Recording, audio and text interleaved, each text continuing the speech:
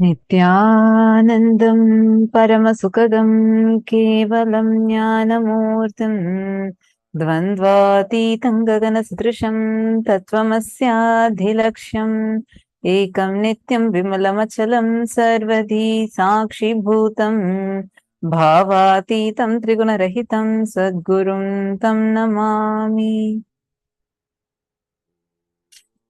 Nityanandam to all the participants that are here with us.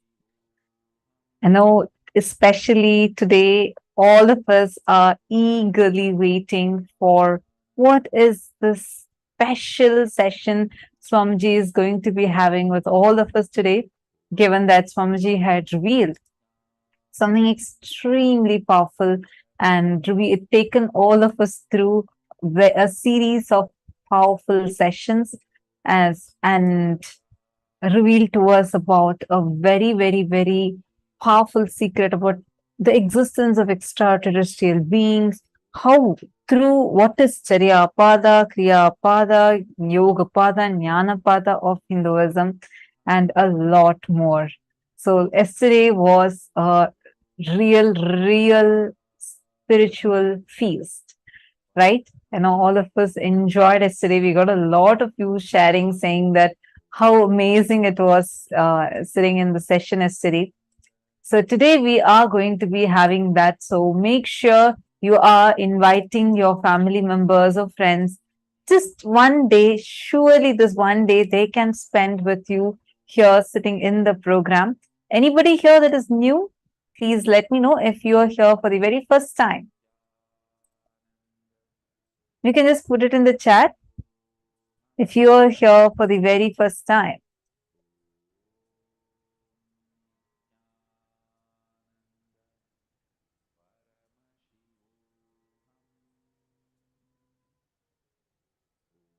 Ziang so thank you.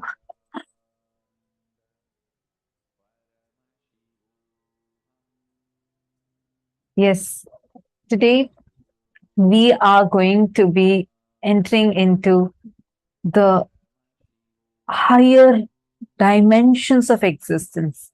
We all know about the horizontal time zone where all of us are learning about the time zones like EST, Eastern Standard Time, Pacific Standard Time, or Indian Standard Time. This is the way how we know as horizontal time, right?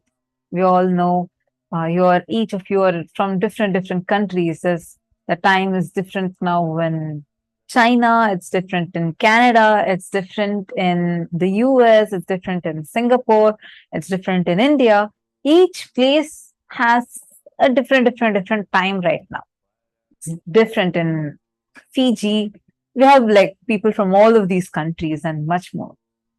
So now the time zones that we are aware of is only in the horizontal plane. But there is existence in vertical time zones. Understand, this is very different than the horizontal time zone. In the horizontal time zone, probably the weather would be different, the feel of it would be different, the country, the culture would be different. Here, not just the culture would be different across the planes of existence, your very body would mutate. It will be completely different in each plane of the existence. And these are called as the vertical time zones. Today, we are going to be learning about the existence of parallel universe, vertical time zone, and the various states of our consciousness, and a lot of these powerful subjects. And we are going to get ready, prepare ourselves to receive the revelations from today's darshan. I am so eagerly waiting. Like, since today's darshan got over, I'm like, oh my God, why is the time moving so slow? Right? Every minute, I'm like, oh my God, it's so slow, so slow. I'm just waiting to see the darshan today and listen to what Swamiji is going to be revealing today, because it was just extremely powerful. So let's get ready. You all can feel free to interact with us. Just let me know if anyone is here completely new. this sessions you would really thoroughly enjoy, because you would have never heard these concepts before. And these are amazing revelations from Swamiji. So I'm so excited. Ma Ankita, get Ma Anisha also. Let her not miss the session. I only see you on camera. Get Ma Anisha also. Let her also sit, because this session, the first session today, every session is very, very important, because this session that we are going to be learning now is going to be on the vertical time zones, which is like a basic understanding you need to even have to cognize what Swamiji is telling about the Kriya Pada and all.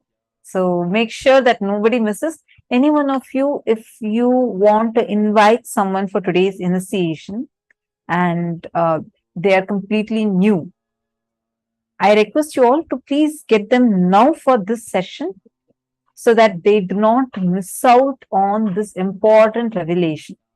Please kindly get them to come and sit with you right now. They can sit with you and attend.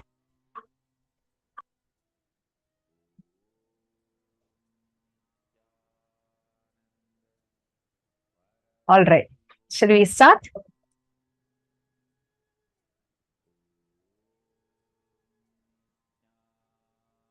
How many of you are excited?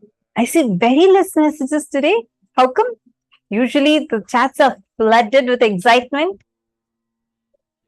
Nithyanandam to all the participants. Today's subjects are going to be literally, you're going to learn the unit dimensions of you, the unit dimensions of cosmos, the Atma Tattva and Shiva Tattva. Both you're going to be learning. You're going to learn the secrets, the mysteries of the cosmos. And we are also going to understand about the existence of 11 dimensions, 25 states of consciousness, and 14 lokas. Let's get started. So any doubts if you all have, you can feel free to ask us during the session itself, and we would answer those questions. Now let's enter into our first session, where we are going to be learning about what are these vertical time zones.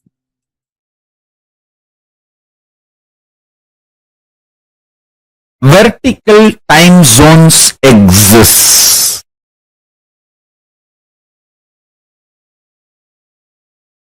Please understand,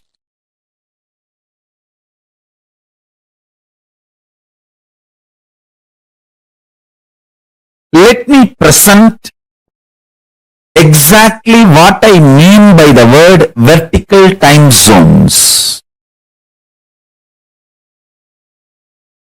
Then I'll try to share what is the need for us to understand about vertical time zones.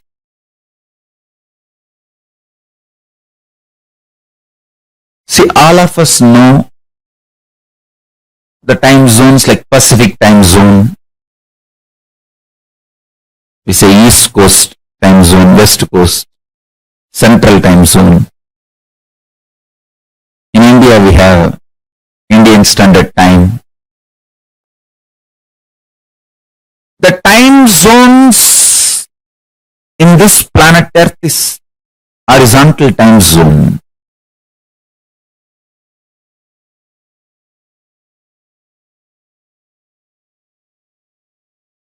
Based on the sunrise to sunset in this planet Earth, various countries practice different time zones. All the time zones observed, practiced in the planet Earth, I call them horizontal time zone.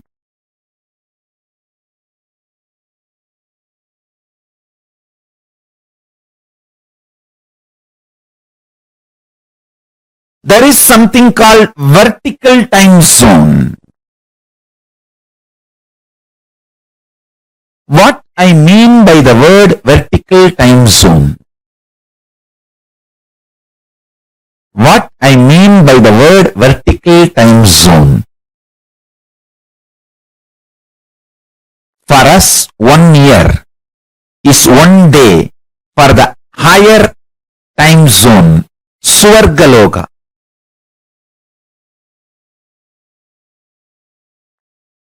That is why Nataraja, the god of Swargaloka, receives 6 Abhishekam in a year.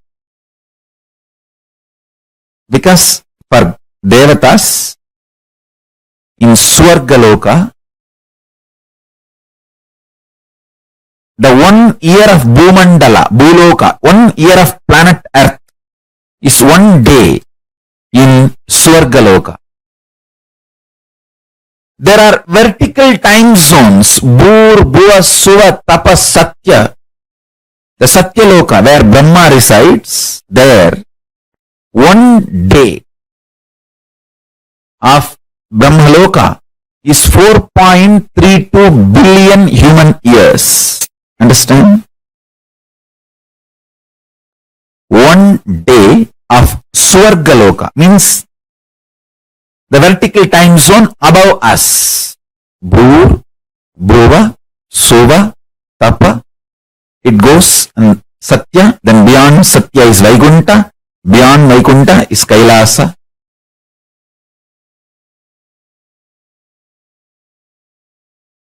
Below Atala, Vitala, Sutala, Talatala, Batala. Understand, I am not giving you some superstitious theories. No. I will give you precise understanding and experience of these vertical time zones. And understanding about these vertical time zones as a direct utility for your day-to-day life.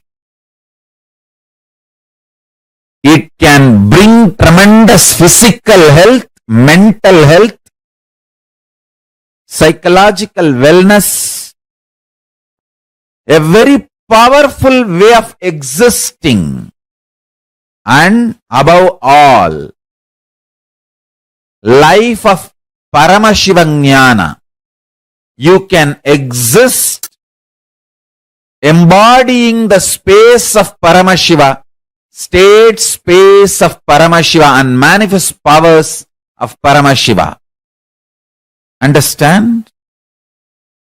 The idea you carry about you is very important because that is the foundation from which you manifest your life.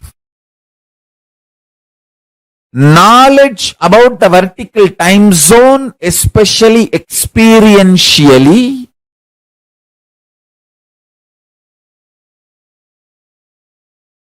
can change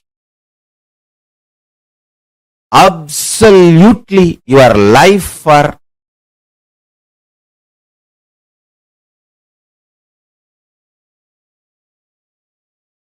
best, highest, supreme form of existence. The Paramashivam makes you experience the state space powers of Paramashiva.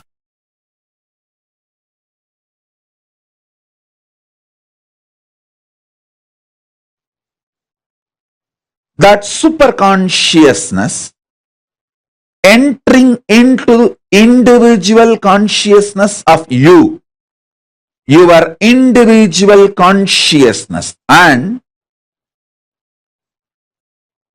mutation happening, you manifesting. That superconscious mutation is the ultimate, we call it moksha, ultimate liberation, Paramadvaita Anubhuti. In Sanskrit, we use the word Paramadvaita Anubhuti, ultimate oneness. Hindu tradition, Sanatana Hindu Dharma is focused focused on this superconscious mutation, ultimate oneness, Sanatana Hindu Dharma reveals about this cosmos. It has vertical time zones, higher worlds, Bhuva, Suva, Tapa, Maha, Jana, Brahma, Vaikunta, Kailasa, the higher worlds and the lower worlds, Atala, Vitala, Sutala, Talatala, Mahatala, Bhatala. I'll project a simple description diagram of these lokas. Understand? Sanatana Hindu Dharma, the Hinduism, reveals about the cosmos, the higher planes, vertical time zones, and the lower planes, both. Just physical mutation and mental mutation happens in the lower planes of the universe. But conscious mutation, superconscious mutation happens in the higher planes of the universe, vertical time zones of the universe. Here I am projecting a simple description diagram of the vertical time zone.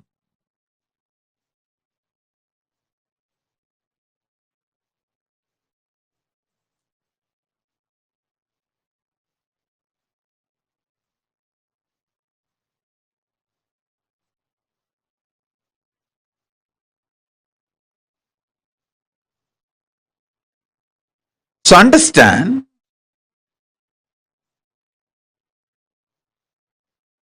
this is the rough description of cosmos revealed by Hinduism, the vertical time zones, Suvarloka, Maharloka, Janaloka, Tapaloka, Brahmaloka, is where conscious and superconscious mutations happen.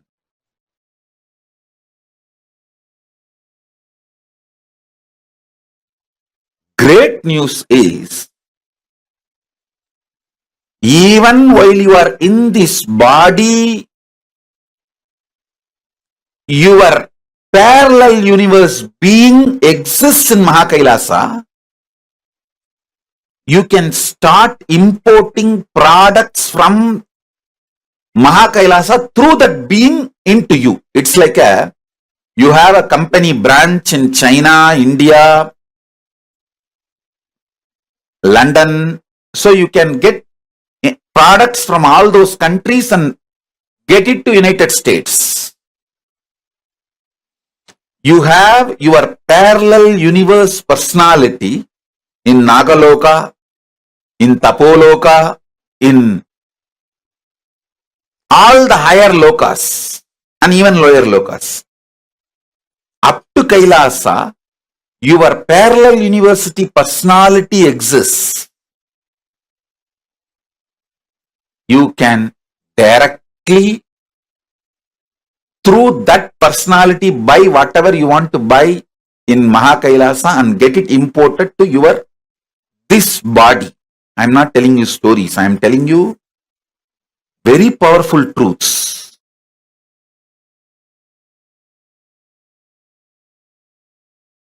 Understand, last few satsangs I was explaining about these 4 points.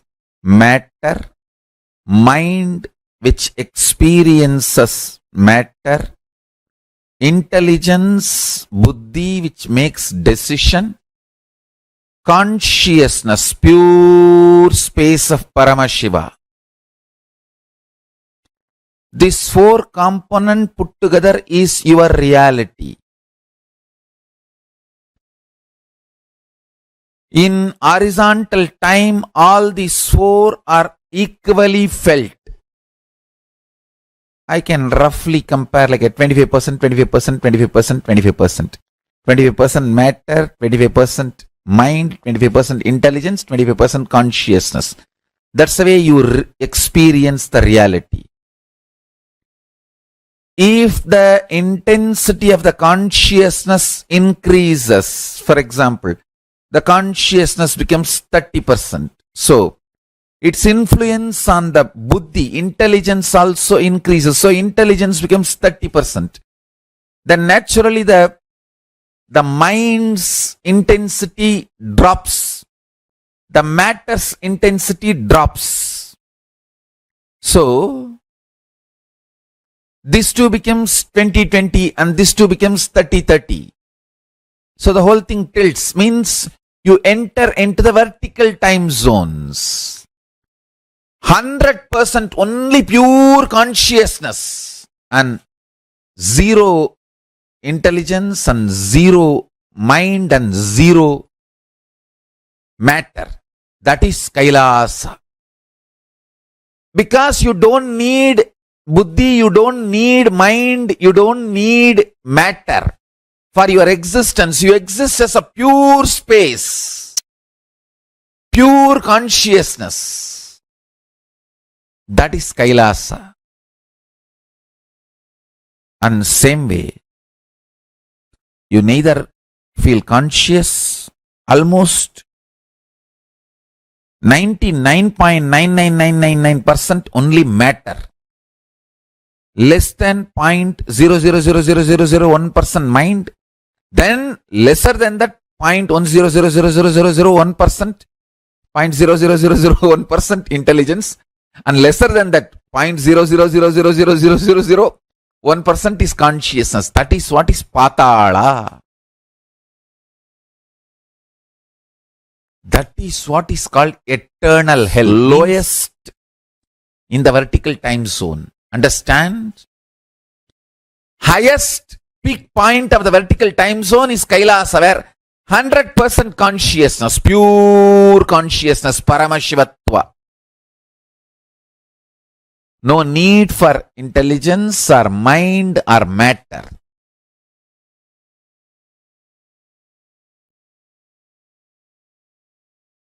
Then next is Satyaloka, where 99% is consciousness and 1% is divided into 33.33 is intelligence and 0.33 is mind and 0.33 is matter.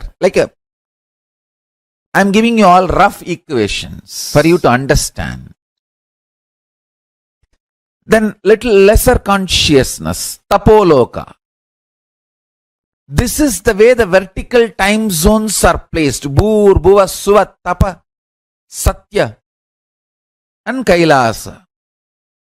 The lower part, Atala, Vitala, Sutala, Talatala, Patala. Lower time zones.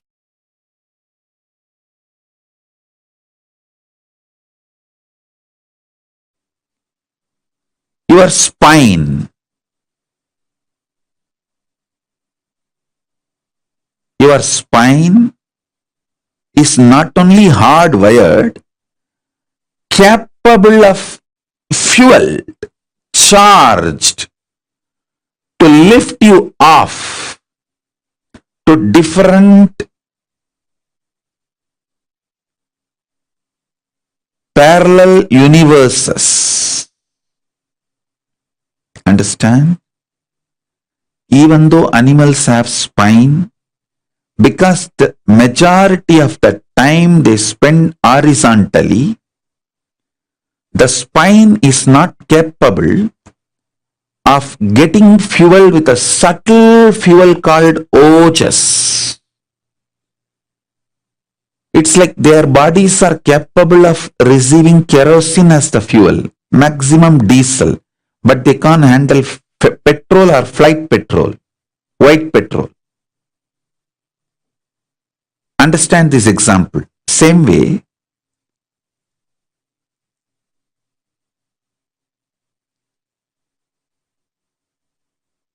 only the human bodies can handle due to the vertical spine. The fuel, like white petrol, traditionally the word ojas is used. The ojas need to be filled in your spine, and the kundalini need to be ignited for you to reach parallel universe and different vertical time zone spaces.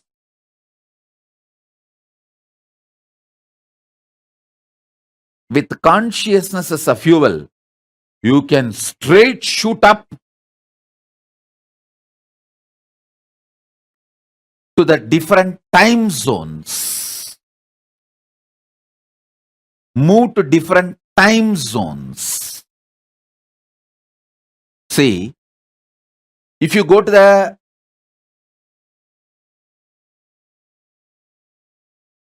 higher altitude, the world, many governments have established that station in the space research station. If you go there, your body goes through certain changes, hair growth and whatever changes. Same way, if your body is lifted with a conscious empowered vehicle to the vertical time zone, it goes through superconscious mutation. That is why if you go to Indraloka, automatically you will have 4 hands. If you go to the Swargaloka, automatically you will grow 2 hands more. Because the superconscious mutation will happen. Listen. If you go to the space station, automatically your body goes through certain changes. Same way, if you go to the Swargaloka, automatically your body goes through certain changes. Because superconscious mutation happens.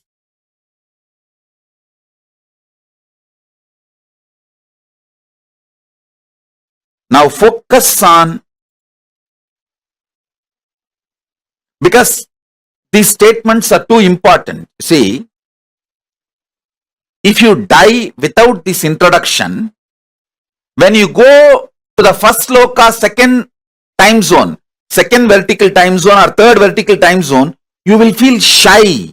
You will have a cultural shock. It's like somebody from Indian village comes to New York.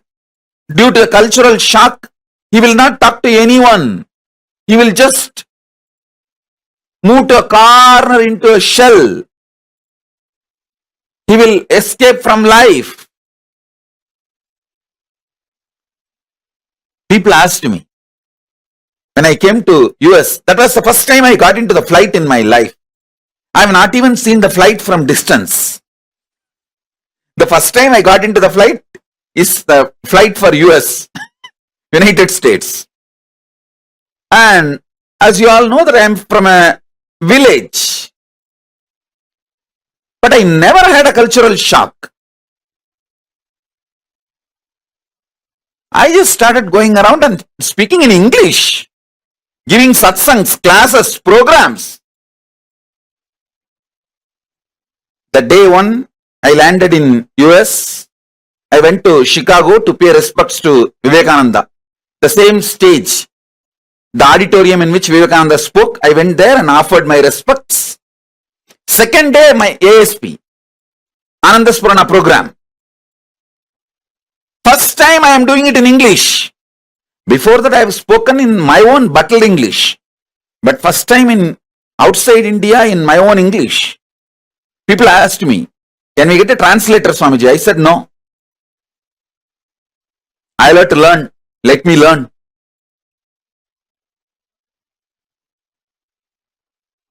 Not only in language, any problem. I did not have any cultural shock. All of you listen. Now initiation time. So no movements. Every word I am uttering is important for your soul to move through the vertical time zone when you are alive or when you after you leave the body. So listen carefully.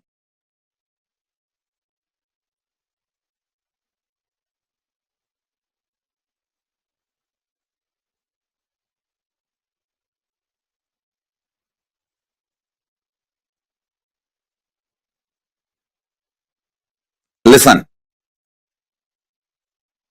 People asked me, Swamiji, don't you feel a cultural shock? I said no. Because from the young age, in my village, Thiruvannamalai, I have seen tons of foreigners from all countries coming for seeking enlightenment.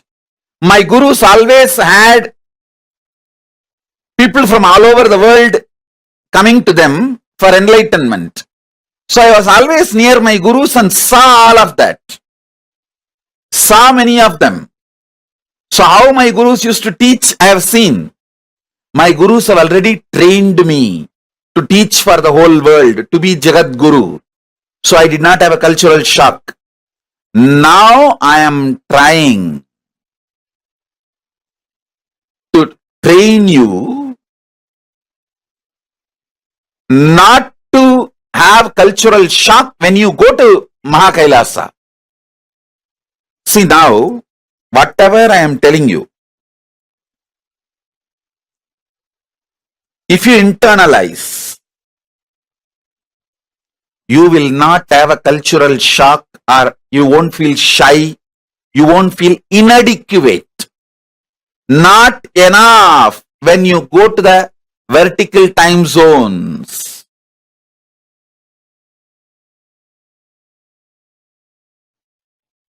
Elaborately, now I'll give this example so that I can help you to understand how you can face yourself in the multiverses, parallel multiverses.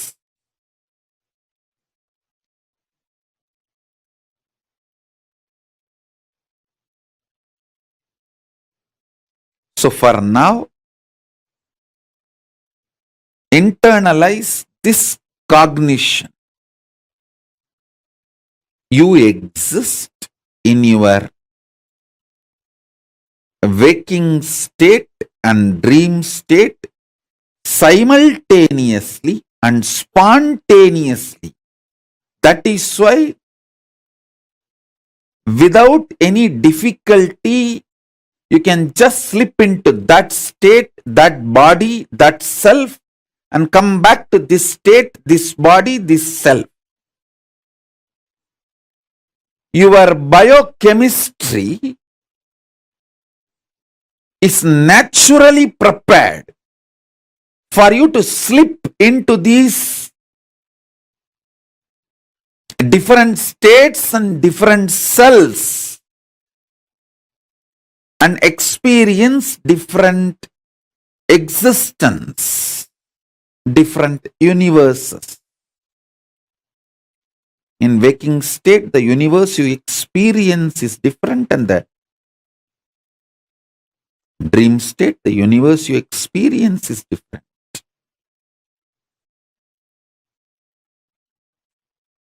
So with this understanding, expand your cognition. You exist in parallel multiverses like Suvargaloka, Maharloka, Janaloka, Tapaloka, and Kailasa itself. More than next to Tapoloka is Satyaloka, and beyond the Satyaloka is Vaikunta, the Parandama space. Satyaloka is the space of Parabrahma. Then the Vaikunta, Parandama space. Then Shripuram, Parameshwari's space. Then above all, Kailasa, above the Kailasa, Maha Kailasa, Paramashiva space. Kailasa is where all the Anga Devatas and Avarana Devatas, everyone lives. People who achieved the Salogya, Samibhya, Sarubhya, Sayujya, Mukti with Paramashiva, all of them exist in Kailasa. In Maha Kailasa, he alone exists. In Paramadvaita Swarupa, Paramadvaita Satya.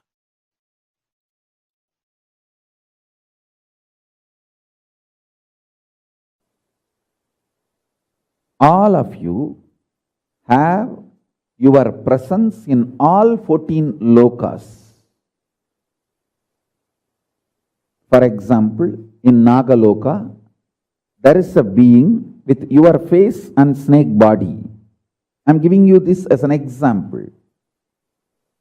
In Tapoloka, there is a rishi with your face and the body of the rishi, Tapasvi.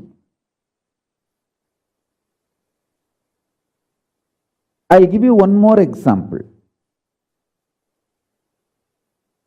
In all 14 lokas, you have your account, bank account opened. If you are intense in your tapas, in your tapoloka account, you have $1 million. If you are very shallow with your demonic attitude and aptitude, your demonic loka, the patala, your personality has practically zero money. Understand carefully. I'll repeat the example. All of you have your presence established already in all 14 lokas. The human body, human frame, is such highly evolved hardware, highly evolved framework. If your consciousness is matured enough to handle the human hardware, you already have your presence in all 14 lokas.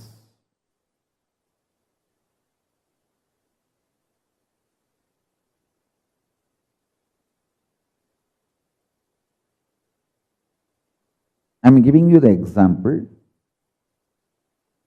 In Patala, where the demons, Rakshasas exist, there is a Rakshasa with your face and the Rakshasa body, the demon body and your face. Same way, in Tapoloka, your identity exists. There is a person with your face and a tapasvi, great rishi body. The more tapas you do, your tapoloka identity is strengthened, empowered.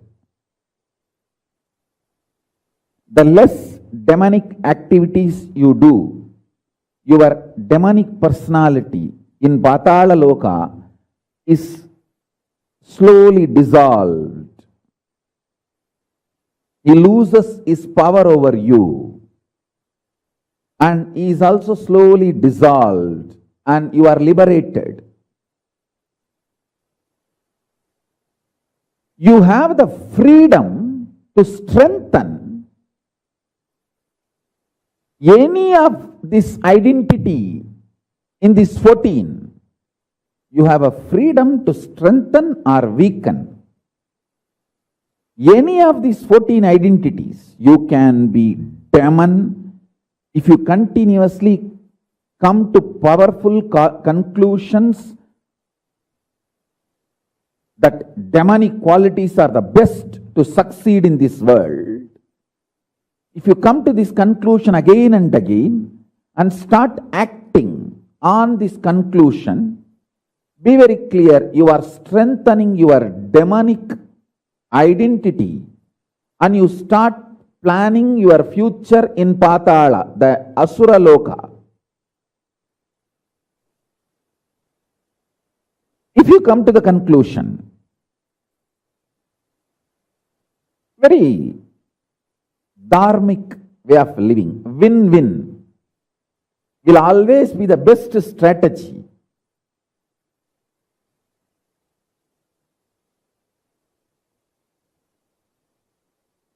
For success in the life, whenever you come to the conclusion, hey, I should also win, he should also win, that is the best strategy to achieve success in the life. And you start executing those strategies, those conclusions, then your personality in Swargaloka gets strengthened, and more your intensity in Swargaloka gets strengthened, and you start manifesting your future time in Swargaloka. And if you feel tyaga, giving up, vairagya, the absolute tyaga is the best strategy for success. Your personality in Tapoloka, highest zone, your identity in Tapoloka gets strengthened. That gets empowered. And naturally your future starts manifesting in Tapoloka. So each of these loka opens up for you based on the powerful conclusions you arrive, based on the actions and activities you do. So understand this truth deeply, so you can start manifesting not only the highest zone, Tapoloka, Satyaloka, all that, you can manifest Kailasa itself. Pure integrity, absolute integrity to Guru and Paramashiva.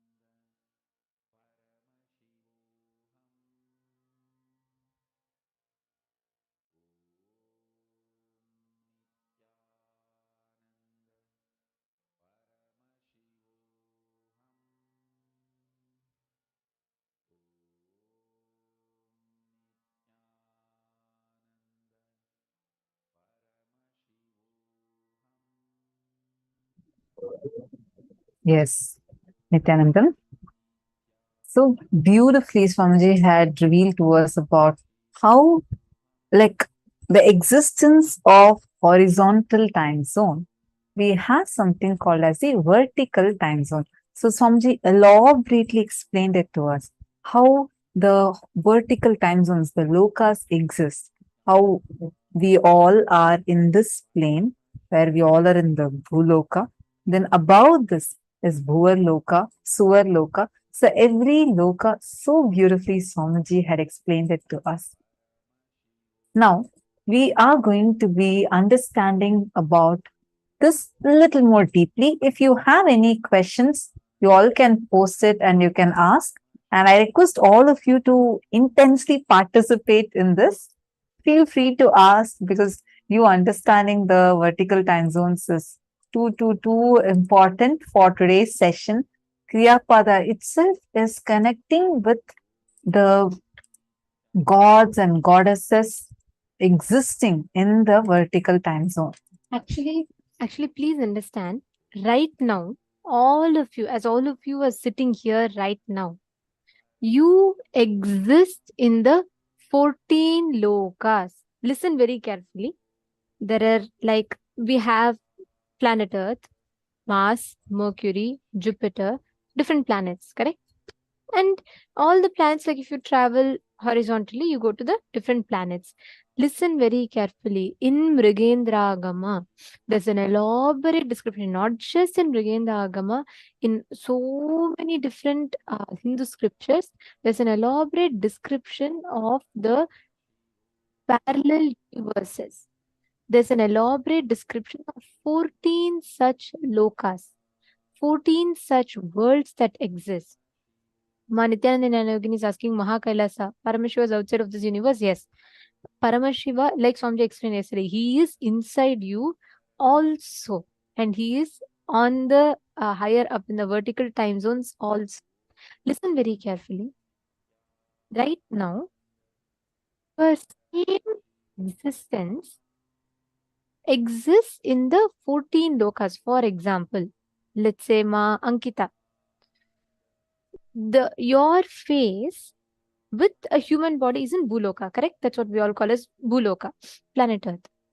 Your face with a Devata's body, which means 2 extra hands and 3 eyes, all of it, that superconscious mutation exists in Svargaloka.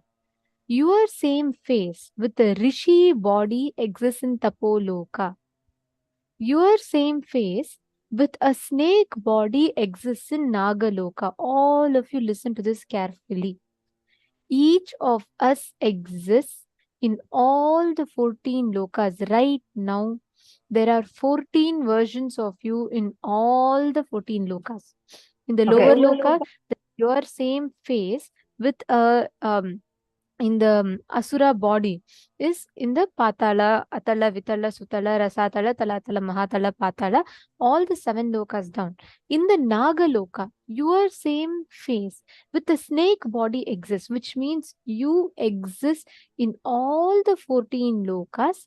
The face, why face, because face only is our identity. When we close your eyes, if someone says, remember you remember your face before even you remember your body. Because face is what we closely associate as our identity.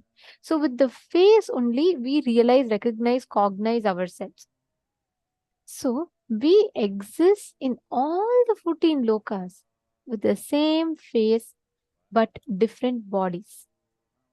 Okay, I have a very beautiful question from Pavan K. Aya has posted. Ma, it looks like that even in the loka we are in, the Bhuloka is part of the 14 vertical time zones too. Except that here we are measuring time in a different unit of time as compared to other vertical time zones. For example, 1 year here is 1 day in Swargaloka. Now, my question is the way we have different places in Bhuloka that have a slightly different reading of time based on where the sun is, are there such different places in each of the other vertical time zones where different places in the same vertical time zone level that has slightly different reading of time? For example, in Bhuloka. In India, if India is 10 a.m., then Los Angeles is 9:30 p.m. and so on. Like that in each of the various other vertical time zones, where the unit in which the time is measured is different.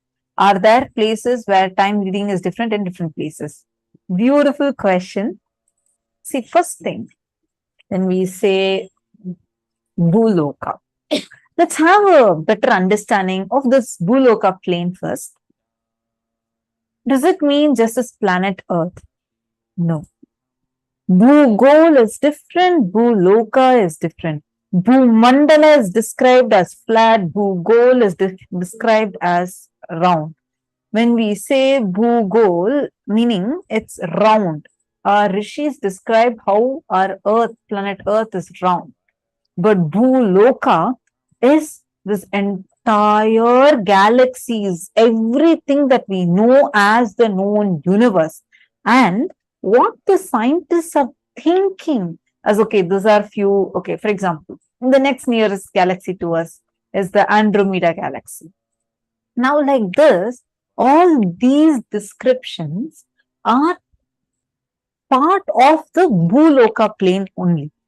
So, why I'm saying this is because the time reading is different here and completely different in the moon, right? Like you see, the moon's days are much, much, much faster. Now, you need to understand this a little deeply. The other planes of existence also have various lokas within them. For example, Vaikuntha Loka has Vaikuntha Loka and Goloka inside it. The Swargaloka plane is not just one, like, how they show in movies, like fully cloudy and just like how I have seen in movies. Based on that, I'm saying they'll show that there's a big city that's floating on the sky, and that's shown as Swargaloka. Swargaloka is an entire universe.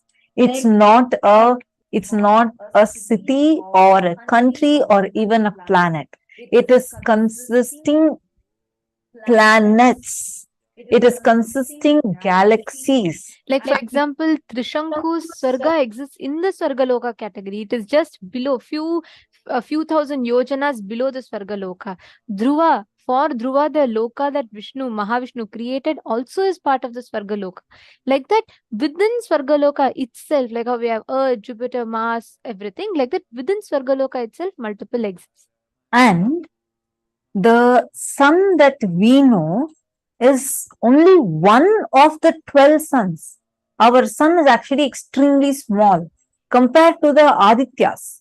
There are 12 suns. Surya is different, Aditya is different. The sun that we have is Aditya, not Surya. There's actually a very detailed descriptions that Swamiji gives on this. These are completely different than what we generally understand, cognize. This is the things that are revealed in the Agamas and elaborately given. Listen, Mrigendra Agama has clear descriptions of each of these lokas. I'll give you one more example. Heaven and hell, roughly equated to Swarga and Naraka, correct? I used to always think, oh, Swarga means you go up, Naraka is like probably in Patala Loka. I was shocked. In Mrigendra Agama, it is clearly given Swarga Loka and Naraka Loka, Yama Loka also exists in the same universe as Swarga Loka. These planes of existence are not, see, when we see the image of the 14 lokas, it just looks like, oh, okay, you see, it's like a small, like all of them are like looking continuous as just one loka, you consider probably it like a city, a floating city. But these are galaxies, planets, like it's an entire universe by itself. like as Nithyananda was mentioning, the Dhruva Loka, the universe that Mahavishnu manifested for Dhruva, is an entire universe. And that again is part of the Swargaloka, Goloka, where Bhagavan Krishna resides eternally. That Loka, where Bhagavan Krishna and all the devotees of Krishna, they don't go just to Vaikuntha.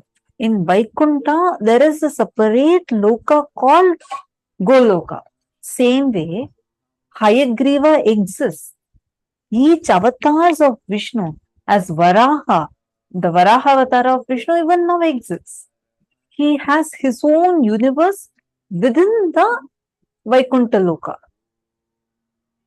I know it's like, what? There is actually a lot of it which we all don't understand. When we go and worship a deity, the gods and goddesses exist. They exist physically in their respective parallel universes. Devi Parashakti exists as Adishakti in Shripuram, simultaneously exists as Parvati, as Parameshwari. She exists in Kailasa. Mahavishnu, Pavanaya, if you are able to listen and understand, please let me know. Because I'm only seeing your camera is black, so I can't really see you. So let me know if you are listening to the answer. Okay. See, one more thing. The existence of each of these deities, one of the most, like, I'm still cognizing it, is Swamiji revealed how Parandama, as Mahavishnu Parandama, exists in Vaikuntha. Vishnu exists in Swargaloka. That's why in Bhagavad Gita, Bhagavan Krishna reveals Adityanamaham Vishnu Jyotisham Raviram Shuman. He says, out of the Adityas, I am Vishnu. He does not say that the Vishnu that is existing in Parandama space in Vaikuntha. He talks about Vishnu in Sargaloka, who is part of the Adityas. So, if you actually understand our scriptures, you would be your mind will feel like it's just expanding. It's too much to cognize. And also, one more thing we need to understand, Pavanaya, right? Within Earth and Moon itself, there's so much of difference. Like, for example, we all know that one lunar day is 14 Earth days, correct? By the time the Moon finishes it is 14 Earth days, which becomes one lunar day and night. Time acts differently within Earth, within the Bhuloka, the Bhumandala itself. Now, the way Tapoloka, the gravity that acts on Tapoloka and the gravity that acts on planet Earth is completely different. Listen very carefully. In planet Earth, the more thoughts you have, the more you are pulled down. The mass acts that way. In Tapoloka, the more you have, like the less you have the thoughts, the less gravity pulls you. Sorry, the more gravity pulls you. Gravity in Tapoloka is unclutching. Whoever is unclutched are pulled down and are existing in Tapoloka. Like this, time acts differently. Like how so many Earth days makes one day in Devaloka. 1 year makes one day in Devaloka. Like that, one whole year of Devaloka makes one day in Brahmaloka. Like that, the time calculation differs. And actually, our agamas give elaborate description of each of this, but none of us would have understood it the way Swamiji has mapped it. We all like, for me, if it were me and if someone would have normally told study the scripture, it has about this, I would have been like, oh God, it's going to be too hard to understand. What am I going to do with it? But the way Swamiji has mapped it so beautifully. When I say mapped, Swamiji has taken exactly as it is in the Agamas and revealed it to us in a language that me and you can understand. these 14 lokas. Understand? The only thing that connects you, your existence in all these 14 lokas is your breath. Right now, as you inhale, when you take a breath, you are breathing in all the 14 lokas. The only thing that connects you, each of the loka, your existence is independent. You're not, nothing else is going to be contradicting, conflicting each other. The only thing that connects all the 14 lokas, your existence, is your breath. When you breathe in on all the 14 lokas. When you breathe out in all the 14 lokas. So the unit measurement of time, gravity differs a lot in each of the lokas. The physical reactions that happens in your body in each of the lokas is different. Like for example, Swamiji tells in black hole, right? It's a lot. I know it's going to be a lot of things, but just bear with me because Swamiji has given too many things and I'll not do justice if I don't cover everything, right? So Swamiji tells in black hole, the component of time does not exist. There is no time in black hole. In black hole, time does not act on your body because time and space bends to merge with each other, which means time cancels out space, space cancels out time. So they are nullified. The black hole, that's why it's called black hole. It's beyond even vacuum. It is not just vacuum. Swamiji tells black hole to Big Bang, it's like a wormhole. So that whole merging of time and space. So time, right now what is happening? There is time, length, breadth, depth, and time are acting on space. That is why the length, breadth, depth, we use all of these as different coordinates to measure time as each of them act against space. In black hole, the space and time just merge with each other. So Swamiji tells if you enter into black hole, you will exist eternally, like you will not age because time cannot act on you. At the same time, anything that is bound by time, which happens because of time, will not happen. It's very interesting. You should hear this. Swamiji tells if you go to black hole, your nails won't grow. Your nails will get discarded. Your the hair will get discarded because these two are growing because of aging, because of cells dying, because of that whole process happening. Only these all exist. So those components get discarded. You remain as you are in black hole, which means time does not act upon you. Now, all this is happening in the known universe. So imagine what happens when you go up to the unknown universes, to the Swargaloka. When you start traveling higher up, like for example, when you go to Swargaloka, you get two extra set of hands and two extra set of legs. The physical mutation happens. The superconscious mutation happens physically. And when you go to Swargaloka, the hunger that you feel right now in Bhuloka, when you feel hungry, what do? You go and you eat something, correct? You eat fruits, you eat something, you eat some food. In Swargaloka, Swamiji tells the food is havis, which means you actually don't eat physically. You will feel so satiated. The hunger will feel so filled when you just smell the amrita, smell the food. The food is havis, which itself is, which is only the smell of the food is the actual consumption of the food. Okay, it's all right. It's like different truths, but it's amazing. How many of you Actually, clicking with it? yeah, actually, I just want to read out Pavanaya's message. He's posted. I was going to say, it feels like other than Swamiji, none of us have fully grasped the concept of these vertical time zones. We fall back on discussions in Agamas or Swamiji's descriptions, but Swamiji is speaking about them from direct experience. I just want a glimpse one day on how Swamiji experiences life for even 1 second. I should say this. One day we all were sitting in the courtyard, okay? And Swamiji was sitting, just like some Balasans, they all sitting around Swamiji, and Swamiji was having a Like Swamiji is just, it was like a very, very normal, like all of us are there sitting around, and suddenly Swamiji is just looking up. And like you'll actually see many times, Swamiji will be doing signals, like you won't really understand. It'll feel as if Swamiji is talking to someone else, like not really talking also. Just some eye movements. Only if you have lived around Swamiji and observed it very closely, you will be able to catch these.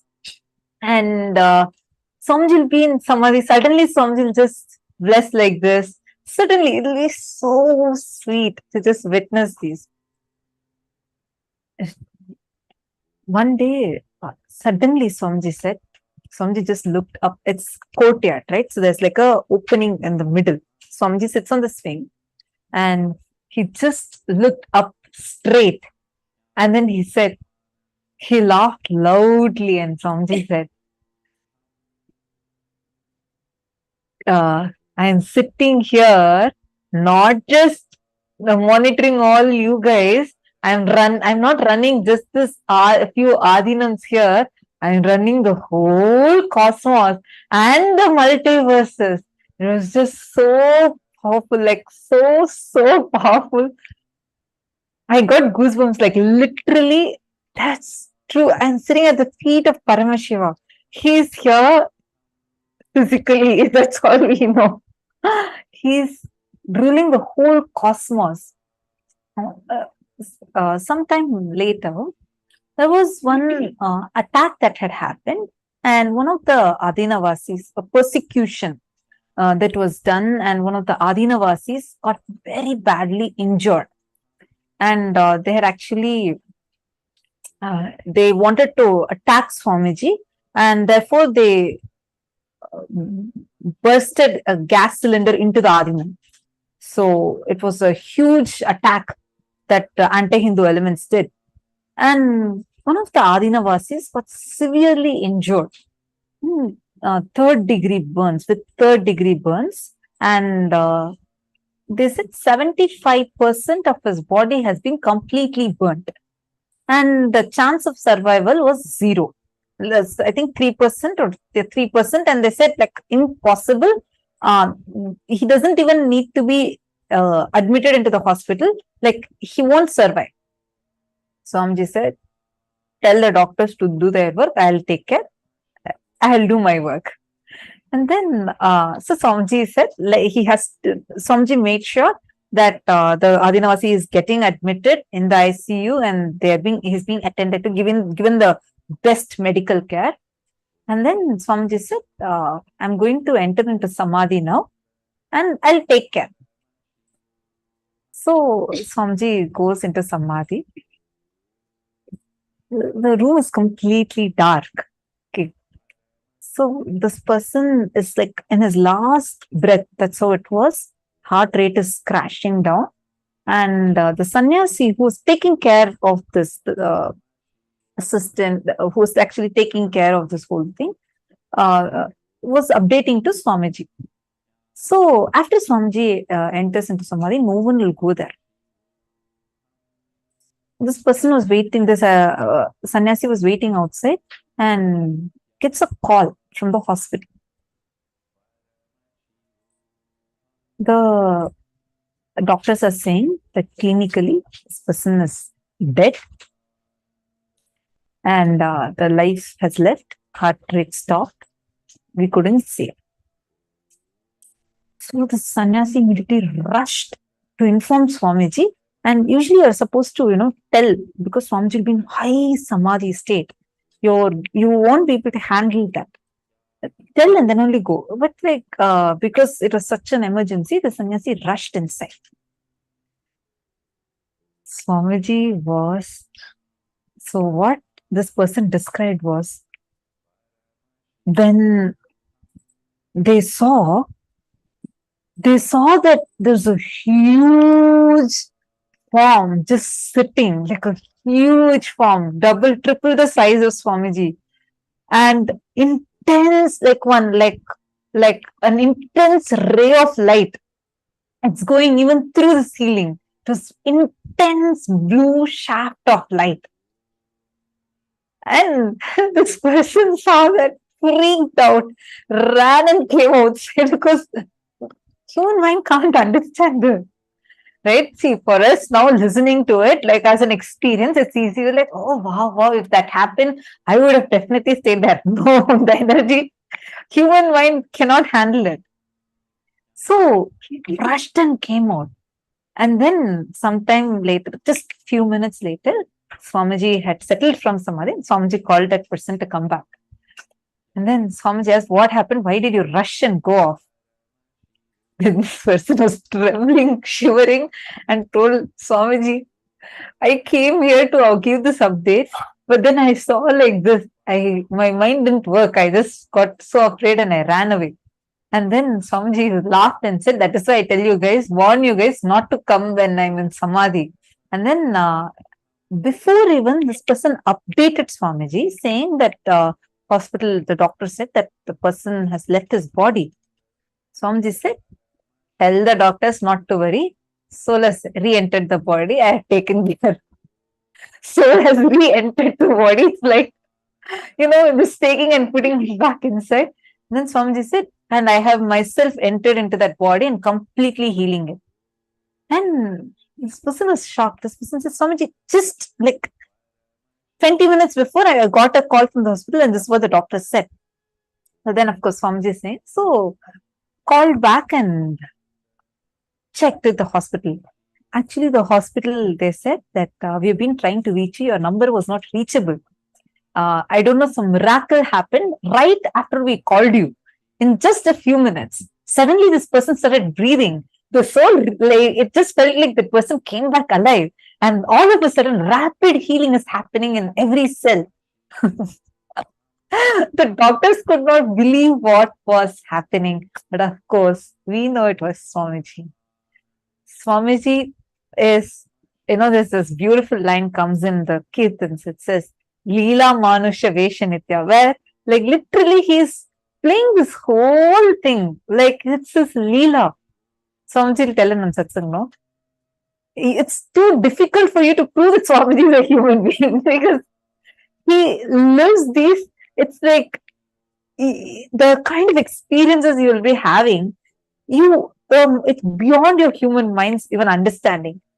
What Swamiji does, when Swamiji says, I'll take care, I'll heal you now, I'm giving you healing now, or I'm entering into your body now, it's not a joke. It's not that Swamiji is just sending some energy. Physically, he is attending to you. He is connecting with your very bioenergy. He's sending his very energy inside of you. And this is like a very, very, very powerful. This Pavanaya's message reminded me, we cannot understand how Swamiji exists. Because the way he exists, it's like a different frequency altogether. It's very difficult to try and wrap it around. But one thing we can do is definitely enjoy these, just being a part of these. Imagine even learning about the 14 lokas, right? How would you know? Like what does it mean? 14 lokas, how does it exist and how you can apply it? How will you know it? Right? It's Swamiji who's making it available for us in such a beautiful way, making it so practically available and applicable for us. Anyways, so there are here two more questions that I wanted to take. Ma Fei Li and Ma Xiangxing. Both of you asked, and it's the same similar questions. I'm just going to take it together. So Ma Xiangxing Zhou has asked, who created gods such as Shiva and Vishnu? Ma Fei Li has asked, new to Hinduism, seems there are many different Hinduism sects. What is the relationship between Krishna and Shiva, please? Okay. Now, I'll tell you all one thing. Listen very carefully. If you read our Hindu scriptures, you will see Shiva Purana will tell the Shiva related Shaiva Agamas. The Shaiva Sampradaya will tell that Shiva created the whole world. So they will say that, Shiva, just when in his Ananda Natana, when he was doing the Ananda Tandava, he creates Brahma, he creates Vishnu, he creates Devi Parashakti, he creates the whole world. And Vaishnava Sampradaya will tell The whole world came from Vishnu's Nabhi, means Vishnu's navel. He births Brahma and Shiva and all the universes, and he's just in Ananta Shayana. He runs the whole multiverses together. In Devi, Shakta Sampradaya, they will tell when Devi was just walking from the feet dust of Devi, the whole universes get created. And they tell that Adi Parashakti herself extends her own amshas as Brahma, Vishnu, and Shiva, and she manifests herself as Lakshmi, Durga, and Saraswati. Understand, if you try to find out the creation of gods, you are not going to get this thing for it, because it is too powerful for you to understand. So once someone asked Swamiji that, which is true? Each sampradaya is telling one, Swamiji, it's conflicting with each other. Swamiji laughed and Swamiji said, because human mind is too stuck in binary. We only will want one at a time. We want it only clear, fulfilling our logic. We can never understand the scriptures. When Shaivagamas tells Paramashiva created the universes in his Ananda Tandava, it is 100% true. As true as Vaishnavagama's declaration that whole universes, even Shiva was created by Vishnu. And it is very true when they say when Devi walks from her Hiranya Garbha, all the universes get created. It is not conflicting with each other. The truths come from absolute Paramasatya, the Paramadvaita, that the whole logic that is revealed is multidimensional logic. All of them ultimately lead you to one experience, the experience of Advaita. Whether you connect to Devi, then follow the Devi Shakta Sampradaya. You connect to Subramanya, you connect to youth, valor, and power, follow the Kaumara. You connect to that whole love, romance, follow the Vaishnava Sampradaya. Whether you connect intense like Tyaga, Tapas, or joy of life, connect to the Shaiva Sampradaya. Each aspects of Hinduism is given for you to experience Advaita. That's the goal. To realize you're one with the divine. For that, however you want to connect with the divine, all those options are available to you. So you will have, in Hinduism alone, you have like a huge pantheon of gods. You have 33 crore gods. If they are not enough, you want to create one more god, even that much permission you have. You can create your own god, you can worship. You can worship. If you want to have a sect where you want to deny the existence of God, you want to deny the existence of deities, Hinduism gives a separate sampradaya for that also, called Nastika, who don't worship God in form of deities. Everything is given to you. So what I will tell you is, Ma Faili, if you try to understand all that, you're going to go all over the place, because still human logic is not mature enough to understand that. What you can do is, God himself has come down as Guru. Enjoy him. That's all. Paramashiva himself has come down as Guru. Just connect to him. He will make you experience the ultimate. Can anyone else tell you? See, can someone who has never been, like, it's like this. It is like saying that a blind person, trying to explain a blind person how the world will look, nature will look. No, nobody can do it. If you have, someone can give you the sight and give you that one glimpse, only they can teach you how nature looks. So you are trying to understand something without knowing what it is from people who are not the right resources for you for that. Swamiji can give you that glimpse. So just connect to Swamiji will give you the glimpse. Okay. And also there was one more question pertaining to the 14 lokas. Yes, Ma Nithyananda Jnana Yogini is asking. Ma, I have a question. Our ancestors can be different in different lokas. Like, for example, my deceased father can be in Pitru Loka and mother can be in different loka, and other ancestors also. All deceased beings, the waiting lounge for all the deceased beings is Pitru Loka. They don't go to any other loka unless they do tapas. Like, for example, certain beings, Swamiji will say, I will liberate. They'll rest in Kailasa. All those beings directly go to Kailasa. It is like if you have a VIP pass, you'll have that VIP waiting lounge. You'll have a VIP lounge, right? It's like that. So having the initiation, that is what is Shiva Diksha and Vishesha Diksha.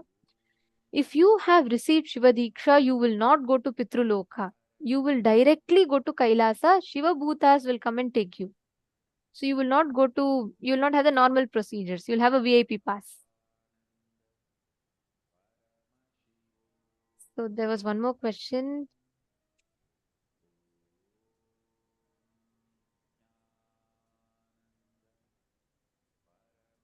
Hope all of you are enjoying the sessions. You all can ask your questions. Oh wow. Okay. So Ma Nithyananda Jnana Yogini is asking, after Maheshwara Puja, they still will be in Pitruloka? No. After Maheshwara Puja, they get liberated and Swamiji directly takes them in oneness with him. They merge. So they'll not have births anymore. See, actually, at the end of the life, right, we are given two choices. We are given the choice of whether you want to have one more life or whether do you want to merge with Paramashiva, because we all have met Swamiji and whoever has done the death process or you've received the Vishesha Diksha and Shiva Diksha, you'll be given a choice. So at the end of your life, Swamiji himself will appear and he will ask you a choice. If you say, Swamiji, I want to just merge with you, I don't want births anymore, you will just merge with Paramashiva and you'll just go to KAILASA. Or if you want to choose another body, you'll have like a conscious birth. Means you'll be like a yoga brashta. You'll come down again, you will live around the enlightened master and you'll work towards enlightenment. One more question is there. Rahul Khanna is asking, Swamiji once said that in 3 kshanas, you should take a new body. Then how does Pitraloka exist? 3 kshanas is gap between 3 thoughts. A kshana, definition of a kshana is gap between 2 thoughts is a kshana. 3 kshanas it takes for you to assume a new body. Second,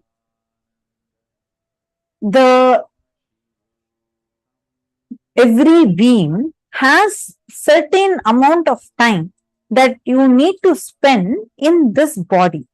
Like, it's not just that when your body gets worn out, only then you leave your body.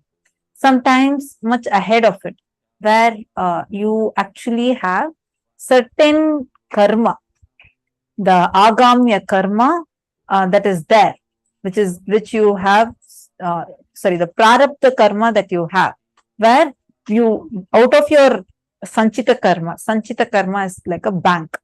Have a bank of karmas that you have that you need to exhaust. So from that, you take a part of it, and that is a prarabdha karma.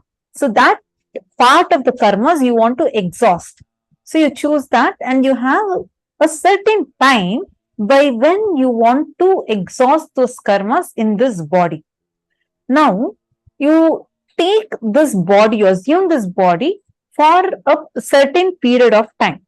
But due to unfortunate reasons, sometimes sickness, sometimes accident, something, it makes you leave your body ahead of the time you're supposed to leave.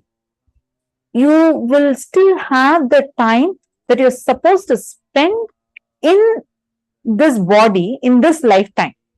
So your soul will be with the memory of this birth, with whatever you've done in this birth, with that memory. You will be in a waiting lounge called as the Pitraloka. And the Pitraloka also will have, now for example, let us say your ancestors passed away long back, right? Like, let's say even 60, 70 years back. The parallel universe existence of them would have already assumed another body. All of us do have certain component of us existing in Janaloka. Janaloka is where Pitraloka is. Janaloka is the universe where Pitraloka exists. You have your own parallel universe existence, which is existing in that. Rahul Khanna Ayya is existing in Bhuloka. Rahul Khanna address Bhuloka is existing here right now. We are talking to us. Now Rahul Khanna, who is also existing in Janaloka, is there with address called Janaloka. We all stop our address probably in our state or in our country. Now, maybe if we start knowing the existence and start this colonization in Mars, all of that, then we'll start putting address of Earth also. But Hinduism has 14 lokas. So your address would probably end in Bhuloka here. So now in Janaloka, there is your parallel universe existence. Now, whenever you assume a body, when you say that this person shall get liberated and you're offering Maheshwara Puja, so if the person has already assumed another body, the karmas that are there with that person who has assumed another body, that karma load will get dissolved. But the person will have a conscious choice to either continue that birth or leave the body. I hope now it's clear, Rahul Kanaya. And Anas, that is why it varies. So when people are taking like the long time gaps between each, that 3 kshanas varies. And one more thing also, Swamiji tells, see, your existence in all the 14 lokas gets strengthened by the thought currents that you entertain. For example, if you believe strongly that the best strategy in life is to constantly grab things, like as much as possible, grab whatever you can, you live happily, don't worry about anything else, then understand you are existing, empowering your existence in the lower loka, in the Atala, Vitala, Sutala lokas. If you believe the best strategy for life is win-win strategy, means like, I should also get best, others should also get best. You strengthen your existence in Swargaloka. If you believe the best quality aspect of life, strategy of life is Tyaga, tapas, doing tapas for everything, then you strengthen your existence in Tapoloka. If you believe the best quality for life is integrity to Guru, you strengthen your existence in Kailasa. If you believe the best strategy for life is oneness with Paramashiva, constantly residing in him, you strengthen your existence in Mahakailasa. So in all the 14 lokas we exist, depending upon that, which thought current we cherish.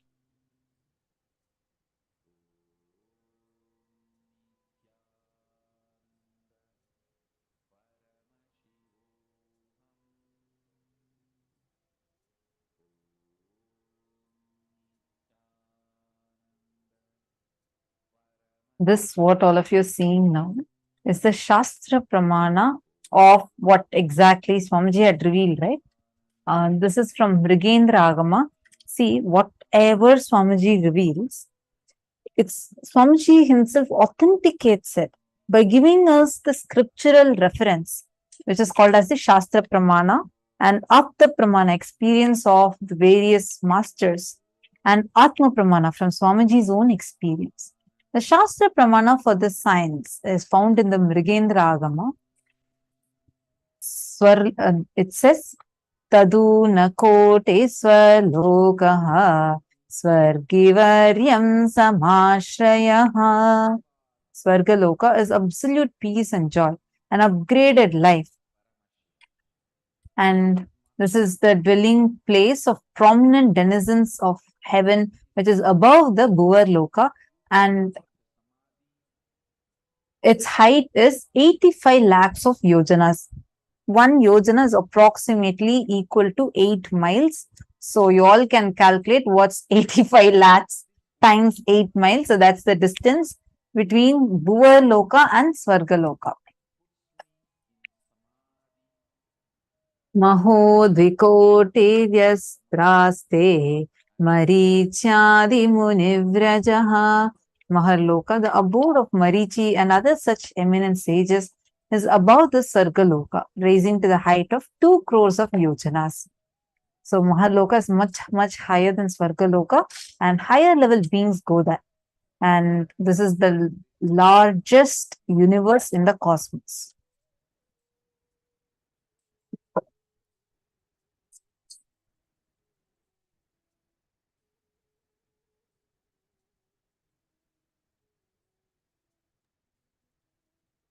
Our agamas have described each one. It's so beautiful, right? The next is Janaloka. Janaloka is a vertical time zone where you can exist in multiple bodies at the same time. Anyone who experiences Janaloka loses all violence because you exist in everyone. Actually, Janaloka is where all deceased people go to. Please understand, Janaloka is where Pitruloka exists. Like how in the Bhuloka, Mars exists, in the Bhuloka, Pluto exists, in the Bhuloka, Mercury exists. Like that, in Janaloka, Pitruloka also exists. So it says, Janoshtakotischa Pitrujagushjanashrayah. Above is the Janaloka, where Pitrus, ancestors, and the sages such as Jahnu and others are living. Its height is 8 crores of yojanas.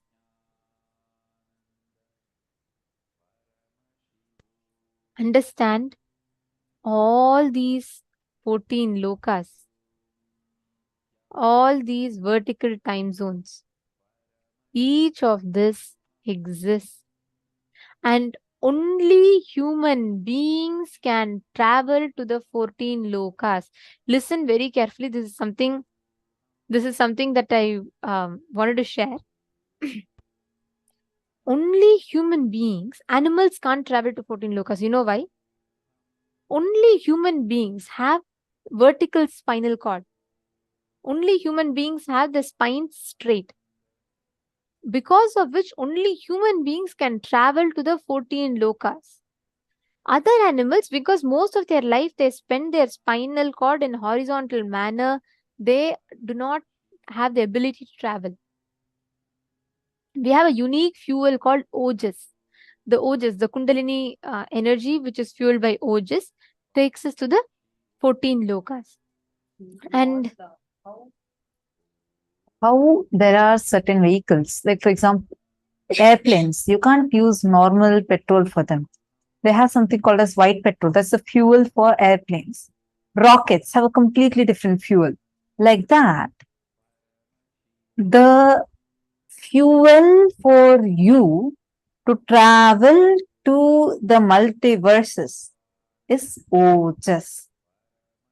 Ojas is that fuel which gets more and more awakened when you when your Kundalini Shakti gets awakened in you.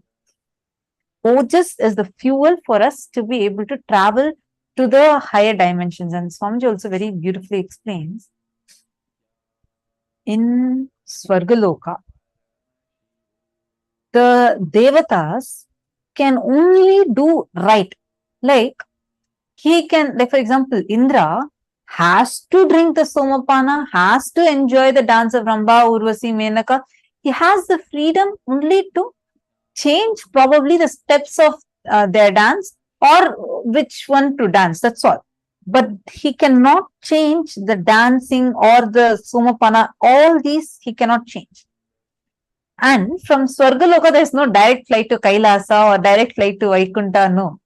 Every time they want to travel, like they want to exist in the, they want to travel to the higher lokas, they need to come to Bhuloka, because only in Bhuloka we have the freedom to choose between right and wrong. You have the freedom to choose wrong or right. It's up to you. That is why in our Puranas, if you see, when Indra does a mistake, he comes to Bhuloka to do the tapas.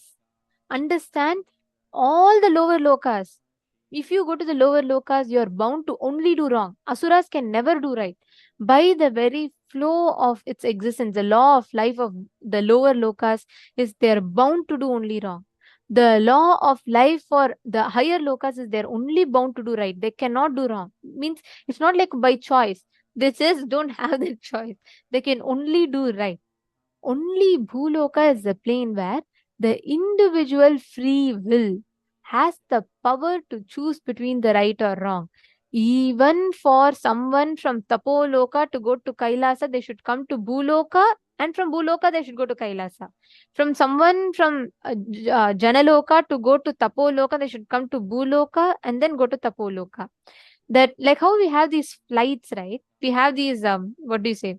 The layoffs. In between, we have the layover, right? So you come to one place, you have the layover, and then you connecting flight. So you go to the other, you continue your journey. Like that, sometimes these layovers are a choice when we fly, but for people in the vertical time zones, it is a must. They have to come and they have a layover and then they go to higher lokas. This is the law of how it functions. How many of you have seen that, like, for example, this is the linga worshipped by Devi. This is the place where Indra came and did penance. How many of you have heard of these? Indra came and worshipped here. This is where Devi worshipped. This is where this person worshipped. Like where Brahma came and worshipped. We hear these, right? We go to those temples. You see these places. Why are there so many places where gods and goddesses came down and did penance? Because only in Bhuloka that this is the connecting airport for every flight to any other loka.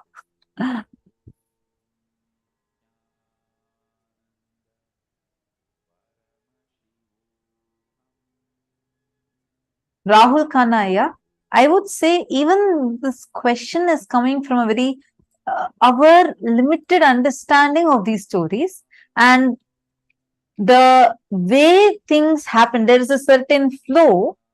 See, for example, why he did what he did. There are certain thought currents that are frozen. He does not have the choice.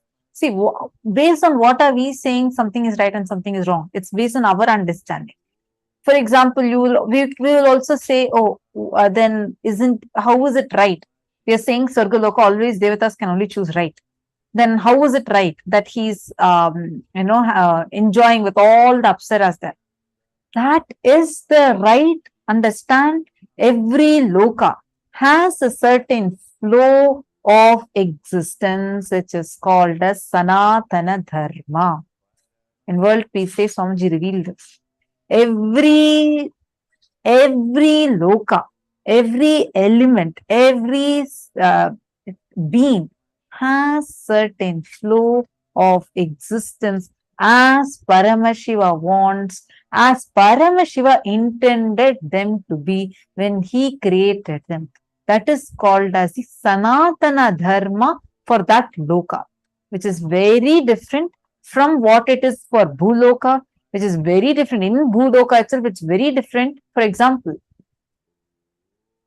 in Ramayana, there's a reference where it says Rama had killed Vali, and when Sugriva was away, Vali was having Sugriva's wife.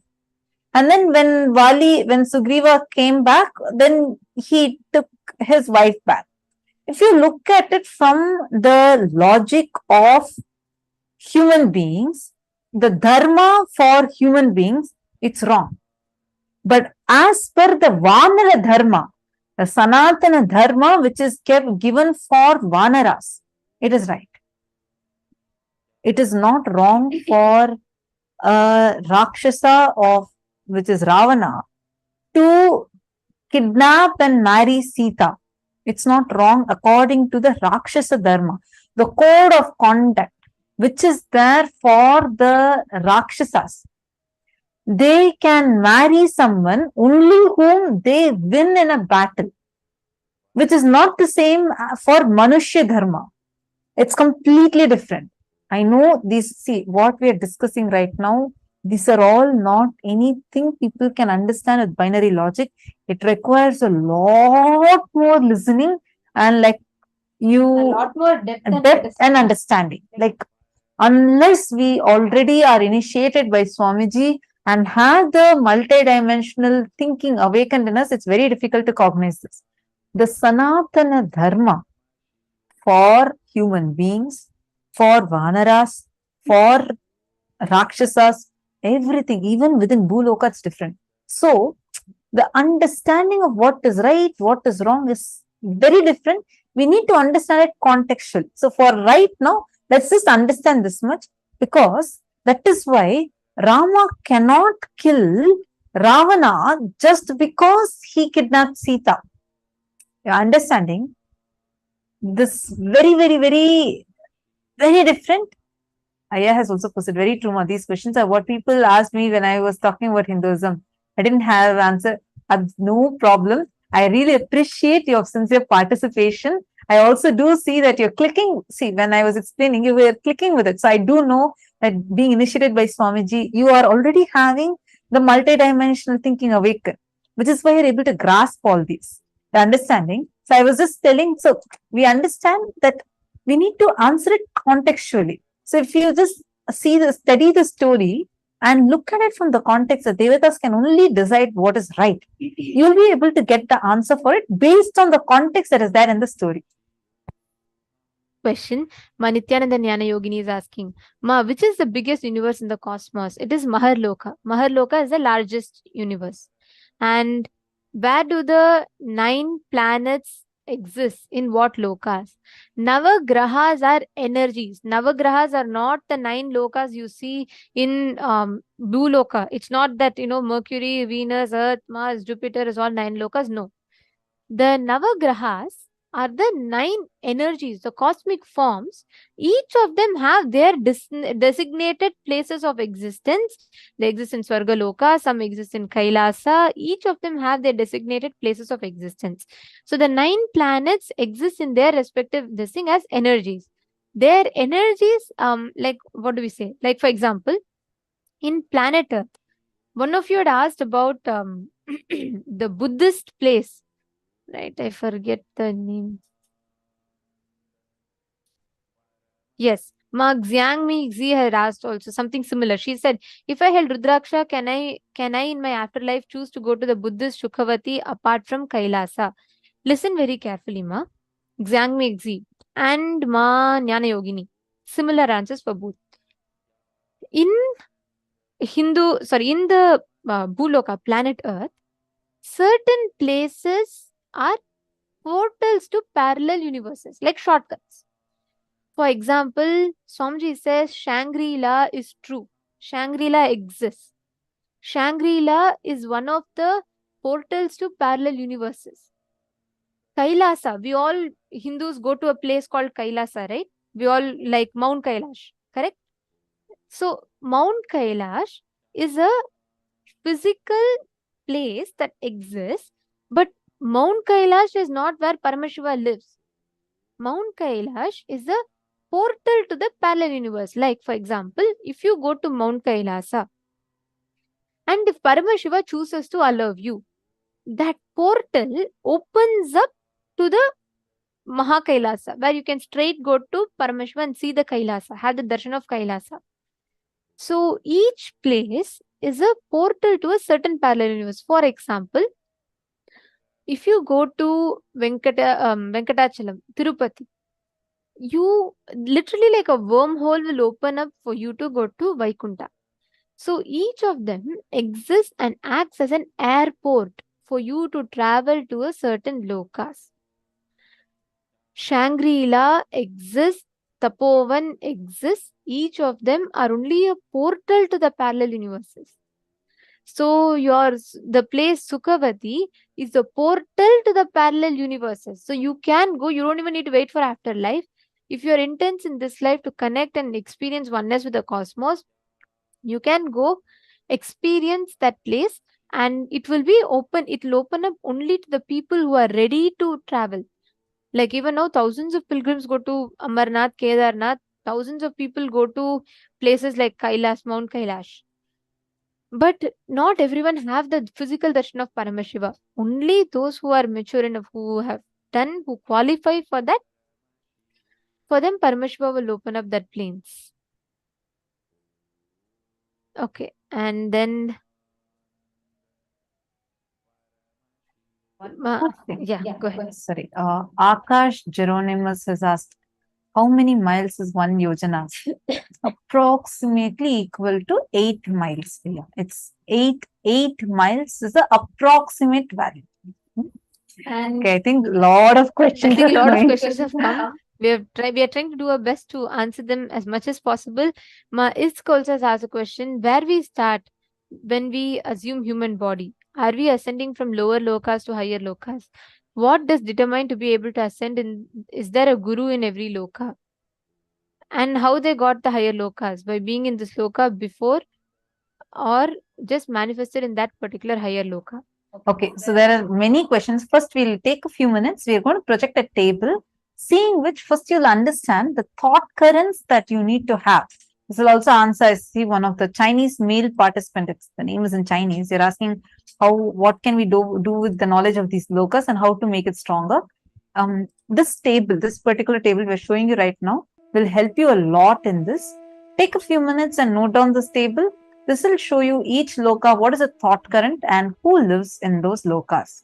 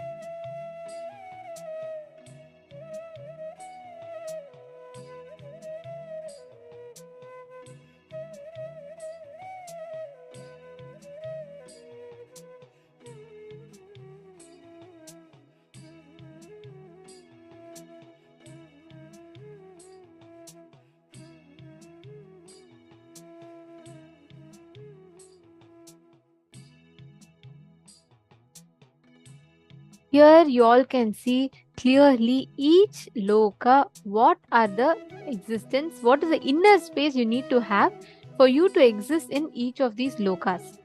Right? Now, all of you listen very carefully. The parallel universe existence of you gets strengthened, empowered. Which you want to empower is like a conscious freedom and choice that you have. Now, this will provide a very beautiful understanding. I think we have had like a lot of time with question answers. Almost 1 hour has passed, and I still see so many people asking questions. So we will do our best to answer all of your questions through the day. Okay, so through the day, you all can ask different questions. Each of you can ask your questions through the day, because as we learn more, we'll get more answers. So don't worry, I still see many questions, and it's really nice to see all of your participation. I do want to keep answering more and more because so many questions are coming. Keep listening, as and when you have questions, feel free to ask.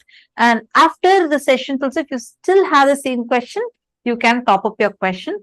Now we are going to enter into the next session, where Swamiji is going to be describing about who is Bhagavān Sadashiva Murti, the darshan of whom we are going to have today. Swamiji is going to be describing about Sadashiva Murti and the Panchakrityas, meaning when we say God, we only understand it as generator, operator, destroyer. But God is not, in Sanatana Hindu Dharma, God is not G-O-D. He is G-O-D-D-E-L, Godel. Generator, operator, destroyer, the one who puts you into delusion, pulls you out of delusion and liberates you. So this in detail, beautifully, Swamiji is going to be explained to us now. And I have one request. I see many of you have asked some important questions. So I request you all, do not feel bad that your questions are not answered. Please do save your questions, which means you can copy paste it somewhere. And we request you all to top it up. The next time, again, we are having the question and answers after the next session, when we're addressing regarding the parallel universes, etc. You can post your questions. So Ma Vimala and Ma Azita Marak, all of you, please do post your question once again at the time where we'll be addressing the question and answers. Please don't feel like your questions are missed. You all can post it once more. We will definitely take all of your questions and we will have the answers. And if you're enjoying, do not forget to invite your family members to join now. Take a few minutes, because everything we are learning is a preparation for today's darshan. The revelation Swamiji is going to give. So please do not miss out. Make sure you're inviting them right now. Let them come and join, and let them start listening, and surely they'll enjoy. So don't worry, get them, and let's now enter into the next session, where Swamiji is going to be revealing to us on who is Bhagavān Sadashiva Murti.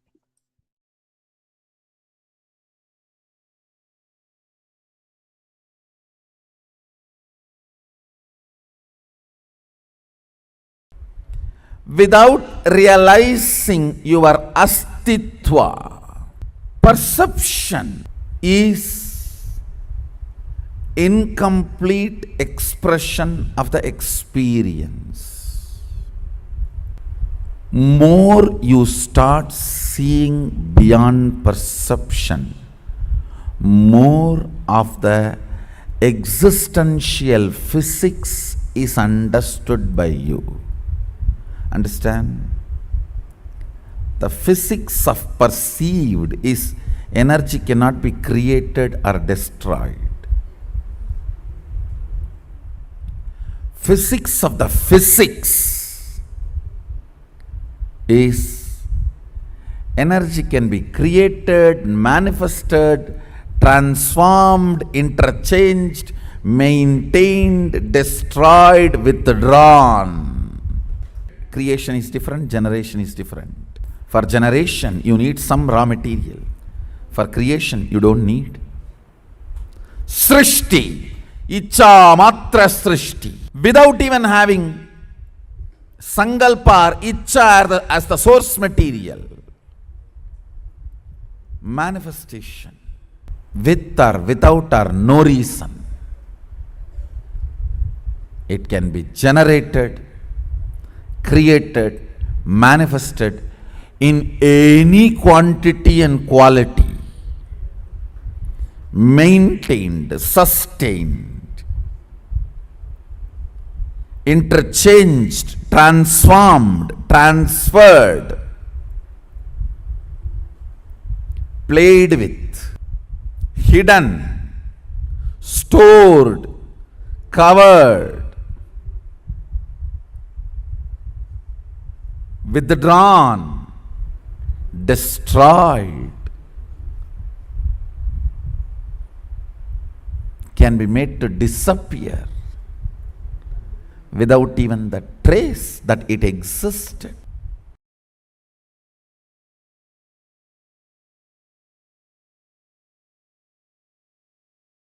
Understand these two principles. How to transform your death into rejuvenation, and how to transform your delusion into liberation, pulling out of the delusion.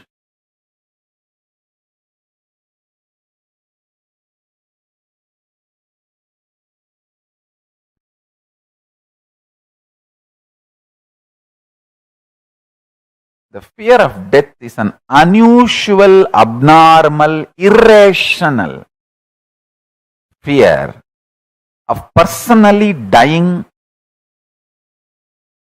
or somebody who is part of you, they dying.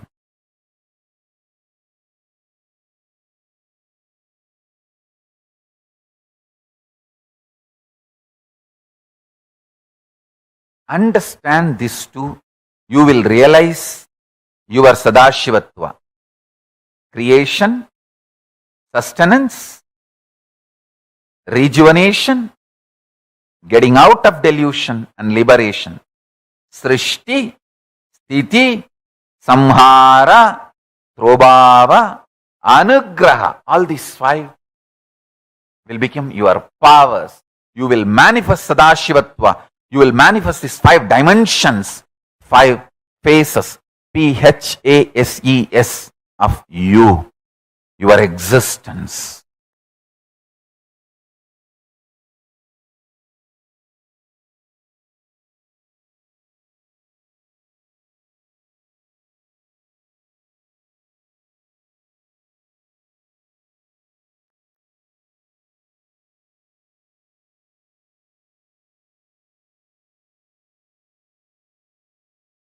I tell you,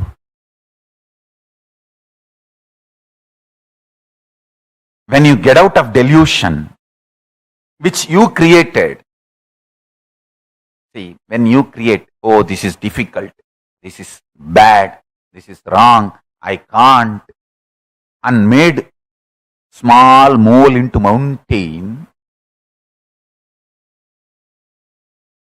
and destroyed your life energy flow, but you decide, no, work is not bad. Being workaholic is not bad. It's not wrong. Nobody is exploiting me. I am stretching myself and becoming alive, active.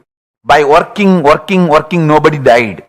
Only by lying, everyone fell into depression and died. Destroyed themselves. By being active and overactive, nobody died. Only by over-lying, people fell into depression and destroyed their life.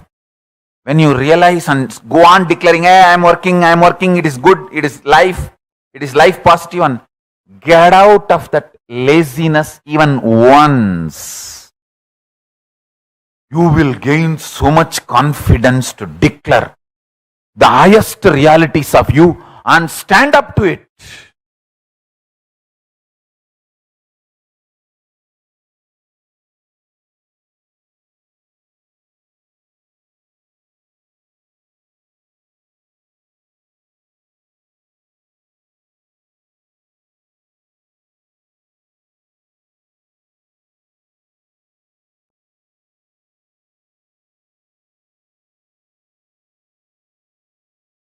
once I got addicted to this hotel coffee.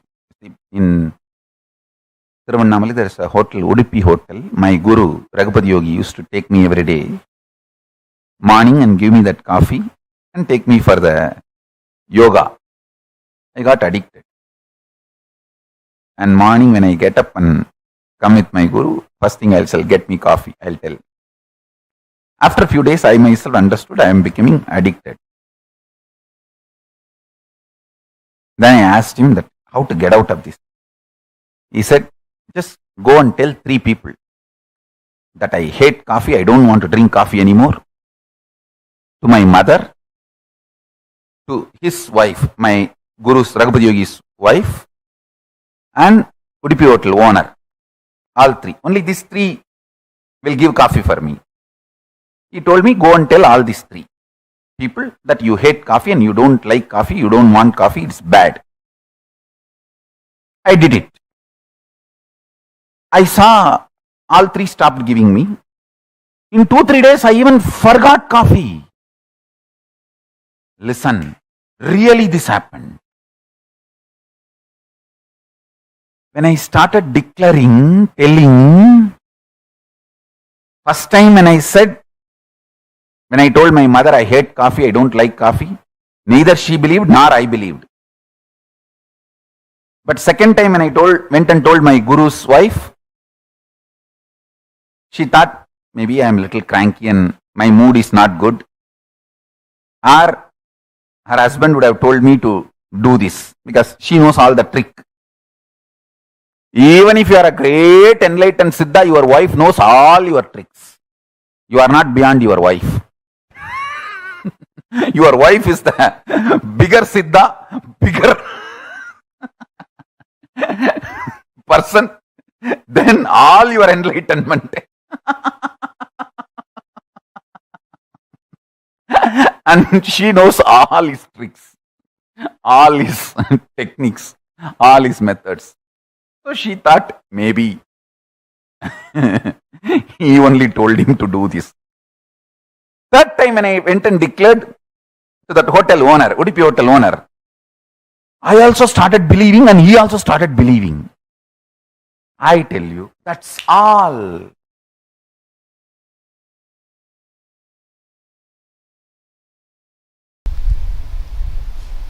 Creation, operation,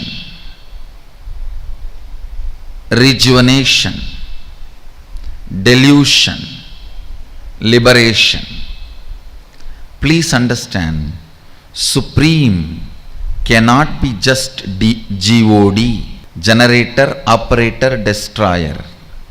Please understand, the Supreme as per Sanatana Hindu Dharma, Bhagavān, Brahman, Sadashiva cannot be translated by the word God.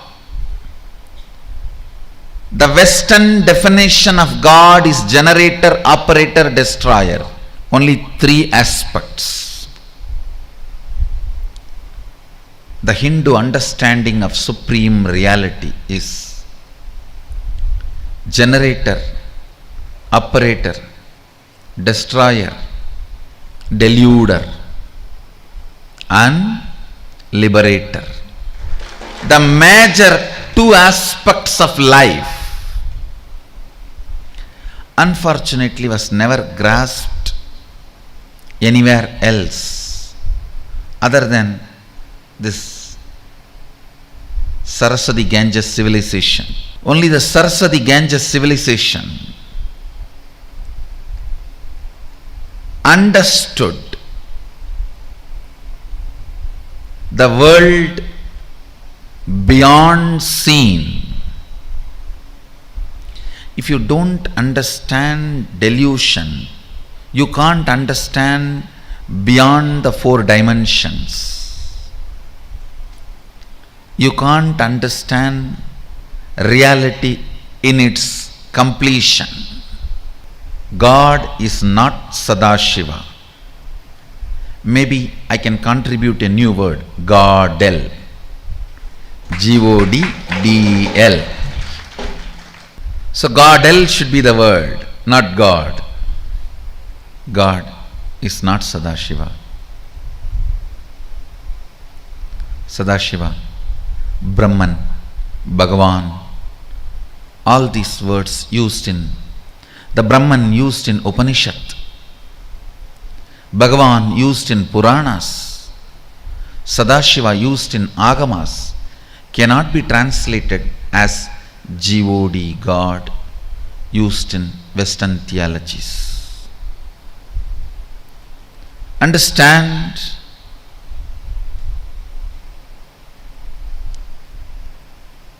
These 5 aspects of Sadashiva in the manifest form is called Ishvara, unmanifest form is Avyakta.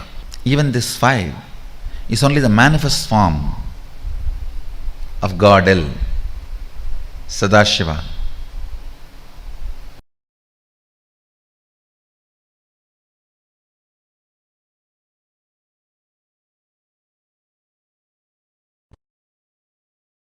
Paramashiva's message directly from Sri KAILASA.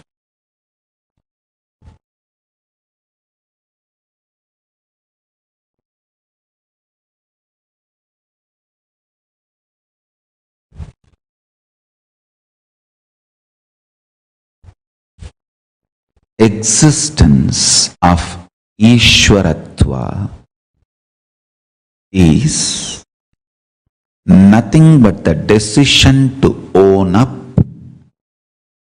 the principle of creation, principle of sustenance, principle of rejuvenation, principle of delusion, principle of liberation in your existence. Understand? If you own up what you created, you sustained, you destroyed or rejuvenated, or you put yourself in delusion or freed from delusion, or from which you are liberated or liberating, want liberation.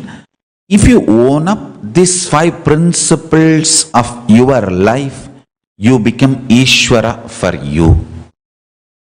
If you own up these 5 principles for a group of people, you become Kulapati to them, Ishvara to them.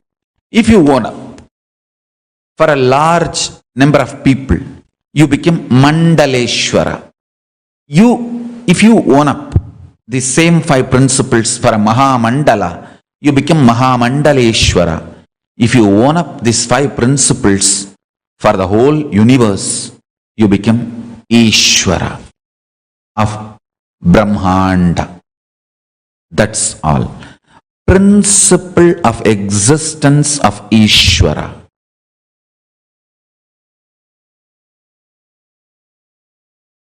I'll tell you. In the cosmic level, Paramashiva has 5 of his dimensions: creation, sustenance, rejuvenation, destruction and rejuvenation, putting in and pulling out of delusion, and liberation. All these 5. In your microcosmic life, in your Pindanda microcosmic level, you play the same game. Every day, the new cells getting created, new organs getting manifested in your body is your creation. All of you need to know. Including your brain, everything gets newly created. New cells are created every minute, every second. This is your creation. In microcosmic level, in macrocosmic level, the planets which manifest planets are getting created. In microcosmic level, the cells are created.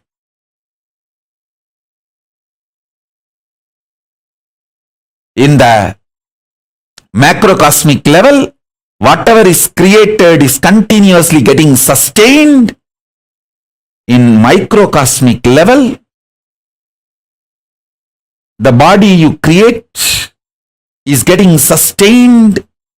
The life you manifest is getting sustained by you. You continuously breathing, inhaling and exhaling, keeping you alive is sustenance, maintenance in microcosmic level. In the macrocosmic level, destruction, rejuvenation, samhara is black holes swallowing big bangs. In the microcosmic level, the old cells getting killed and new cells getting formed is rejuvenation, samhara. In your body, in your microcosmic level, pindanda level. Same way, in the brahmanda level, the delusion is cosmos creating deluges, pralayas to rejuvenate itself, clean itself. I told you, this year, not just corona, there are so many other natural calamities.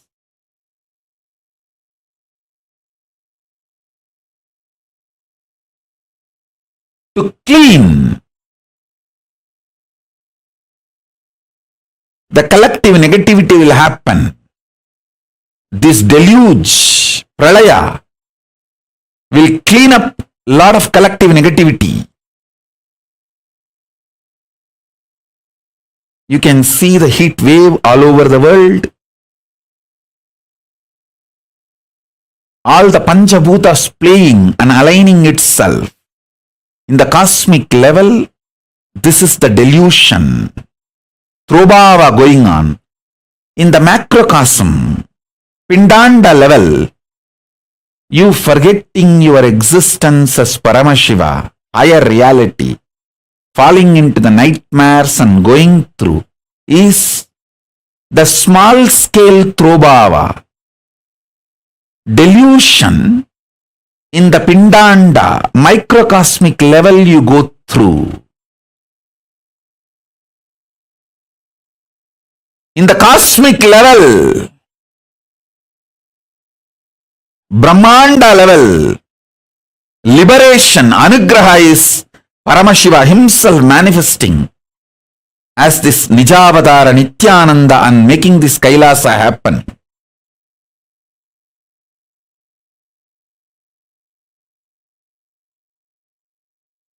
And guiding all the beings in microcosmic level, pindanda level, you receiving these powerful cognitions and liberating yourself from all this deluge by holding on to the Guru's feet is the liberation happening in you. Understand, whatever is happening in Brahmanda, macrocosm, is happening in your pindanda, microcosm.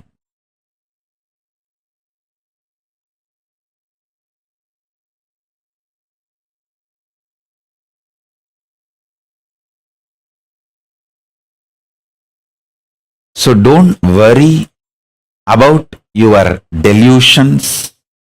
Don't be powerless about it. Don't try to work with the facts and figures externally. Don't try to work with the seen. Work on the seer.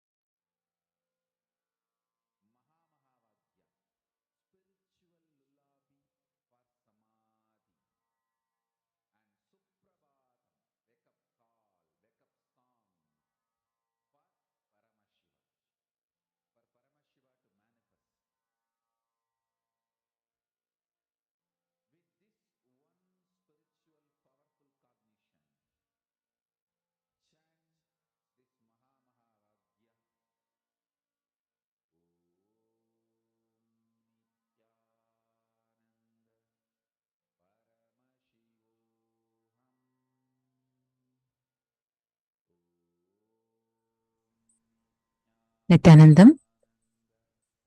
Now, let us all prepare ourselves to experience a very, very powerful process, a meditation process to experience and manifest Bhagavān Sadashiva Murti.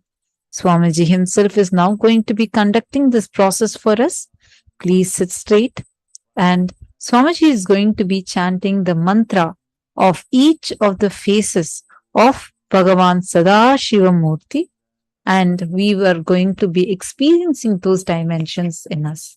Let us now get ready for the process. Please sit straight.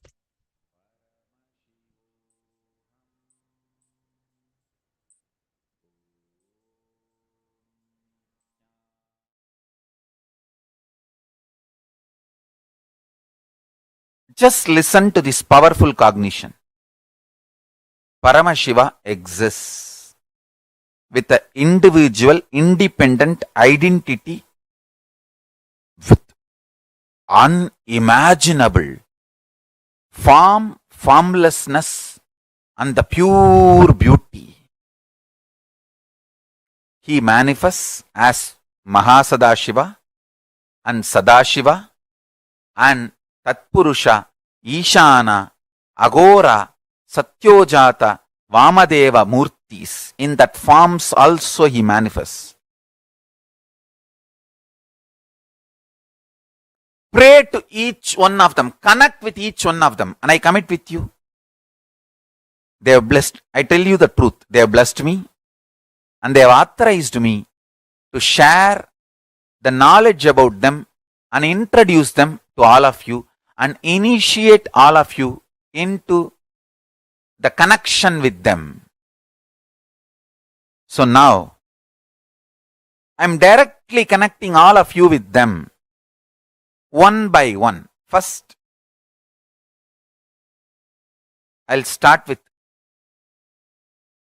Satyojata Murti. Meditate on them. Don't close your eyes. Keep your eyes open. See how they look. This is the Archavatara Murti of Satyojata Murti. I'll chant the mantra. I'll connect you one by one with all the 7 forms. Satyojatam, Vamadevam, Tatpurusham, Ishanam, Agoram, Sadashivam, Mahasadashivam. Of course, Paramashiva. I'll connect you with all the Murtis one by one. Connect you ultimately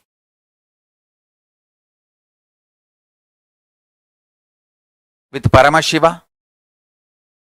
I really want you to have intense connection. Satyojatam prabhatyami satyojataya vai namo namaha.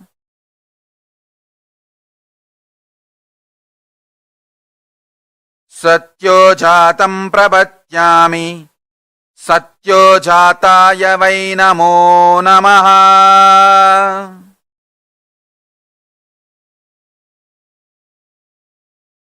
Bhave bhave nati bhave bhavasvamam bhavudbhavaya namaha. Satyojatam prabhatyami satyojataya vai namo namaha. Bhave bhave nati bhave bhavasvamam bhavudbhavaya namaha.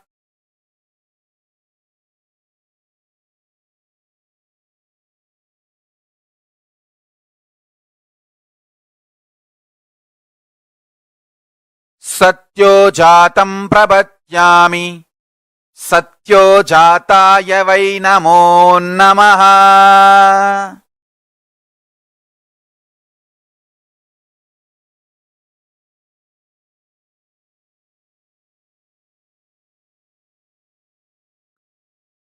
सत्यो जातं प्रपद्यामि सत्यो जाताय वै नमो नमः भवे भवेनाति भवे भवस्व मां भवोद्भवाय नमः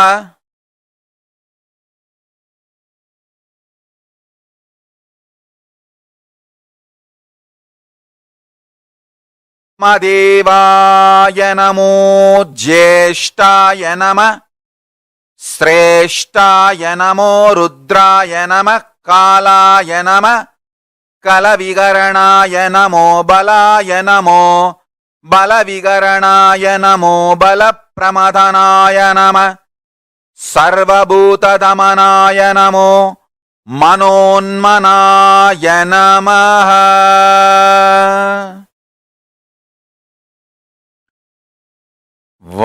वामदेवाय नमो ज्येष्ठाय नमः श्रेष्ठाय नमः रुद्राय नमः कालाय नमः कलविकरणाय नमो बलविकरणाय नमो बलाय नमो बलप्रमथनाय नमो सर्वभूतदमनाय नमो मनोन्मनाय नमः ॐ नित्यानन्द परमशिवोऽहम् वामदेवाय नमो ज्येष्ठाय नमः श्रेष्ठाय नमः रुद्राय नमः कालाय नमः कलविकरणाय नमो बलाय नमो बलविकरणाय नमो बलप्रमथनाय नमः सर्वभूतदमनाय नमो मनोन्मनाय नमः अघोरमूर्ति अघोरेभ्यो तघोरेभ्यो घोरघोरधरेभ्यः सर्वेभ्यः सर्वसर्वेभ्यो नमस्ते अस्तु रुद्ररूपेभ्यः अघोरेभ्यो तघोरेभ्यो घोरघोरधरेभ्यः अघोरेभ्यो तघोरेभ्यो अघोरघोरधरेभ्यः सर्वतः सर्वसर्वेभ्यो नमस्ते रुद्ररूपेभ्यः ॐ ॐ ॐ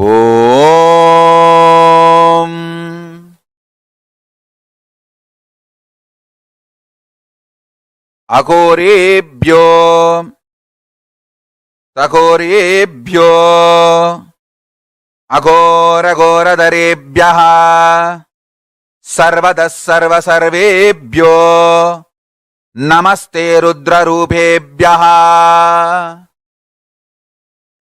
अघोरेभ्यो तघोरेभ्यो अघोरघोरधरेभ्यः सर्वतः सर्वसर्वेभ्यो नमस्ते रुद्ररूपेभ्यः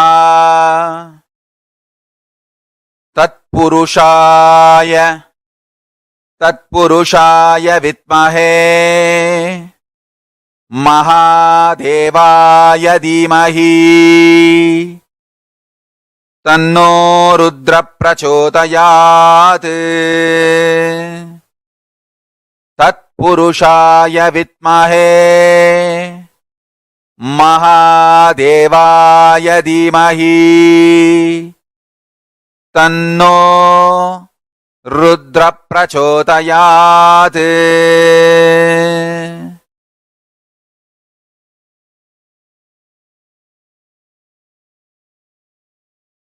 तत्पुरुषाय विद्महे महादेवाय धीमहि तन्नो रुद्र प्रचोदयात् பூஜை வேண்டும் என்னாலும் அது மறைவேதம் சொன்ன சொல்லாகும். மதுரையிலே இன்று மன்னவனாய் கையிலை மலை தலைவன் நின்றான். தனக்கென தானே ஆலயம் கண்டு தனையே பணிந்தான் சிவபெருமான். பொன்னே தந்தாலும் பொருளே வந்தாலும் இறைவனை மறப்பது சரியாகுமா?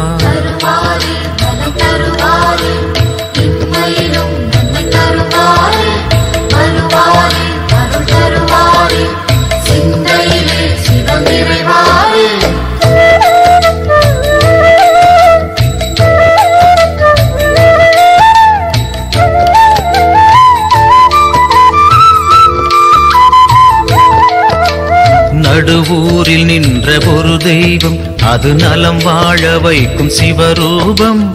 இம்மையிலும் நன்மை தரும் தெய்வம், அது தென் மதுரை நின்ற குல தெய்வம். சிவமயமே என் அருகினிலே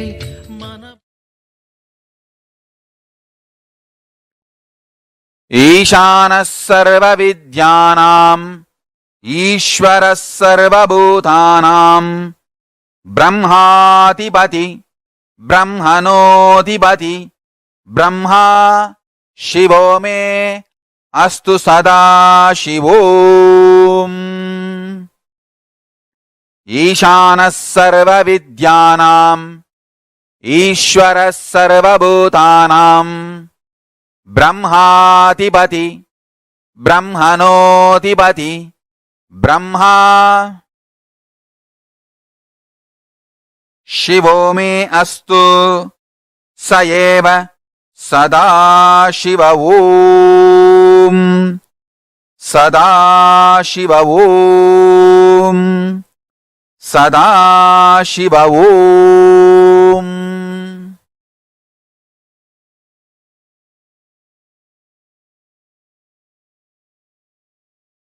Now connect with Sadashiva. सत्यो जातं प्रपद्यामि सत्यो जाताय वै नमो नमः। भवे भवे नाति भवे भवस्व मां भवोद्भवाय नमः। वामदेवाय नमो ज्येष्ठाय नमः श्रेष्ठाय नमो कालाय नमः कलविकरणाय नमो बलविकरणाय नमो बलाय नमो बलप्रमदनाय नमः सर्वभूतदमनाय मनोन्मनाय नमः। वामदेवाय नमो ज्येष्ठाय नमः श्रेष्ठाय नमो रुद्राय नमः कालाय नमः कलविकरणाय नमो बलविकरणाय नमो बलाय नमो बलप्रमदनाय नमः सर्वभूतदमनाय नमो मनोन्मनाय नमः।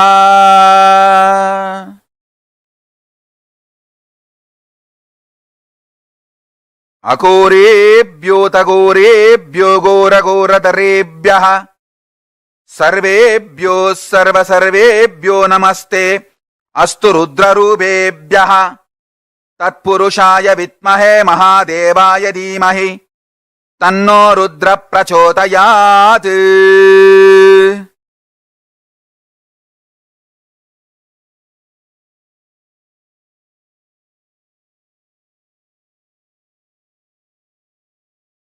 तत्पुरुषाय विद्महे महादेवाय धीमहि तन्नो रुद्र प्रचोदयात्। अघोरेभ्योऽतघोरेभ्यो घोरघोरतरेभ्यः सर्वेभ्यो सर्वसर्वेभ्यो नमस्ते अस्तु रुद्ररूपेभ्यः। तत्पुरुषाय विद्महे महादेवाय धीमहि तन्नो रुद्र प्रचोदयात्। ईशानः सर्वविद्यानाम् ईश्वरः सर्वभूतानाम् ब्रह्माधिपति ब्रह्मणोऽधिपतिर् ब्रह्मा शिवो मे अस्तु सदाशिवो।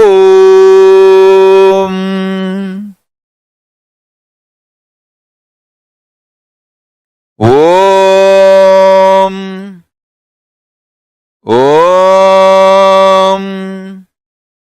Om. Om. Connect with Paramashiva, Maha Sadashiva. Om Nithyananda Paramashivoham. Om Nithyananda Paramashivoham. Om Nithyananda Paramashivoham.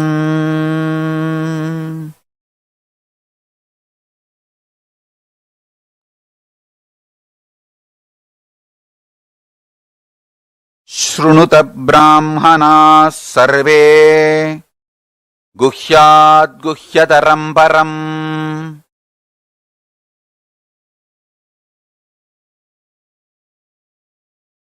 अस्ति मेरोर उदक्बाघे महाकैलास पर्वतः सांबस्य सगुणस्यायं सबक्तस्येन्तु मौलिनः संवासे योजनानाञ्च 20 कोटि प्रायतः दौहद्यमेतद्विगुणम् असय ज्ञेयं द्विजोत्तमः नवरत्नमयं तस्य मध्ये शिखरमुत्तमम् तत्रालयं महेशस्य नानारत्नविचित्रितम् प्रकारकोपुराट्टाल वलबीभिर्विराजितम् तदा सिंहासने तत्र महान् शम्भुः सदाशिवः प्रबुल्लः कमलोल्लास पञ्चविंशन्मुखज्वलः धृतनानायुयोद्भासी पञ्चाशत्करमण्डितः प्रबुल्लरक्ताम्बुजाट्ट श्रीनाभ्यां श्रीयुगपाज्वलः विचित्ररत्नकसितः भूषणैरभिभूषितः अनेककोटिसूर्याभः परमानन्दविग्रहः अप्राक्तकृततनुः श्रीमान् लक्ष्यलक्षणवर्जितः यतो वाचो निवर्तन्ते अप्राप्य मनसा सह गङ्गाश्रयजटाचूट चन्द्ररेखाविभूषितः भस्मोद्धूलितसर्वाङ्ग व्यालयज्ञोपवीतवान् कपालमालाधारी च व्याक्रचर्माम्बरावृतः प्रतिवक्त्रं त्रिनयनः भक्तसर्वार्थसिद्धितः प्रसार्य दक्षिणं पादं कुञ्जयित्वेदरं पदम् अभयं चक्रचूले च डङ्गबाणौकतां भजे कट्कतोमरशक्तिश्च परशुप्रासपञ्चपान् हलाङ्कुशाक्षमालाश्च शुरिकां ध्वजदण्डकौ वज्रकुण्डासितं श्राश्च ग्रहञ्च पिण्डिपालकम् 25 तथा no दक्षिणैश्चुभैः वरसावौ मृगं शङ्खं केडपाशव परश्वतान्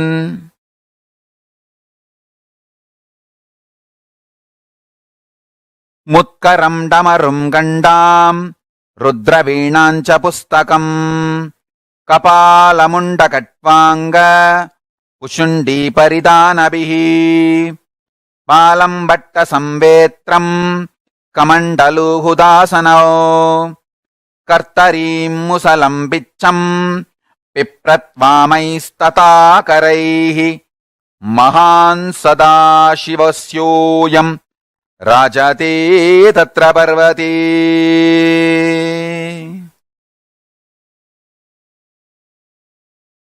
Om Nithyananda Paramashivoham. Om Nithyananda Paramashivoham.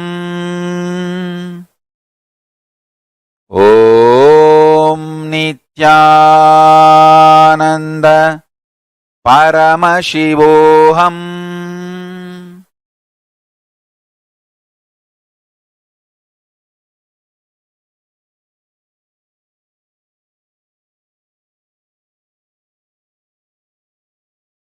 Om Nithyananda Paramashivoham. Om Nithyananda Paramashivoham.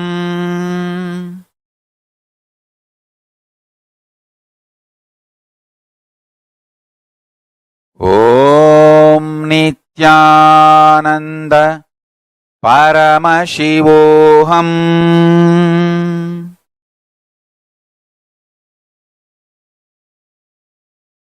Om Nithyananda Paramashivoham.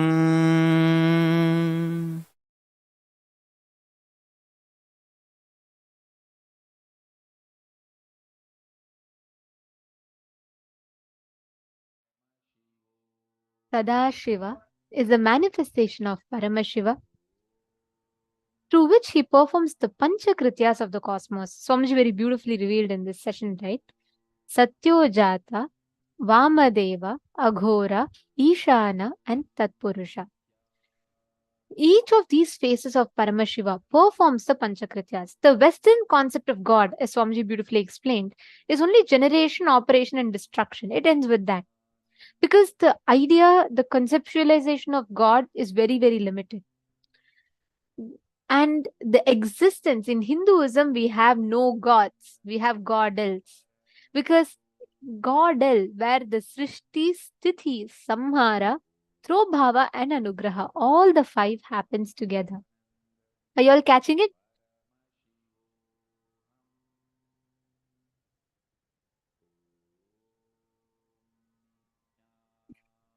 Ma, Vimala is asking if all the deities are beings in the higher dimensions, then whom do we refer as Devam?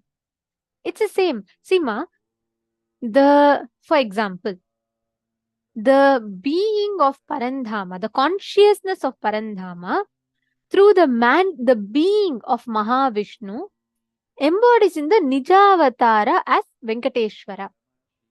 Understand, the consciousness of the deity, the consciousness is formless, like pure. Paramashiva, the consciousness of Paramashiva is absolute formlessness. The consciousness of Paramashiva manifests through the being of Sadashiva in the embodied form as that particular avatar. For example, the consciousness of Parandhama through the being of Mahavishnu embodies himself as Krishna. So what we connect to are all the same. That's why we say all the deities lead to the same truth.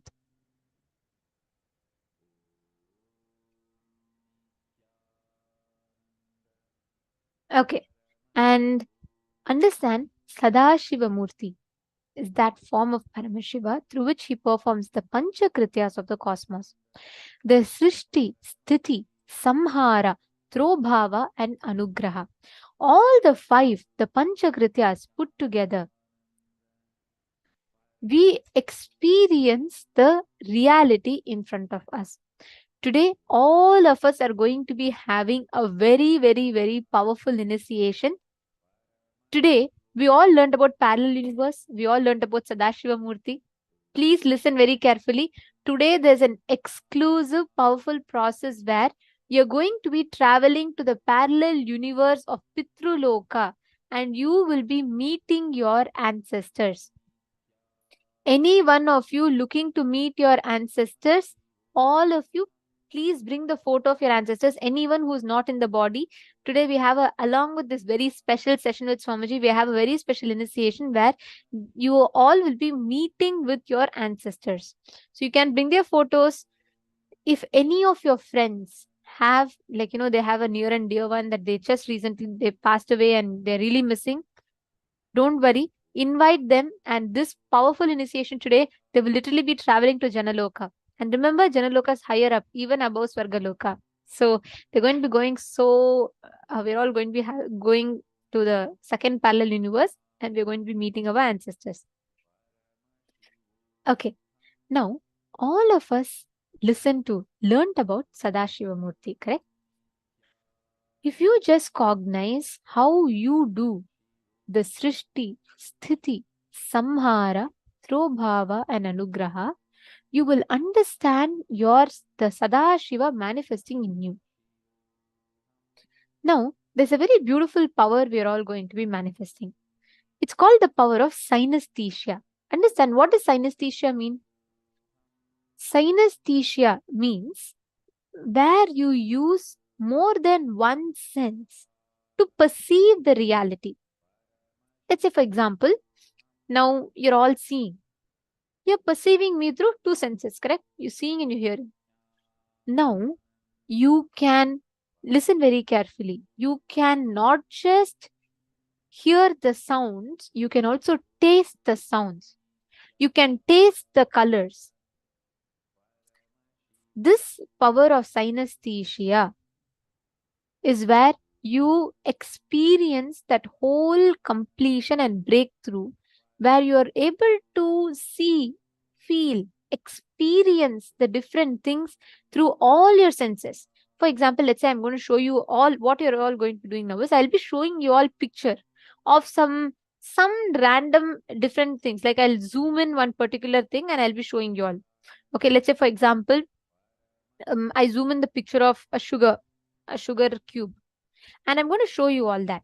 What you will be doing is you're going to be perceiving it not just by seeing, but consciously deciding and perceiving it by your will of seeing, hearing, smelling, tasting, all the five senses. Understanding? If you're all understanding, could you all put yes in the chat? Please put yes in the chat if you all understood.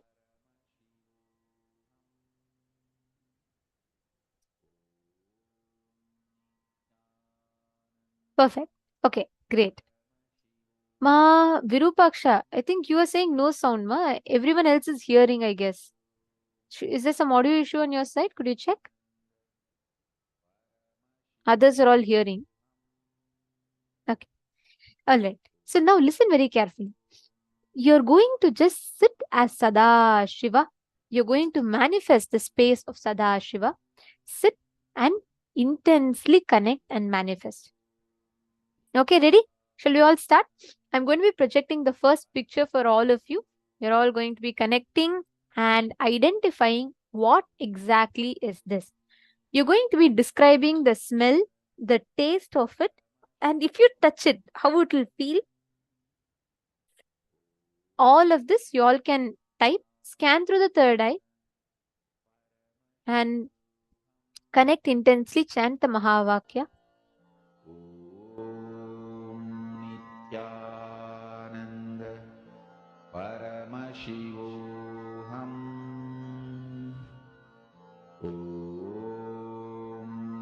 Nithyananda Paramashivoham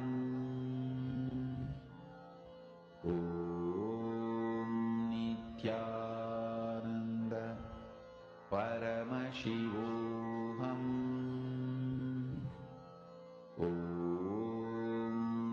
Nithyananda Paramashivoham Nithyananda Paramashivoham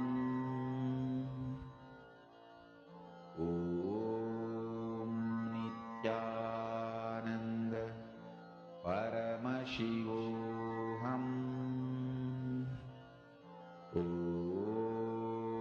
Nithyananda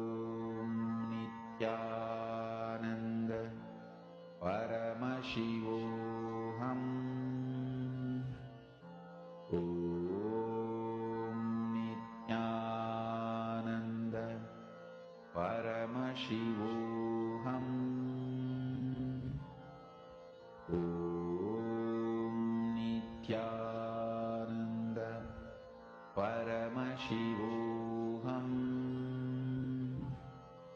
Om Nithyananda Paramashivoham. Om Nithyananda Paramashivoham. Om Nithyananda Paramashivoham. Om Nithyananda Paramashivoham. Om Nithyananda Paramashivoham. Om Nithyananda Paramashivoham. Om Nithyananda Paramashivoham. Om Nithyananda Paramashivoham. Om Nithyananda Paramashivoham. Om Nithyananda Paramashivoham. Om Nithyananda Paramashivoham. Om Nithyananda Paramashivoham. Om Nithyananda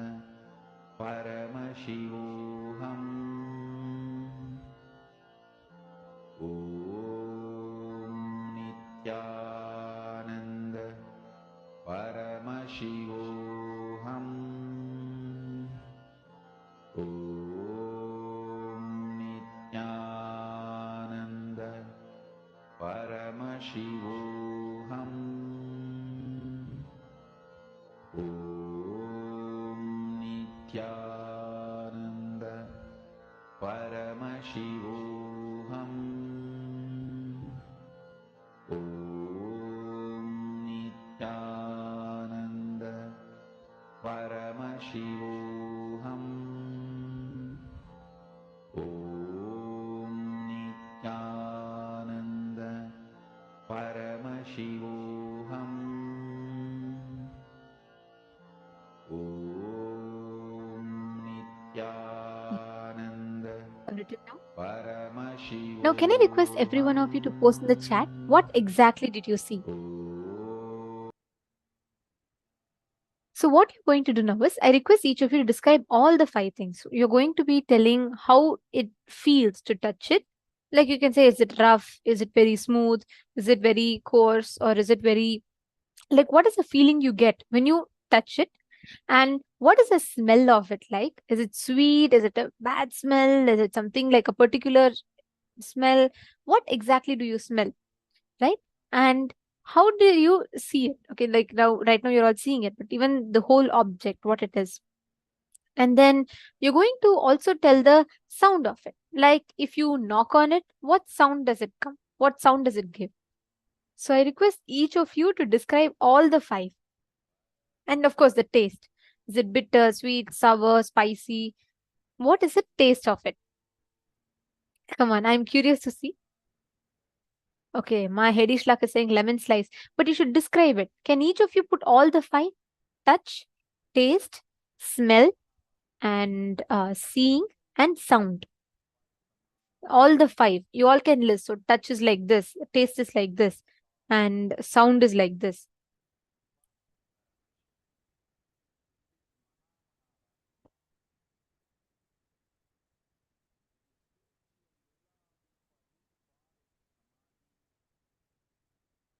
Can I request each of you to post? Come on. I request all the participants to go ahead and describe. Touch has texture and little moist taste, sour and juicy smell, fresh.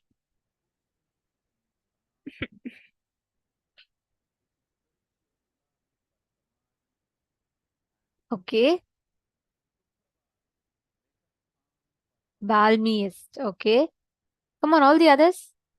Mahedi Shlak, Makiti Punekar. Come on.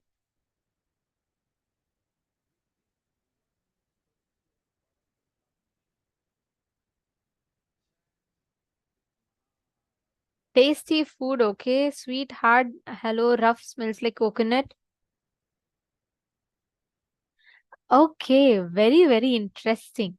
Okay, now I'm going to show you all the answer. You all will be surprised to see the answer. Ma Nithyananda Jnana Yogini. You are absolutely right. It is a pineapple. That was what is projected, and you found out precisely. And Guru Prasadini, you said the taste is sweet and sour. That's right. You have manifested. And so many of you have correctly described. And not really smooth, but a little crunchy and sweet and a sour taste. That's right. Fragrant and feel very tender and crispy. Ma Xiangxing, exactly. Very right. Ma Jenitran, you manifested the smell correctly. And Ma Vinuta Nagaraj, you also started manifesting. Wow. Many of you have told. Ma Virupaksha, right? Wow. See, understand? Each time you manifest this power, you are literally experiencing the space of oneness and the space of the manifestation. When you're experiencing it, right, instantly you experience the space of being beyond, in the unclutched space where you're not limited to perceiving reality only through one sense or two. We perceive reality simultaneously through the same sense. Many times, first we hear the sound, then the other senses get integrated. But with this, simultaneously, spontaneously, through all the five senses, you'll be able to perceive. Your awareness increases multifold. You're all understanding? So that is why this power is very, very special. With this power, you literally awaken your own ability to experience reality, the nature of reality. Very, very powerful way. Now, we are going to be entering into the next session. It's very important one, where we will be learning about 25 states of consciousness. We learned about 14 lokas. We will now be learning about 25 states of consciousness. Each of it is very, very important. So I request all of you to provide your complete listening to this. See, normally we all know dream state, okay, waking state, but there are 25 states that your consciousness exists in. And in this session now, we are going to be learning. Today, you're all going to be learning a lot. Of course, because we have to prepare for the very special session with Swamiji that we have. So this is a very special session, and it's a very important one. It's a very, it gives us the basic understanding for what we're going to be learning today. So please listen to this session where we learn about the 25 states of consciousness.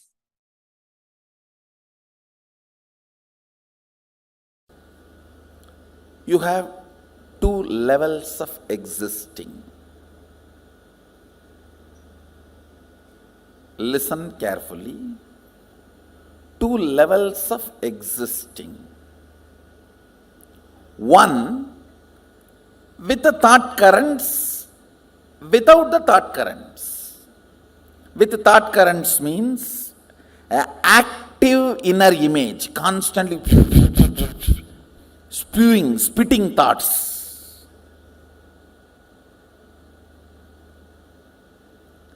Without thoughts, in deep sleep, where I think some of you are in that state now. If you are not hearing me, you are in that state. If you are hearing me, you are not, fortunately.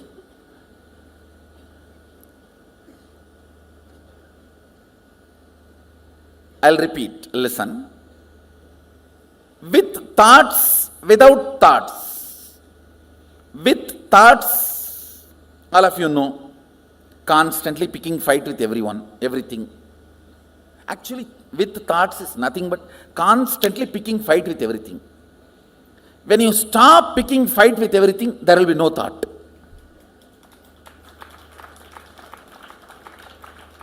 Thought is Tan in your existence. When there is uneasiness and you decide to pick fight with some part of you or the other, then comes thought.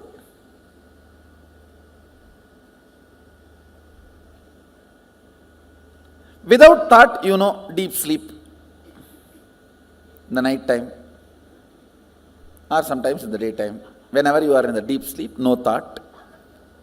So these two, same way, listen. With thought, without thought.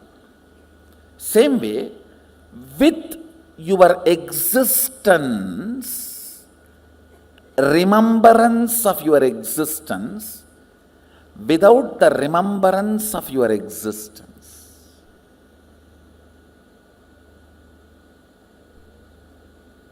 Listen. Listen. You need to listen to these words very carefully.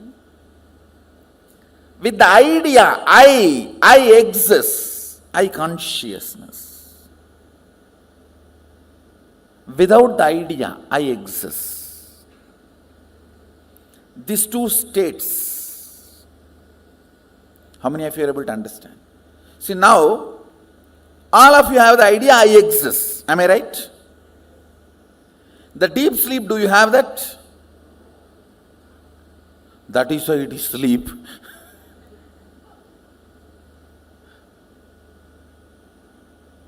So, there are two ways and two states. Two ways is with thought, without thought. Two states is with the idea I exist and without the idea I exist. How many of you understand that? Project there. Listen.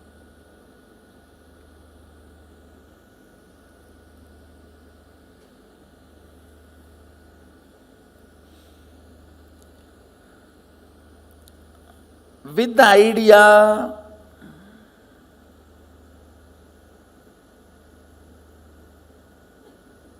I exist, and with thoughts, listen carefully, because you need to understand this unit. This is the fundamental unit. How the states of consciousness is formed in you. Why you go through what you go through in your life. Understand, ignorance is not cute. Ignorance of traffic rules is not going to save you from the traffic ticket.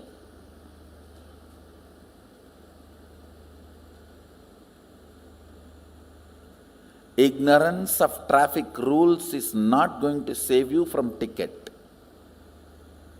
Ignorance cannot be a reason for not following. Same way in the cosmos, ignorance is not cute. Yes, you can be victim, singing song, oh, I am ignorant, innocent devotee. Who is going to care? No. A devotee cannot be ignorant. Jnana varishta bhakti, devotion established on knowledge and understanding. That is devotion. Understand, I am talking about the fundamental units of life. So let me go to the next word. I'm introducing these 4 words. With thoughts, without the idea that I exist. That's called swapna. You may say, no. In dream also I remember I exist. No, listen carefully. In the dream, you will be writing your college examination sitting with your son. How can that be? College exam you wrote much before the marriage. How many of you had this kind of a completely overlapping dream? You need to know the identity I you feel in the dream does not have independent understanding. It is just overlapping, crisscrossing of few thought currents. See, like laser beam, if 4 or 5 beams cross, that point looks like a independently shining, which is not. Same way, in the dream, few thought currents crossing, you feel as if your identity exists, but it is not.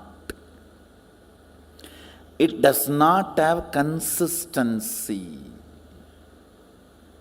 In one dream itself, that will change 20 times. How many of you have observed? In the waking state itself, it changes. Why do dream state? How many of you say that? But in the waking state, at least little decent. In the waking state, it's more like an unstable spouse. Every half an hour divorce. And every 1 hour patch up. But in the dream state, it doesn't even behave like an unstable spouse. It behaves like a 10 minutes son, 10 minutes boss, 5 minutes brother, 5 minutes enemy. You just don't know how it behaves. Listen carefully.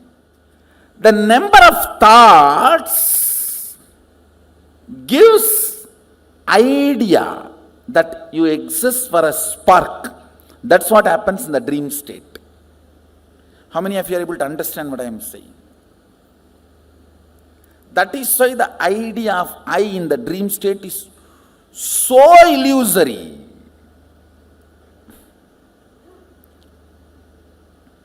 Many times you don't even remember you when you come back from dream.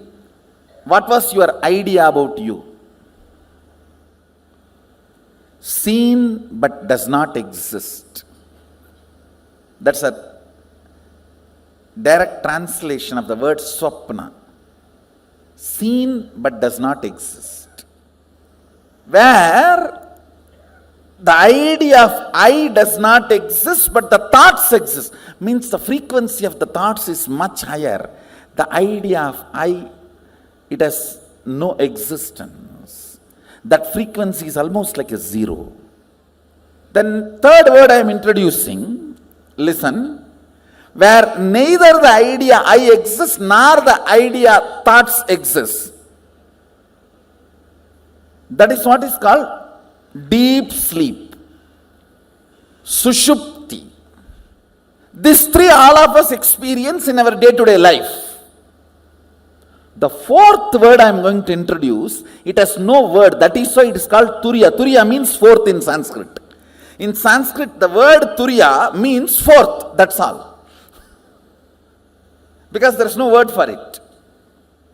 Where the idea that I exist is there. I am there, but there is no thoughts. That is called the fourth state, turiya. With the idea I exist, but without thoughts, is turiya. With I plus with thoughts is waking state. Without I but thoughts is dream state. Neither I nor thoughts is deep sleep state. Only I no thoughts, is Turiya. Now I want you to remember these 4 words. Let me repeat. Jakrat means waking state. Swapna means dream state. Sushupti means deep sleep state. Turiya means 4th state, awakened state. There is a 5th word Mahadeva introduces in Agama called Turyatita, means not only you are awake, you are alive, you can move anything you want. See, if you have manifested the powers of moving a matter, how many of you are successfully able to move a matter? You have seen the glimpse of Turyatita. Turyatita is the state where awakening becomes power manifestation.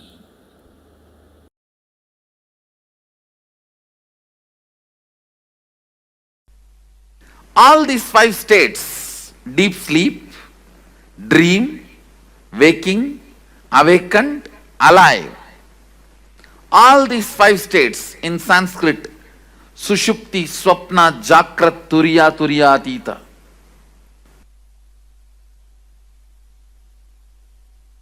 All these 5 states cross each other.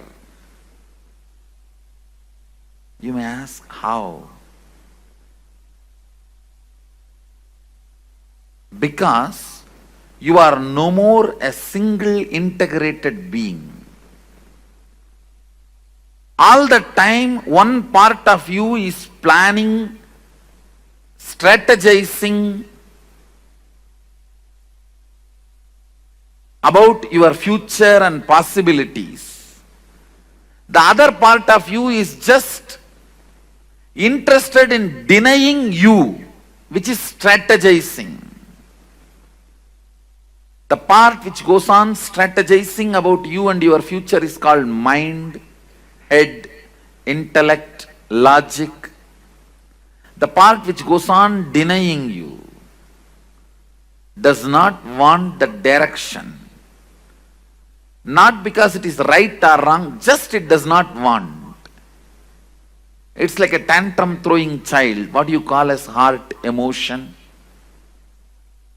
Please understand, you have been given a very wrong idea, your heart and emotion is always right. No. Both are corrupt. Understand, both are corrupt. Both carry deep incompletions. Heart wants something just because it does not want that. Heart denies something just because head wants it. It's not that always heart is right. No. If you feel heart is right, no. You are wrong. Head is wrong. That does not mean heart is right. Head is wrong does not mean heart is right.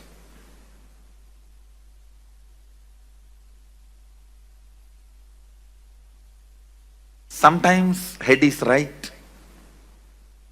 That does not mean heart is wrong. Sometimes head is wrong. That does not mean heart is right. Both have their incompletions, both have their problems. Because you are no more a single being. See, invariably when the whole humanity has started experiencing this dual being, two part, that is when our masters declare the Kali started. So two parts of you experiences two different states at a time always. Please understand. If your head, which is strategizing about your future, is now awake, your heart is in dream state. sitting somewhere and doing something else. If you have to put your head and heart together, keep yourself in the waking state, you feel stressed, tensed. Oh, I can't be like that for a long time. Maybe few minutes, okay. Not more than that. How many of you understand what I am saying? How many of you experientially feel, yes, I go through this? Understand, the line, vertical line is a heart projector. Vertical line is heart's line. Horizontal line is logic's line. Head's line. So listen, when your head is in Sushupti, heart is also in Sushupti. It is called Sushupta Sushupti. Deep sleep, deep sleep. Very rarely you experience this. Even in your deep sleep, if you are lying on your bed for 8 hours, maximum you may experience this deep sleep for 20 to 30 minutes. Not more than that. Please understand. Head, heart, both parts of you experiencing Sushupti and Sushupti, deep sleep and deep sleep.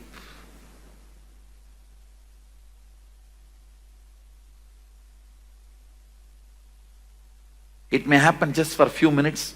In the whole 6 hours or 8 hours, you are lying on your bed.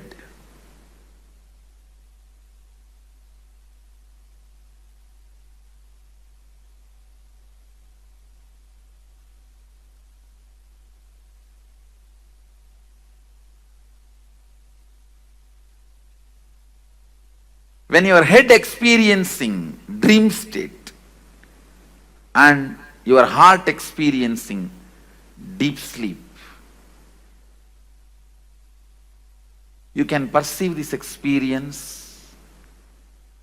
When you dream and just fall asleep without even waking up, you will dream something and you will fall asleep without waking up. Again you will dream something, you will fall asleep. Maybe third time or fourth time when you dream only you will wake up. How many of you have experienced this? When you wake up you will remember all the 3-4 dreams. That is what this state, the Sushupti and Swapna.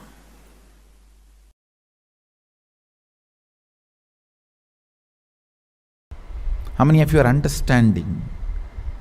State is not bad. Understand, all these 25 states of consciousness is 25 dimensions of you. You are 25 faces. You are 25 dimensions. In the waking state, how you are able to control larger part of you. You can control your hands, you can control your legs. Many things you can control in your waking state. When you want, you can get up and go and pick up a cup of tea. When you want, you can go and use the restroom. In the dream state, if you find a restroom, don't use, it's a trap.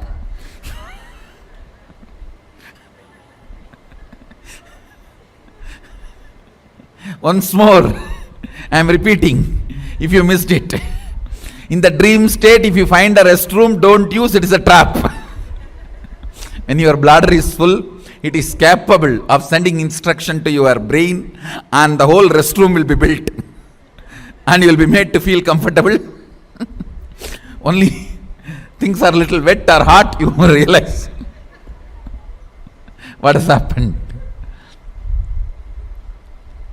Understand, your ability to have power over your internal and external things makes certain state is good or bad. That's all.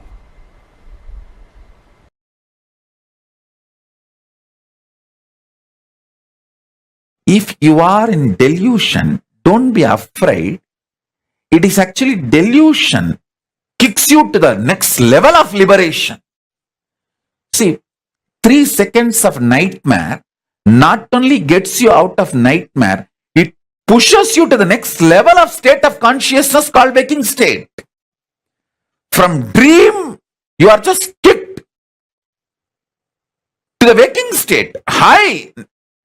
From dream, moving to waking state is like an enlightenment in dream state.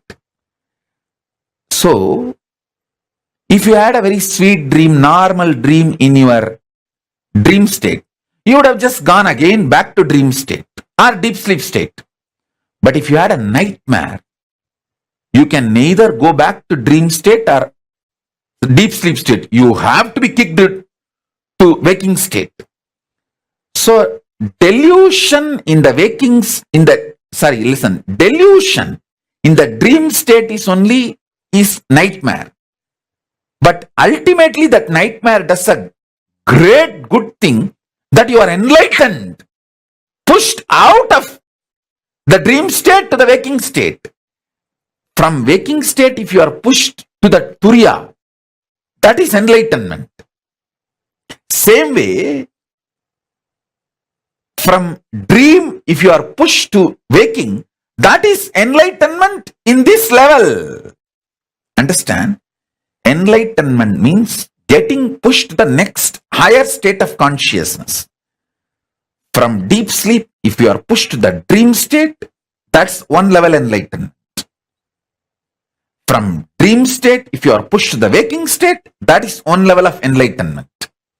From waking state, if you are pushed to the Turiya, that is next level of enlightenment. From Turiya, if you are pushed to Turiyatita, that's the next level of enlightenment. So understand, the nightmare in your dream state is not as bad as you always think, because just the 3-second nightmare, and you need to know, no nightmare can be longer than 3 seconds. It's a law of life. In the dream, it may look like a long time, but actually, in chronological waking state time, it is only 3 seconds. So,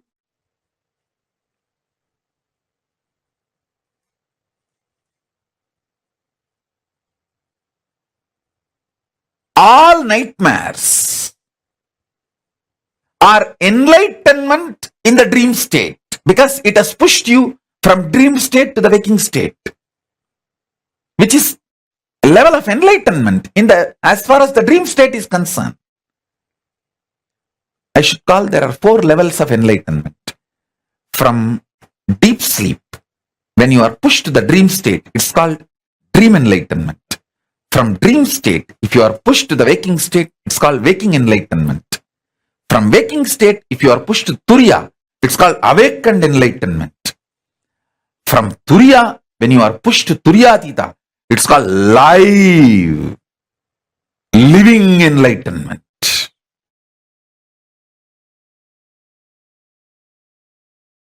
The body which is fueled only by Sushupti, Jakrat Swapna means deep sleep, dreaming and little waking state once in a while because of cup of coffee. The body which was being dragged, functioning only with these states, if even little Turiyatita is mixed, it is like a wow.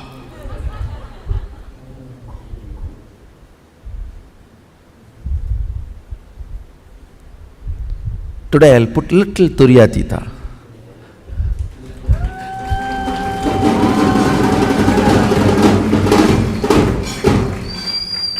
You will see the kind of a alchemy change in the system. God, what is going on? What is he doing to my system? I am just changing the fuel.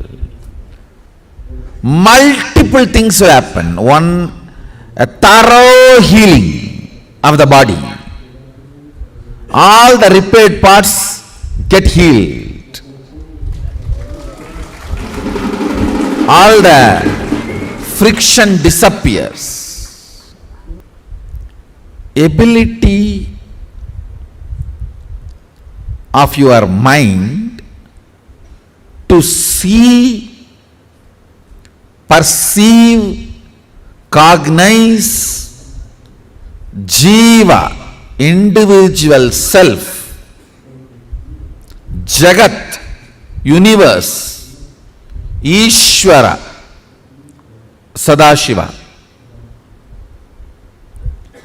Ability to cognize Jiva, Ishvara, Jagat. Ability to connect with the Jiva, Ishvara and Jagat becomes high when you are fueled with the Turyatita space and state. That is why these 25 states of consciousness, knowledge about it and experience about it is very important. There's a beautiful verse by a great saint Tirumular. Ponnai maraithtadu ponnani bhushanam, ponnil maraindadu ponnani bhushanam, tannai maraithtadu tankaranangale, tannil maraindadu tankaranangale. I'll give you the translation. If you see the jewel, you will not remember the gold. If you remember the gold, you will forget the jewel. Design. If your body is fueled by deep sleep, waking and dream state, Jagrat Swapna Sushupti, it will all be about Karana. Karana means eyes, ears, tongue,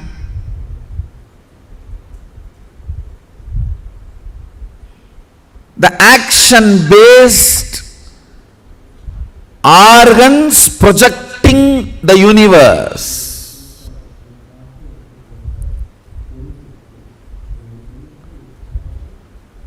These organs projecting the universe does not let you experience your original Turyatita state.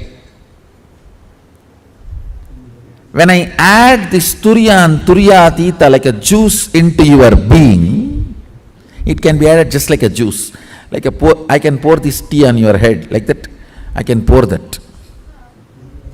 One good thing, the tea will overflow, this will get into your system. Turya and Turyatita. When the Turya and Turyatita gets into your system, the Karana, the organ-based projection of the world dissolves into your original state. So the original state becomes reality, then the organ-based projection universe. Listen. Organ-based projected universe, as long as you are perceiving it, you are pursuing it, it will all be love, hatred, good, bad, right, wrong, jumps in the life. But when Turya and Turyatita is added to your biomemory, bioenergy,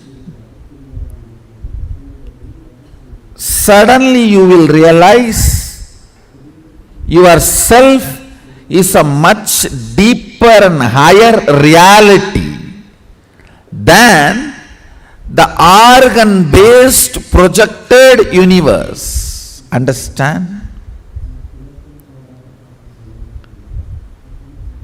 If your stomach is experiencing acidity, you will feel whole world is enemy, demon. You don't need big demons to come and attack you. Just little acidity is enough. And the kind of a tantrum you throw,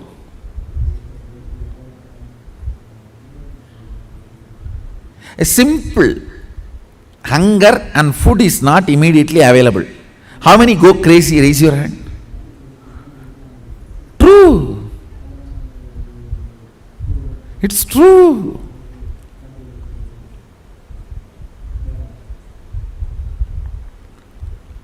Organ-based projection, perception of the universe, that is like a crude oil run tractor in a village Kacha road, which has higher ups and downs of any best roller coaster in the world. If Turiya and Turiyatita is added into your system, suddenly you will feel like you are flying. The whole inner space is lubricated. Turiya and Turiyatita is the important fuel with which your body need to be filled if you are interested in experiencing Kailasa.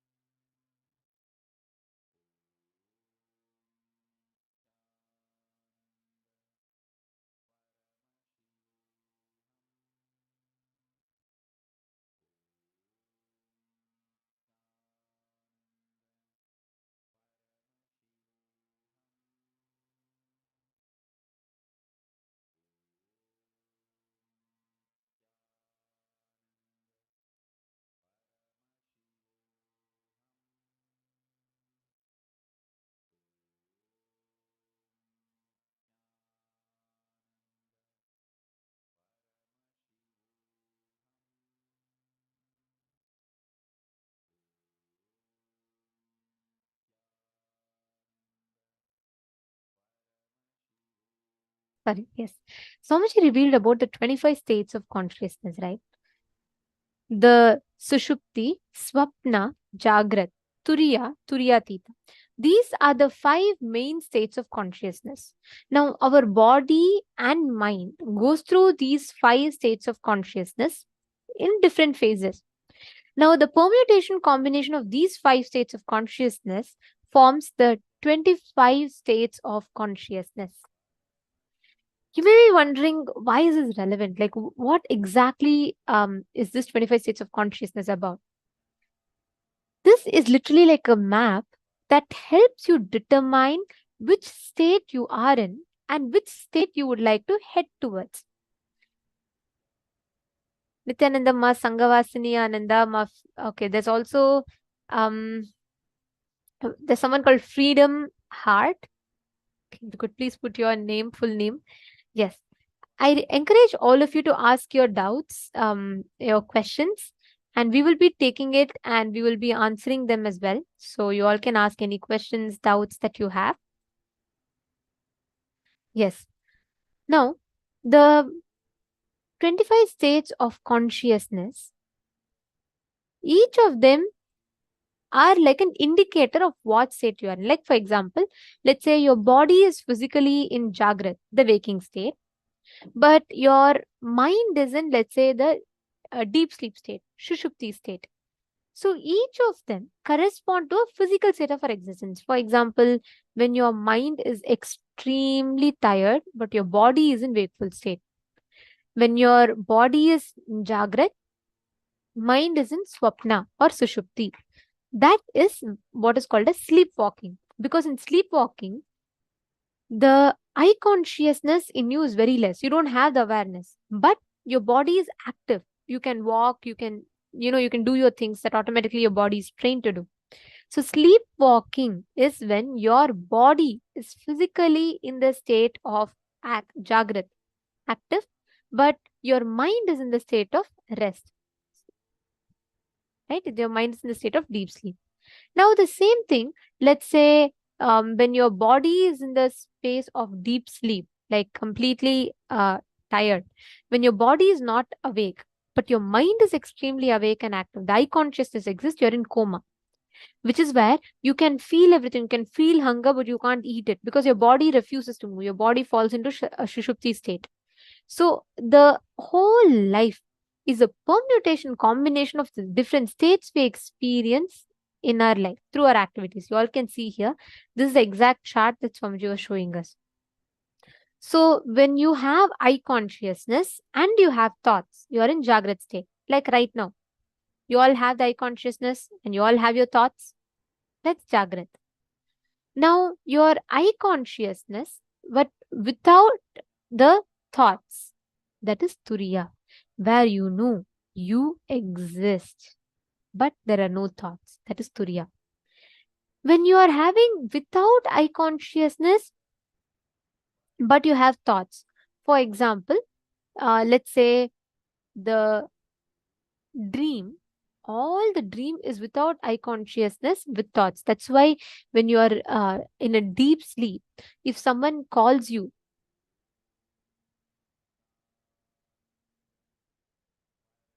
when you're in deep sleep, when someone calls you, you will not know.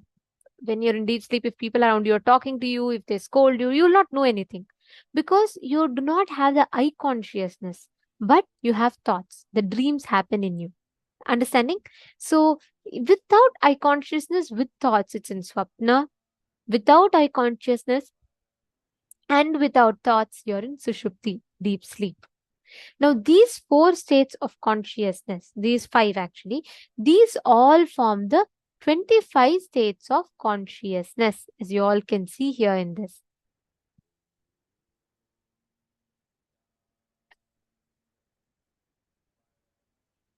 So the 5 states, actually what you all see in the vertical line is the 5 states. What you all see in the horizontal line, 5 states. The vertical line is mind, the horizontal line is body. So the crisscrossing of these 5 states and of consciousness with each other forms the 25 states of consciousness. The horizontal line is a state of mind, logical. The vertical line is a state of the heart, emotional. That throws a tantrum whenever on what mind decides or desires. Now listen very carefully. Some of the most important truths that Swamiji revealed in this session. Why it is important for us to understand this is because these 25 states of consciousness is like it's like a map, it's like a chart. based on which you will know in which state you are existing on. What is the state of consciousness that you're existing on? You will know what will determine your further future course of actions. It will help a lot in understanding this. Okay. Anyways, so what Swamji was saying is, see, what you desire by your logic mind, what you believe is the tantrum throwing child, which is the heart. You will never get what you desire. You will only get what you believe. You will never get what you desire. You will never go by the logic. Your logic desires, oh, I should venture into this, I should get $1 million. But what your heart believes is what you will get. All these 25 states of consciousness is the 25 dimensions or phases of you. You can't say just because you're in Sushupti, tiredness, you are bad. No. There is nothing right or wrong, good or bad in this. It is just the state of your existence. Your ability to have power over your internal and external things makes a certain state good or bad.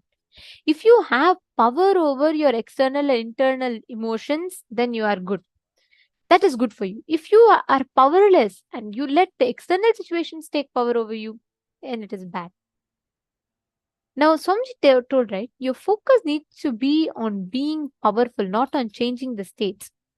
Whatever state of consciousness that you exist in, you becoming powerful about that state is what matters. That is what determines whether we are in the right state of consciousness or not.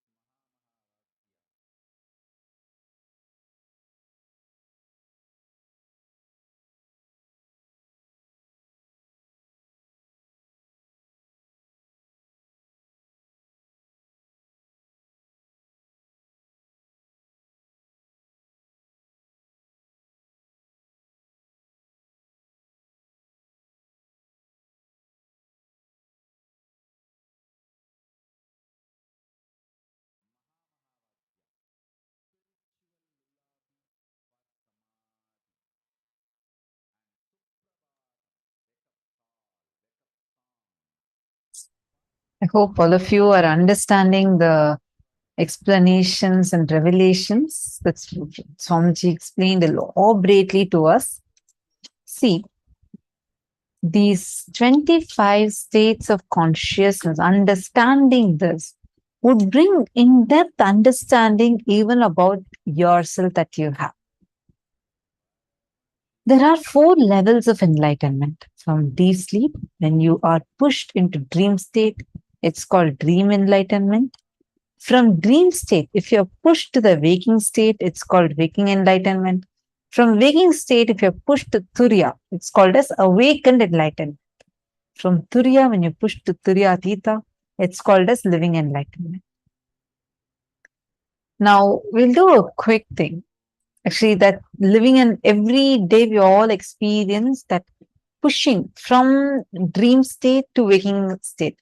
Many times you all have faced where you're sleeping, you're actually still sleeping, or sometimes you're dreaming, and you hear the person who's waking you up, their voice in your dream, or you hear some conversation in your dream, and it looks like in the dream they're talking. Suddenly, in the dream, you get a realization, hey, wait, am I dreaming? That realization pushes you to waking state. How many of you have experienced this? Whenever we sleep and wake up, that's how there is something pushes.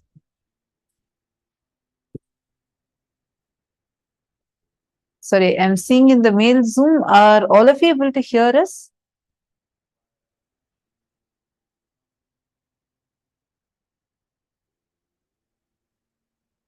I hope all of you are able to see us and hear us.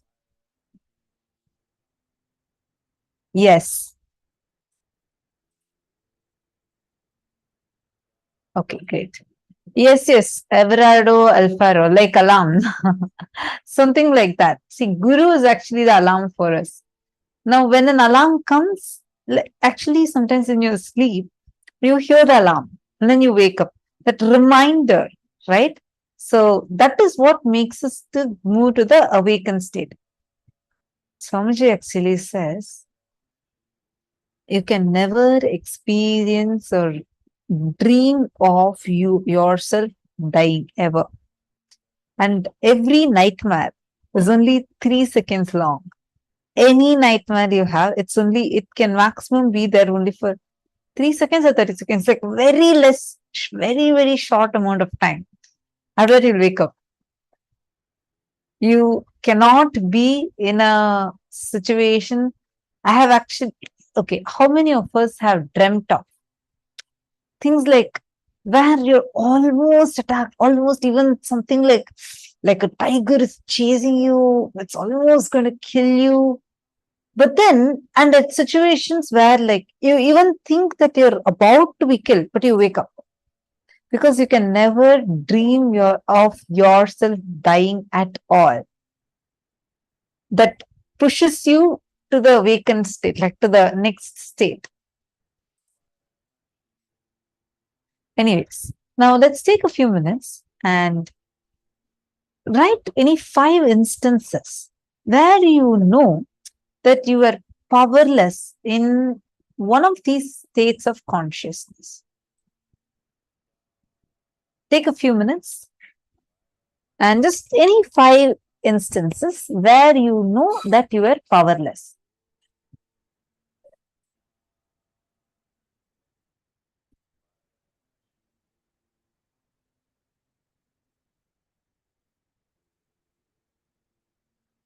And if any of you have any questions also, you all can feel free to ask.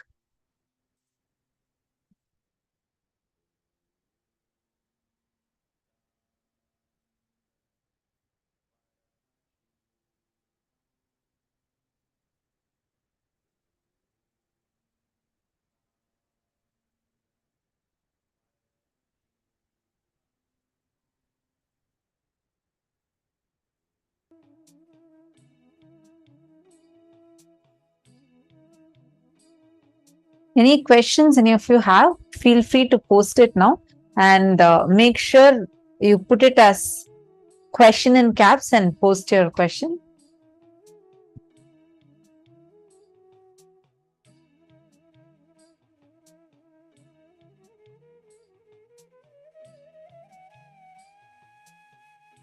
Ma Vinudha Nagaraj has posted. I'm not sure if this question is already answered.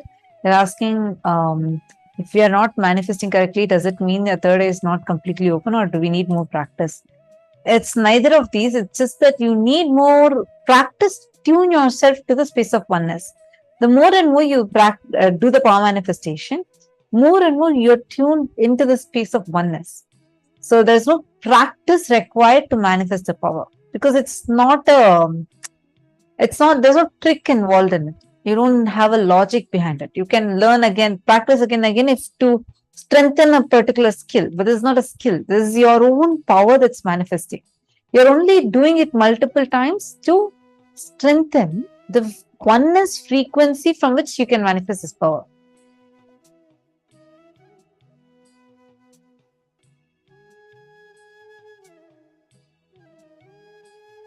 Yes.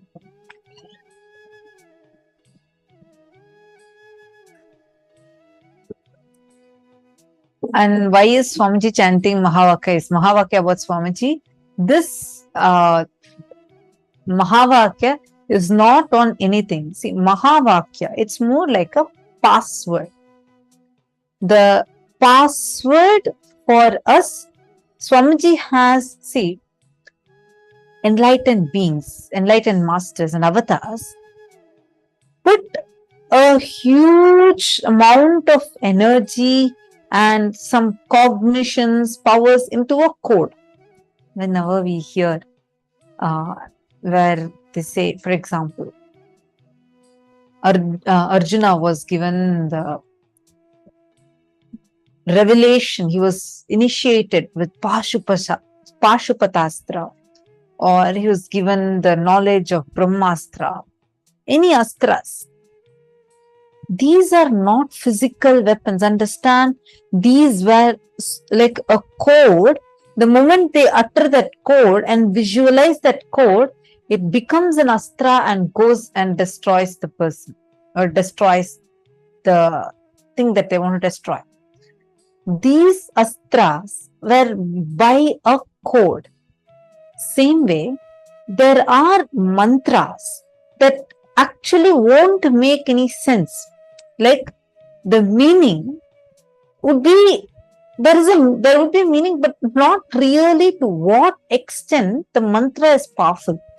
Mahavakyas are like that. For example, Tattvamasi, you are that. If you take it like just plainly, it just does not make sense. But when the Guru utters and gives that as a Mahavakya for you, you can use that for your enlightenment itself. That's how Shvetaketu became enlightenment. The Guru uttered Tattvamasi, Shvetaketu, Tattvamasi, and he became enlightened. He realized who he is. You are that, you are that. Understand, you using Mahavakya, you can experience immense oneness and manifest all these powers. Swamiji has literally created like a software, and the password for the software is the Mahavakya. The Mahavakya itself does not have any clear meaning. The Mahavakya, the sounds are designed in such a way where you, just by chanting that continuously, the higher frequency initiations will also start manifesting through you. And why is Swamiji chanting? So that Swamiji can initiate all of us through that. Do these instances in the exercises only have to be when we felt powerless in the dream state or any time? Any time, basically just to identify in what all ways, in which states of consciousness, like for example, you were you had slept for a long time, but again in the morning, you were extremely tired and sleepy and you were very powerless about that. Like this, any 5 instances, just identify. I'm just going to project the slide.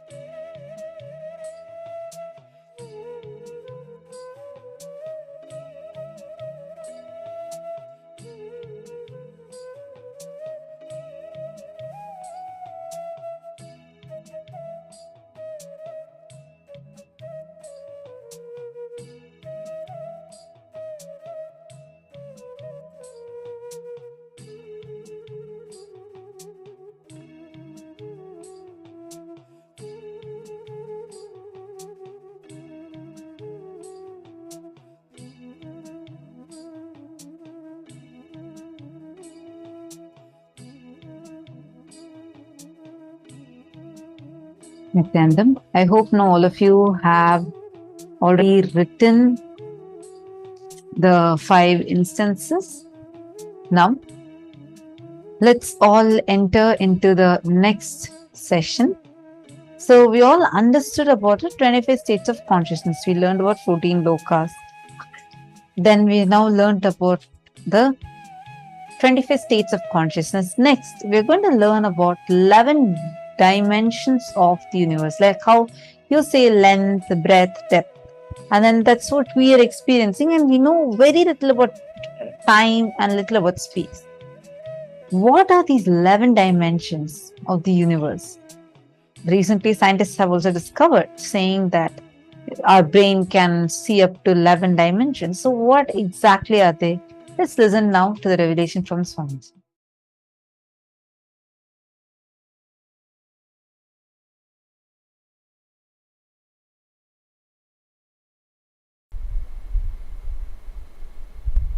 I'll introduce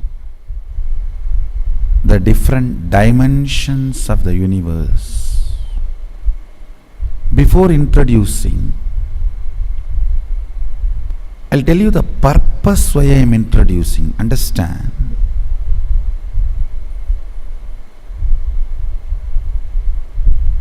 You need to logically, rationally, intellectually know all the possibilities available for you. If you know all the possibilities available for you, your life will not be silly. Listen. If you know $1 billion is in your bank balance, will you be fighting with your neighbor for the $1 coin or 2 cent? Oh, I think it is mine. No, my kid dropped, it is mine. Come on, let's fight and pick up the gun. You will not go for that if you know your possibilities. Understand, life is all about getting matured. Taste getting matured, your greed getting matured, fears getting matured, needs getting matured. It is all about you getting matured. Please understand.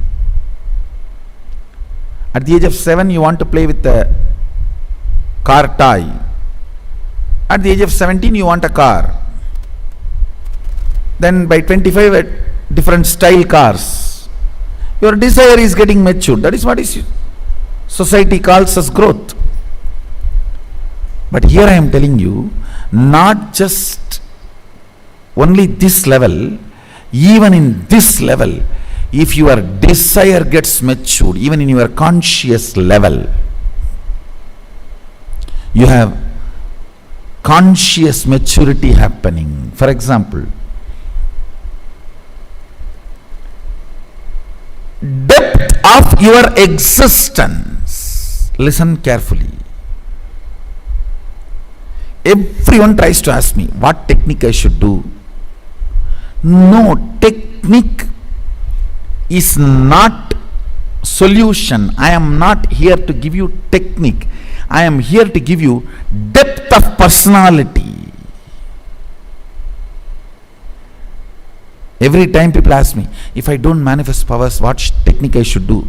No technique. Your cognition about you need to be changed. That's all. That is the permanent technique. That is the permanent solution. Not that you will close your eyes and put your quickly and somewhere and look here, there and chant some sound and you will blow your nose. Depth of self, universe and God.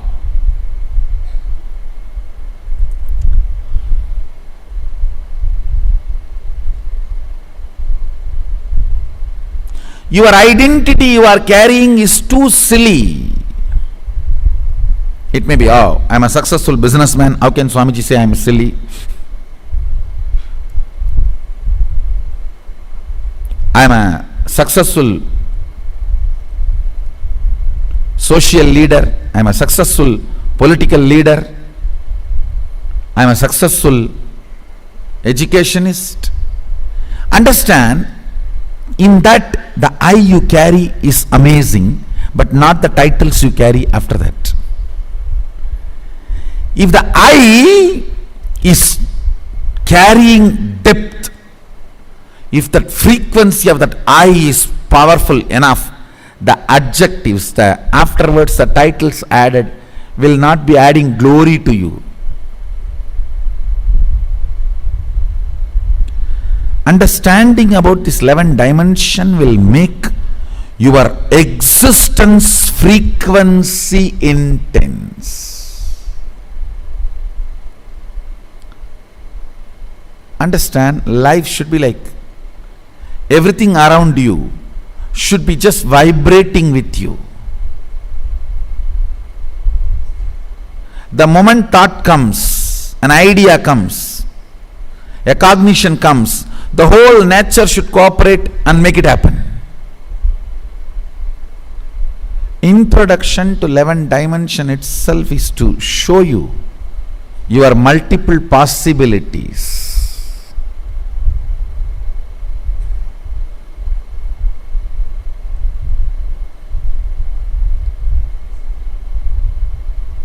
Actually, I am interested in you, not your identities. That is why when people try to come and tell me, Swamiji, I am this, what can I do for your mission? I tell them, first, your consciousness, let you make it to the higher frequency. Taste what I am teaching, what I am standing for. Substantially, even you will not be able to doubt you to that level. Experience the depth of your consciousness. You should feel you have become too big. Wow, existence is really nice. The way I exist now feels great. Depth of personality is joy. Depth of personality is bliss. That consciousness you are carrying, that chit you are carrying, should be constantly manifesting powerful cognitions and power. That is the biggest help you can do to me. Because I am interested only in that. I am not interested in political revolution. I am not interested in social revolution. I am not interested in anything. I am interested in few people sitting around me, sipping cup of coffee and manifesting powers. That's the only way I visualize me. Whenever I find time, still even now, that's what I do. I'll catch few of these devotees. Whenever I have time for myself, I'll catch them and make them sit. All right, I have a cup of coffee and I'll do some aushadha, like this old lady is cooking in the home. I'll tell her, get this ginger, get this pepper, get this salt. I'll be playing with it and do some process and take this aushadha and now manifest power.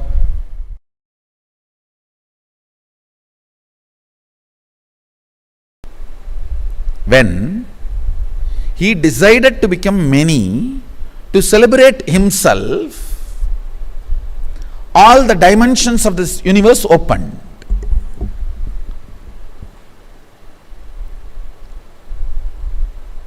Understand, your whole life is nothing but you deciding. See, at one point in your mother's womb, you decide, Ekoham Bahushyamaha. Only then you open the womb where you were residing for 10 months and come out.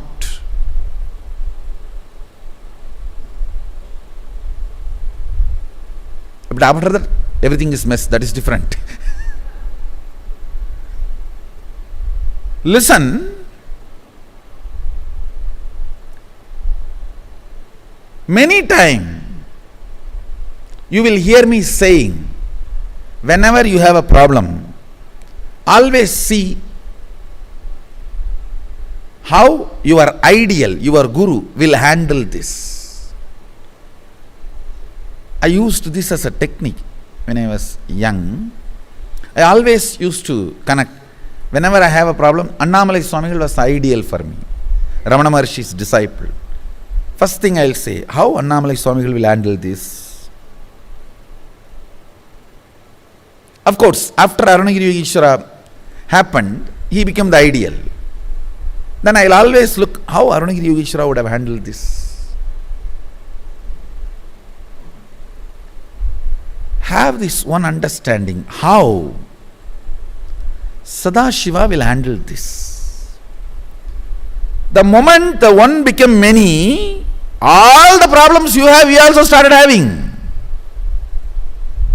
Don't think he does not have a problem. Yes, all the organizational problems you have, relationship problems you have, everything you have, yes. He solved it. You have not. That's all.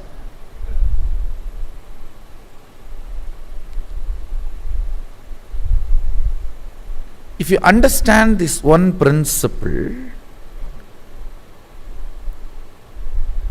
let me repeat once more. For example, this cup. Inside this cup there is a space. That is aham. The space inside the cup is connected to this cup. This whole thing can become multiple, but the space itself cannot become multiple.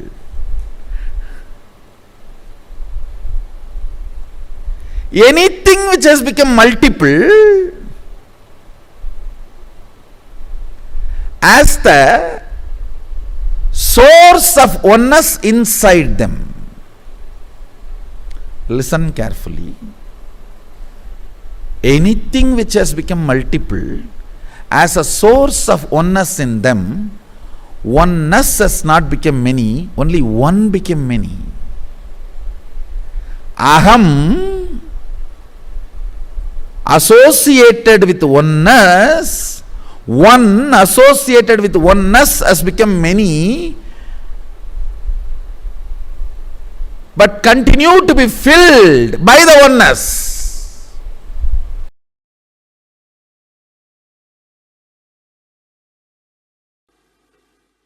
I'll introduce the whole 11 dimensions completely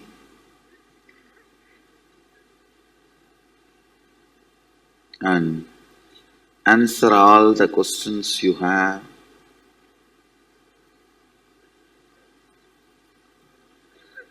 About the 11 dimensions. Please listen. The normally what you perceive in your day-to-day life, the length, breadth, depth, that is one dimension. Then only breadth and depth exists in one dimension. Listen carefully.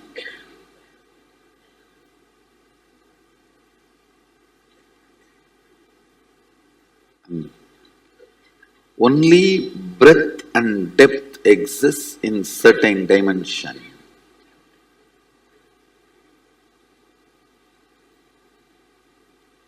If you want me to give an example, there will only be visualization and cognition, no verbalization.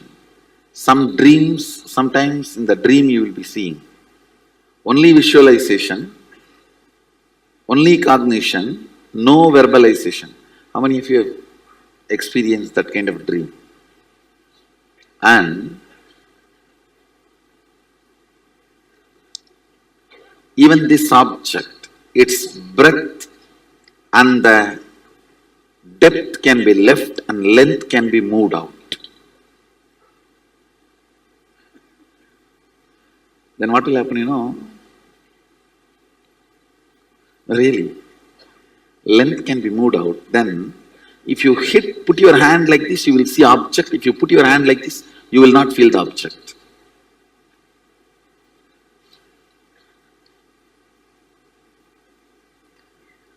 I'll explain further. Materialization happens from this plane. Understand? Any object gets dismantled and goes into this plane, and in this plane only the movement is possible. Then again it gets assembled.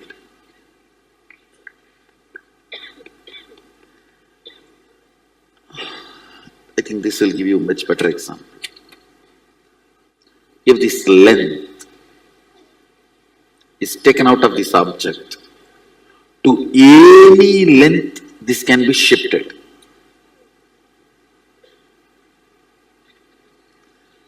If your ego is taken out of you, you can just become Sadashiva. Ganga is flowing, one bamboo is floating on it. Because that bamboo is floating, you call this side Ganga, that side Ganga. If you lift the bamboo, it's Ganga. Same way, this length makes this object not to be moved in length. Defined length differentiates this object from the space of length. Your defined degree makes you dumb to all other subjects.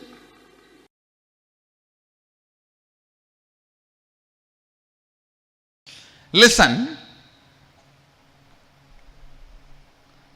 one end of the rope in the microcosm, Pindanda, is the verbalization dimension. Quantumly the same functions, the other end of the rope. In the Brahmanda, macrocosm, as length dimension.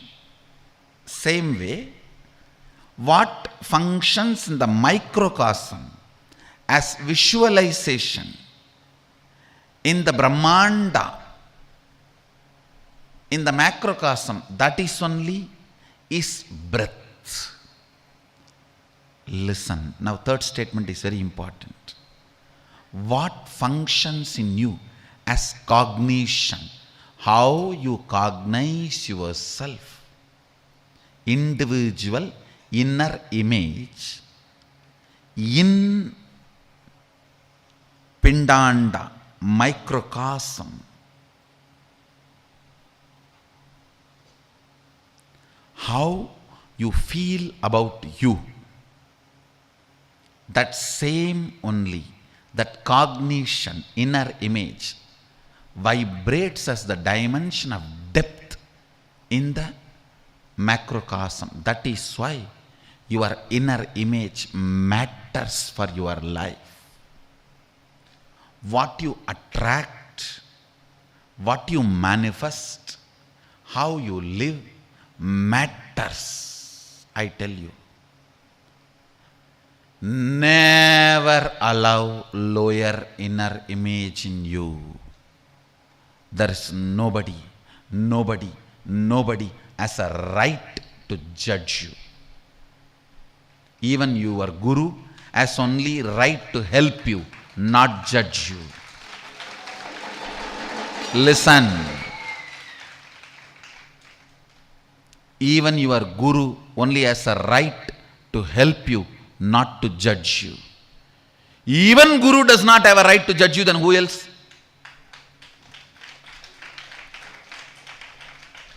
Even he does not have a right to judge you. He only has a right to help you. He only has a right to remind you. He does not have a right to judge you. Never accept low inner image. That is your arrogance. Do not fall into the arrogance of accepting inner image. You always think, no. Inner image is very humble. No. Weak inner image is arrogance. Don't call it as humbleness or meekness or goodness. No. don't ever give any good word for it. Having lower inner image is abusive arrogance. Ignorance coupled with arrogance. Understand? Alcohol coupled with sleep tablets. Alcohol coupled with antidepressants. After that you will never get depressed. Because you are depressed. You will be inside the earth. How will you get depressed? Lower inner image can be established only in arrogance. If you do not have arrogance, lower inner image cannot sustain itself in you. Understand? Only if there is a fertile sand, land, a seed can have a grip and grow. Same way, the arrogance is the fertile land for low inner image to get grounded and grow. Do not accept lower inner image. All arrogant people will be having lower inner image. These are all some of the ultimate laws of life. All womanizers will be frustrated people. All arrogant people will be having low self inner image, low inner image. A romantic guy will never be womanizer. These are all the laws of life. Romance is such, gives so much of fulfillment, he will not even look for the second person. Even first person he will not look, because he will be in the first person. He will be in the first person.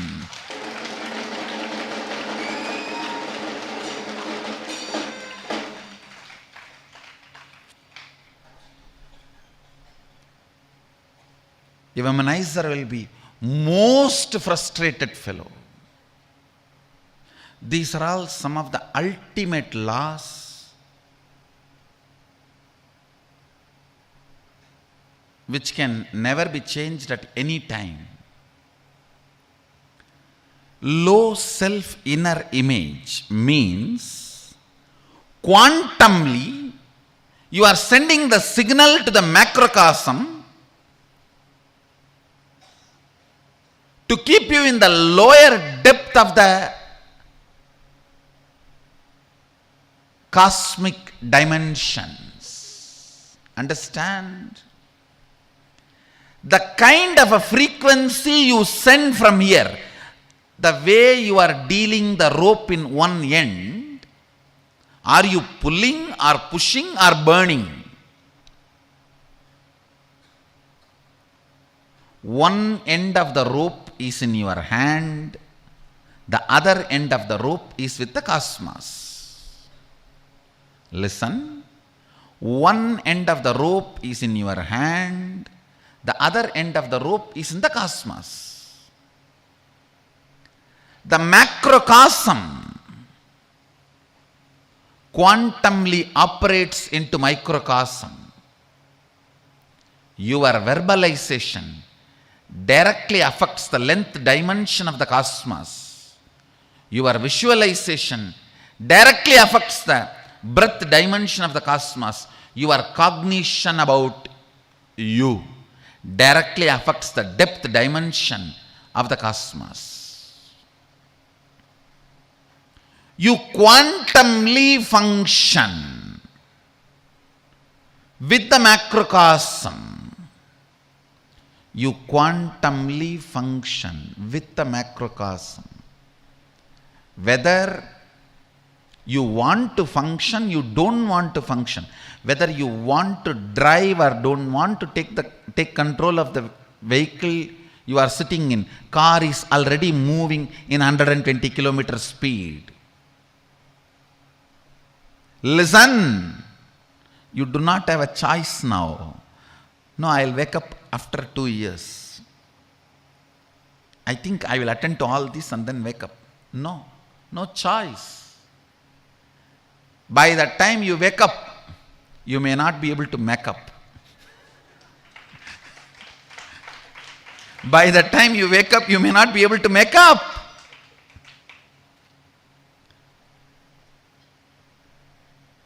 You are already in the car and the car is going in the 120 kilometer speed and unfortunately you are in the driving seat.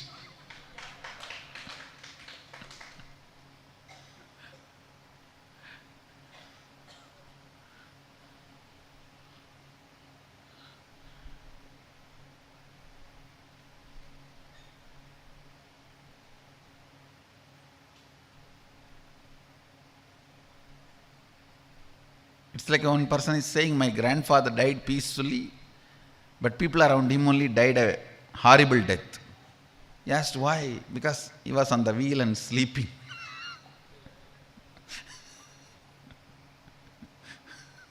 He died peacefully. The people who were around him. You are on the wheel. You are behind the wheel. You are in the driver's seat. Wake up now to your length, breadth, depth, rope, visualization, verbalization, cognition.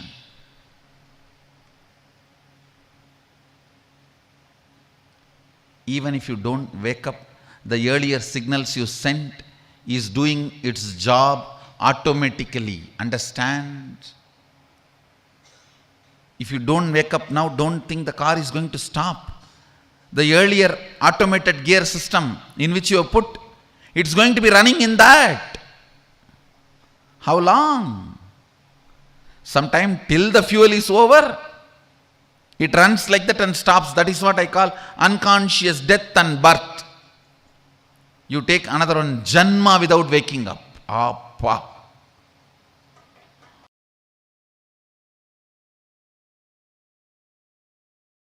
The Sanatana Hindu Dharma elaborately describes the 11 dimensions and the beings exist in the 11 dimensions: length, breadth, depth, time and space.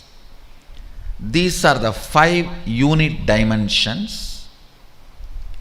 And the permutation combination of that 5, length, breadth with the time space, breadth, depth with the time space, length, depth with the time space, the various permutation combinations of these 5 basic dimensions forms 11 dimensions of the universe. Listen. Knowledge and understanding, even if it is intellectual, knowledge and understanding of this 11 dimension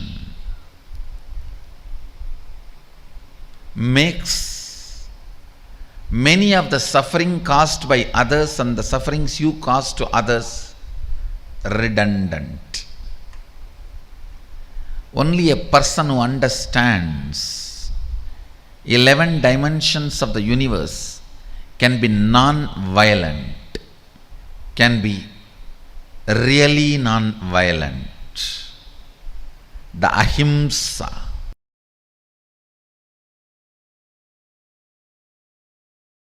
"25 states of the consciousness is what you perceive, you go through.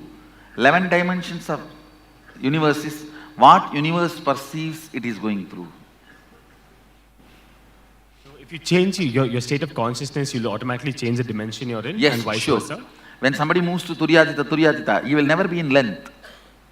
Naturally, he will be more and more in length, breadth, depth, time, space. Surely change of consciousness leads to change of state.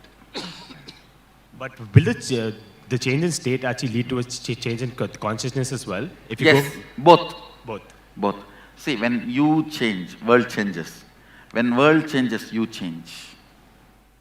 But will a change has to be regressive? Let's say you achieved Turiya Theta to Turiya Theta. There's no way you'll actually go back to being deep sleep. I deep should sleep, tell right? you, the regressive possibility completely disappears the moment you even you enter into Turiya. After that, no regressive possibility. Till Jakrat, there is regressive possibility. But not after the Turiya. When I am in a relationship or I am having a meaningful conversation with somebody, is it just the state in which I am there that will define the quality of relationship or conversation I am having? Or is it that in that state, what is the extent of length, breadth and depth I have? That will decide. No. Actually, the state in which you exist, that decides. Length, breadth, depth is always liquid. It just gets altered the moment you shift that state. Just a simple remembrance of the Guru. The intimate touch, that experience, remembrance, your whole energy will be shifted. The length, breadth, depth will be different. That is why we have in Sanskrit, Smaranat Mukti, just by remembrance liberation. So, you don't have to bother about length, breadth, depth of that dimension, that space. The space you are in matters. So, the 5 components of these 11 dimensions, are they anyway related to the Panchabhutas? Because they seem No. 5 elements are, all 5 elements are within the, see that space is different, this space is different. The space in Panchabhuta is Vyoma. The space in this 11 dimensions is Akasha. Okay. Vyoma is different, Akasha is different.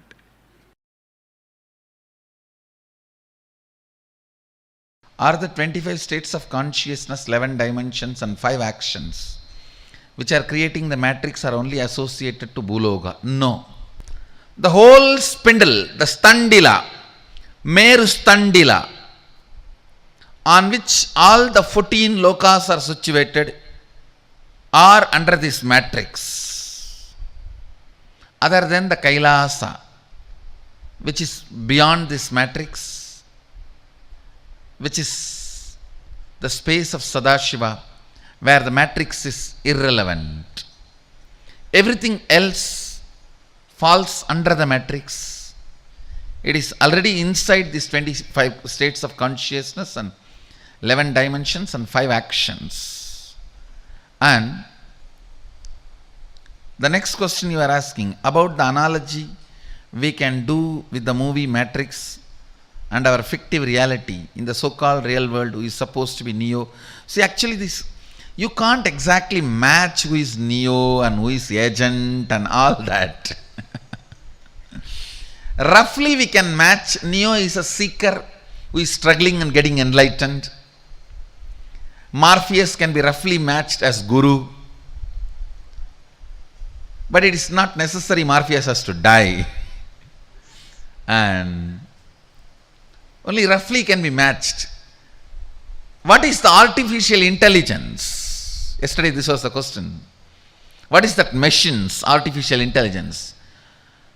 The common understandings which are not real but accepted as a system by all of us, like a concept of currency.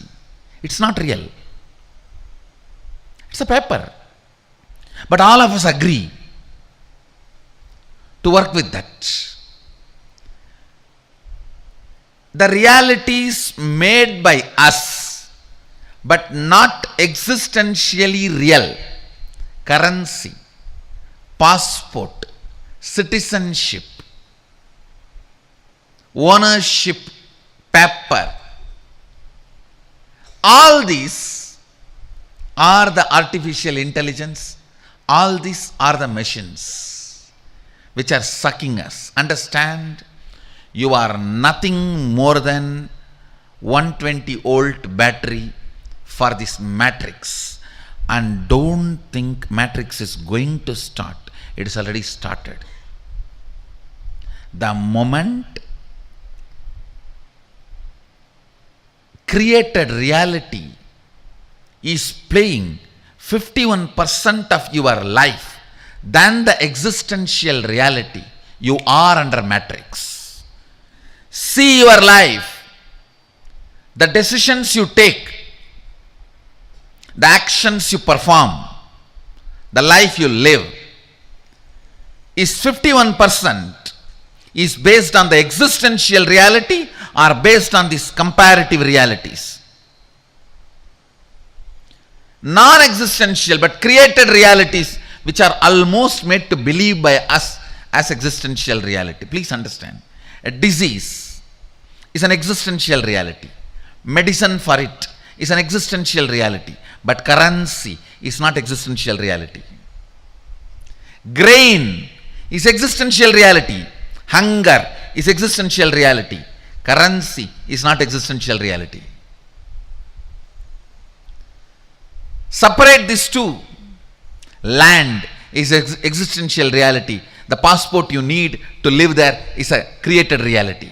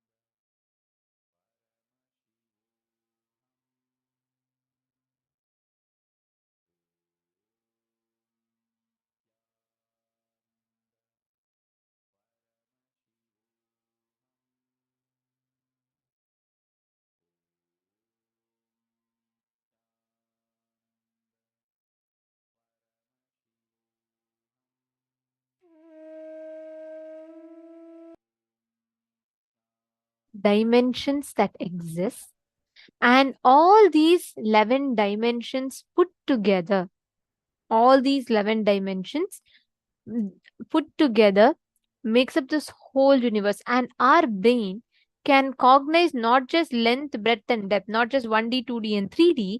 We can cognize up to 11Ds. We can cognize up to 11 dimensions. And it's entirely like the whole universe, everything that we see: length, breadth, depth, time, space.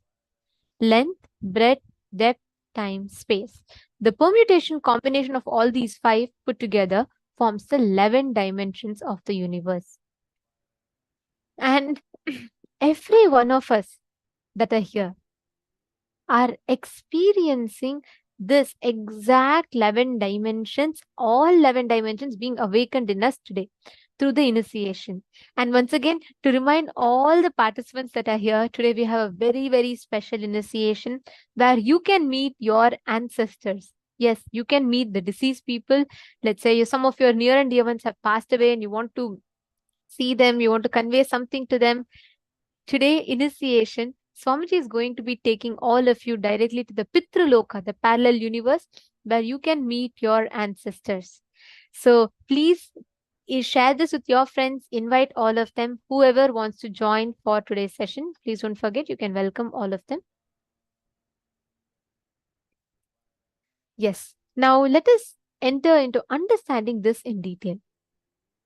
Length is the logic dimension of the cosmos, all the logic dimension. Breadth is emotion dimension, where when the length, the logic is added with emotions, that is breadth. Depth is cognitions, your beliefs about life, how it becomes reality. All of that is cognitions. And the time is upon which, the unit with which you measure the length, breadth, and depth. The scale against which you measure the length, breadth, and depth is time. The place where all these 4 happen, the place where all these 4 dance upon is space. Length, breadth, depth, time, space. The permutation combination of all these put together is what makes up our universe. Understanding? For all of you understanding this? So whenever the universe, the construction of every atom in this universe, what we perceive is broken down. It will be breaking down into these unit dimensions. These are the basic unit dimensions. And these all put together forms the whole 11 dimensions of the cosmos. Understanding? Any of you have any questions so far?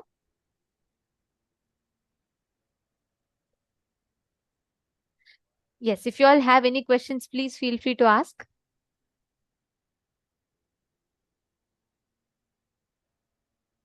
Okay, question. I once dreamt of dying due to electric shock. I remember it clearly because all my life I heard you cannot die in your dream. Does that mean anything? Was it some different kind of consciousness? Ma Vinuta Nagaraj is asking this question. Okay, so as I had mentioned earlier, Ma, you would never be able to see, you may experience, let's say, in your dream, you experience that you were electrocuted and you are dying. But the death part itself, you can never experience it in your dream. What you had experienced would have only been till the point where, like, you died. Not after that. Are you understanding? The point till where you died. That's all. That much you can experience in your dream. But after that, the part of where you are going through the dying, like going through the process of death and dying, you can't experience it in your dream, because our dream, we'll be very unconscious, right? So you won't really be able to experience the process of dying in your dream. Are you understanding?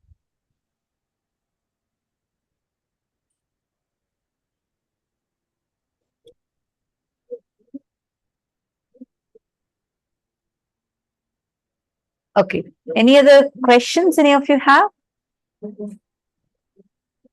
See, the death is not just, it's not like a button, switch on and off. Actually, whenever anyone goes through death, it is not a second, like how they show in movies. Oh, a person is dying, they go to the hospital, they're admitted, and then, like, in one instant, just they're dead. No, you actually go through death in it's like there is a period of time, because slowly, part by part, your body goes through the death. That's why we did the death process, remember? Where the step by step, the process of dying happens, and then you face all the best experiences you've had in this body. You will face all the worst experiences you've had. You will literally do a full review of your entire life. Your whole life will play like a movie in front of you. And then after that, you remember the karmas that you have not yet exhausted, which you wanted to exhaust. But you would remember the karmas that you wanted to exhaust, but you were not able to exhaust, and go through deep pain. And that's how layer by layer, Swamiji has actually elaborately described this, how there are panchakoshas, the 5 layers in your body, how, like, step by step, the death happens. So that's why you can never die. What you can remember in your dream is only the process of the death, like you're about to die. That much only you can do. And after that, you won't be able to cognize. And actually, the moment all the nightmares, the worst nightmares, Swamiji says, can only be 3 seconds. No nightmare can be more than 3 seconds. Every nightmare can only be 3 seconds, because beyond that, you cannot process. Your brain can't process death. So you will wake up. Always you will wake up with the nightmare. Like whenever there's a nightmare. Okay, Mark Xianging Zhao is asking, is there a written version of the 5 dimensions, 25 forms, 25 states of consciousness, 11 dimensions of the consciousness? I heard from the teacher that I couldn't organize it all at once. There is a text version that you can read and understand slowly. Actually, Ma, I suggest there is a like a table, but I suggest that as opposed to the table, you listen to it from Swamiji. There are a lot of videos on YouTube where Swamiji speaks on this 25 states of consciousness elaborately. If you could please listen to that, Ma, that will really give you an in-depth understanding. Actually, Ma Vimala, you're asking this question, Ma, when we die, do we die in all the worlds? As our breath is same everywhere. Actually, honestly, I'm curious of this. This one question even I'm also having, because Swamiji says breath is the same across all the 14 lokas. So this one part even I also have as a question. You can ask Swamiji today during the darshan. You can post this on Twitter and on YouTube, so that when Swamiji is revealing, and you can get an answer directly from Swamiji. And also there's one more question.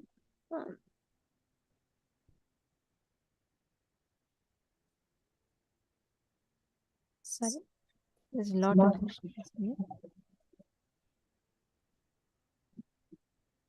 Okay, see, one thing, please understand. These 25 states of consciousness, 11 dimensions, all of these are the unit or different scales, or I should say different building blocks out of which the whole universe is constructed. The way you cognize the occurrence of the 25 states of consciousness, and the way each of the universe is built up, the whole world, it's all the building blocks is this 25 states of consciousness. Okay, there's a question from Preetham A. He's asking, I got a dream of meeting my deceased father 2 days ago. Does that mean we can travel to Pitruloka in our dream, or our ancestors can travel to our Bhuloka for whatever loka where our consciousness goes in our dream? Yes. I'll tell you, somebody has given a very interesting answer. The deceased people, spirits and ghosts can influence your dream. Not like, and not only ghosts, even the people, the soul that has left the body, all the ghosts, see, we are all 7 layered. The ghost is only 5 layered or 3 layered. I forget the exact number. So Swamiji said that because they are less powerful than us, because the components that they constitute is less, they do not have the physical dimensions, so they can only influence you. Many people say ghosts come and kill. Actually, ghosts cannot kill. Ghosts cannot kill you, as in they can't pick up something and kill you, but they can influence your thinking, they can influence your actions, they can agitate you, trigger fear in you, etc. So that ghosts can do. And ghosts can influence your dreams. Not just ghosts, any spirits, people who have left the body, they can influence your thinking. So Preetamaya, when you're posting that you met your deceased father, that means that soul is trying to establish connection with you. In your dream, actually they appear and they actually try communicating to you. Swamiji said this is possible, and many times ancestors do that. In fact, you will see today we are having this special initiation, right, where you will go to meet your ancestors. Swamiji will be taking us all to Pitruloka. We'll all be traveling to Pitruloka and you can actually see the ancestors. Swamiji said that many times when you meet or offer Maheshwara Puja, when you go and meet them after Swamiji's liberation, you will actually see once more your father will come back in your dream. He will tell you that how complete or how fulfilled he is, and that after the blessings. So today we are actually having that initiation. You can meet your father not just in dream, you will actually see him and you can interact with him. And also see, there are two things in this. One, there is the ancestors coming to meet you via your dream, establish a connection to you via your dream is possible. The second thing is, it might be our own incompletions projecting also. Both of these are possible because both of these can happen. Now, if you want to experience the complete completion with this, and you don't want to feel powerless in your dream, see, you meeting someone is not powerlessness, but if that is creating a deep incompletion in you, in your dream, if you feel powerless, then that powerlessness in your dream state should be completed. And the initiation today can really help you with that. Get your father's picture today and be sure to be in the darshan. And you can also invite any of your family members, if you have any siblings or people who are connected to your father deeply, and you can get them also, let them all sit with you during the darshan. Get the picture. If they can attend the sessions, that would be great. At least get them to sit and they will all also experience completion. So definitely get them. And I also saw one other question. Akashaya had posted, Akash Geronimus had posted saying, sometimes I dream that I'm awake, but that my body is frozen. Usually this happens in a scary dream. How would I look at this dream for the current exercise? Okay, few things. First, in the dream state, if you see, the way things happen, it's not in a logical way. It's very haphazard. It's not really, there's no logic. If you see, there won't be a proper logic to this. And there won't be any, like, for example, you'll suddenly be dreaming that you're sitting and writing an exam, and right next to you, your child will be sitting, and then you're like, it's like the timelines are confused. Suddenly you're a child, and right next to you, your child is sitting, or you're then getting married, and like it's like so confused way, because it's your eye consciousness is very low. How many times you all have felt in your dream, if I am awake, definitely I would not be talking like this or taking this decision. In your dream state, you'll be like, why did I take that decision? That was so dumb. And you feel like, no, if I'm in a clear consciousness, I would not be taking this decision. Just raise your hand if you have felt this. See, that's because in all of our dream state, the I, the identity I, is very low compared to the thoughtless state. See, whatever is happening, the I consciousness gets extremely low. And that is what you are, that is why you experience that space to be so haphazard. Don't try to make meanings out of that. Instead, focus on if it is creating certain, see why we react like that in the dream. It's many people go through this. Wherever it's like a scary dream, you just won't like, you'll feel like, oh, no voice is coming out. I just feel like I can't even move. I can't even shout, or I can't even, like even run from that. You'll feel completely frozen. Don't try to like look at why that is getting created. Instead, you question why dream at all and go to the source of the incompletions that are causing the dream. Swamiji says, if you are in complete completion, there will not be any dreams. Dreams will not even happen. I hope I answered your question. All right.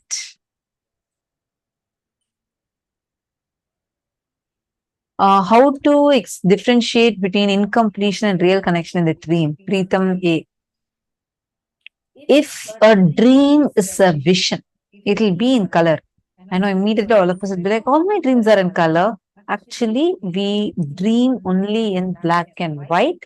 We add color to our dream later. Have you seen like, these videos in color theory, how based on the background, if an object is gray, you actually add your eyes, your brain directly adds some color to it based on the lines on top of it and the background color. How many of you have seen such videos where sometimes like a particular object appears white in a different background and pink in a different background, or green in a different background and blue in a different background? They call this as color theory. You add that color, you're not seeing the way things are as it is. Why so much? Even scientifically, we see images in a reversed manner. Your brain after that inverts it again. Like right now, I'm thinking that I'm seeing this camera straight. But when the light enters and goes inside, it actually casts a reverse image because of the lens that's there inside our eyes. So we only see a reversed image, but it's our brain that inverts it and sees it. We learn this in science. Why I'm saying about this is because you will see the things that we are seeing are what it's appearing to be, but not what it is. You need to, more and more you are establishing yourself in completion, the real things would start being more, the reality will be more and more clearer to you. Right now, the way you can differentiate is in your dream. If your dream is in color, you're having a vision, it will be very clear. The colors will be so vibrantly clear. The dreams, normal dreams, don't have color in them. It's always in black and white. It's so fun to see so many questions. Like, I really enjoy. Yeah. Even morning, many of you had some questions that you wanted to ask. Please feel free to post. Go ahead and please post your questions if any of you had any questions that you wanted to ask. Please go ahead and feel free to ask your questions.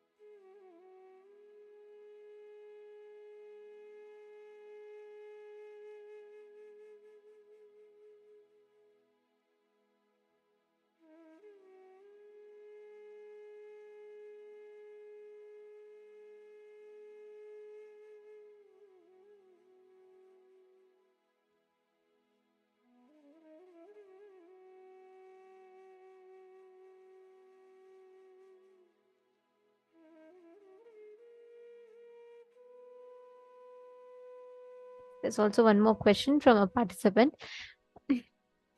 If dream is in color, what does it mean? If is in color, it means it's a vision. See, if you had Swamiji in your dream, or if dream is color, it's in vision. All dreams always happen in black and white. We add colors to it later. All of our dream always happens in black and white. If it's in color, it's a vision. Diagjuan Shen is asking, is the Earth's core world the same as Kailasa parallel universe?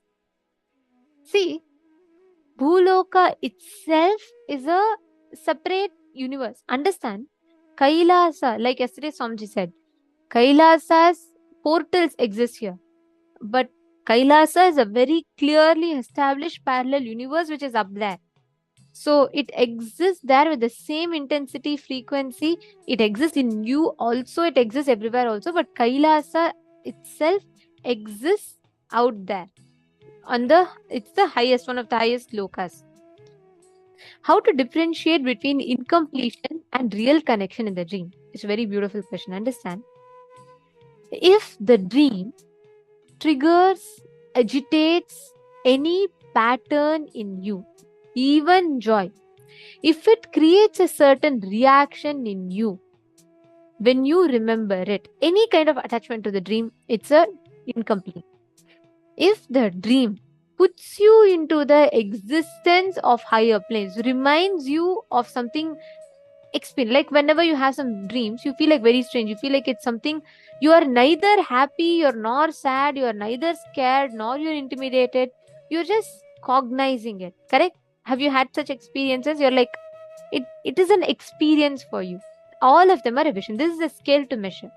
If your dream is triggering, agitating either joy or sadness, any kind of attachment to that incident, that means it's an incompletion. Like you may dream as if you're eating nice rasgulla and gulab jamun, and it creates a lot of this thing in you. Understand, that means it's still a dream because it's coming, your pattern is getting agitated. Suvit Surendra Nair saying, Swamiji saw Swamiji in vivid color in dream and stopped having nightmares. Beautiful, Aya. That means it's a vision.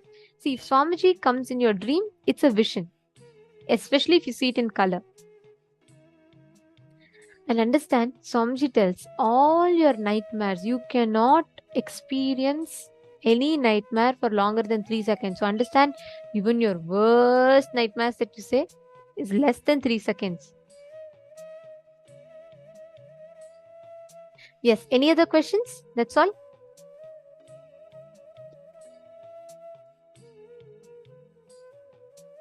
If any of you have any other questions, please ask. Morning, many of you had asked, so if any of you want to top up your questions also, you can do. Oh, sorry, in the female side, there's quite a bit of questions.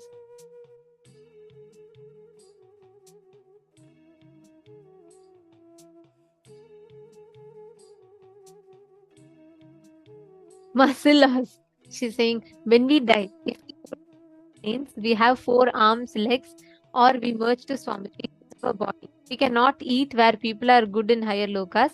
There isn't any place. Isn't there any place where we can have normal body, people are good and we eat, we have art?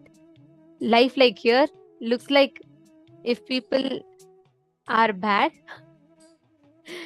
Marcellus. If you want to experience everything like Bhuloka, then come back and take one more birth in Bhuloka. Why are you trying to create one more earth in higher planes? You want, listen, every loka is unique. You cannot have the choices, what you create. Each loka has its own Sanatana Dharma. It functions by its laws. If you are, see, that's what Swamiji tells. It's a very beautiful story. I have to tell this. So, there was one king who wanted to meditate. He suddenly decided he has to become a monk. So he says, he goes to the Guru and he says, look, I want to be a king, but I want to experience monkhood for a few, a brief part of my life. So the Guru tells, look, you are a king. You better be a king. Don't try to become a monk and all. It will not suit you. You just be quiet and be a king. The king says, no, I want to be a monk. I want to experience it. The master says, all right, go meditate in the forest. So the king goes to the forest and he decides, I will not have anything. I will have a normal life like a monk, and he will decide and he'll sit and start meditating. In 2 days, he will not be able to bear the mosquitoes that comes in the night, and he'll constantly feel very disturbed about it. So he'll get 2 servants to come and fan him when he's doing the thing. And then moment he brings 2 servants to fan him, the place is not enough. It gets a little crumpier. Food is not enough because they have to share for the 3. So he says, all right, let's get the cook to cook for us. The moment kitchen comes, the smoke is constantly disturbing him from the cooking of the food. So he decides, let's build a small structure for me to meditate. Now, because the cooked food, everything, place is not enough, he tries to expand the structure. Slowly, he adds like that. And very soon he builds a big house. He wants people to protect, so he brings his army. He shifts his whole kingdom to where he came to meditate. That is how we human beings do. You want to go to higher loka, but you're asking everything the same as Bhuloka, then take birth in Bhuloka itself. Each thing has a function. Each loka has its own Sanatana Dharma. You can't see, of course you have the freedom to create life as you want. But we human beings, everywhere we go, we want to leave a mark of it being something to us. Don't operate from that mind.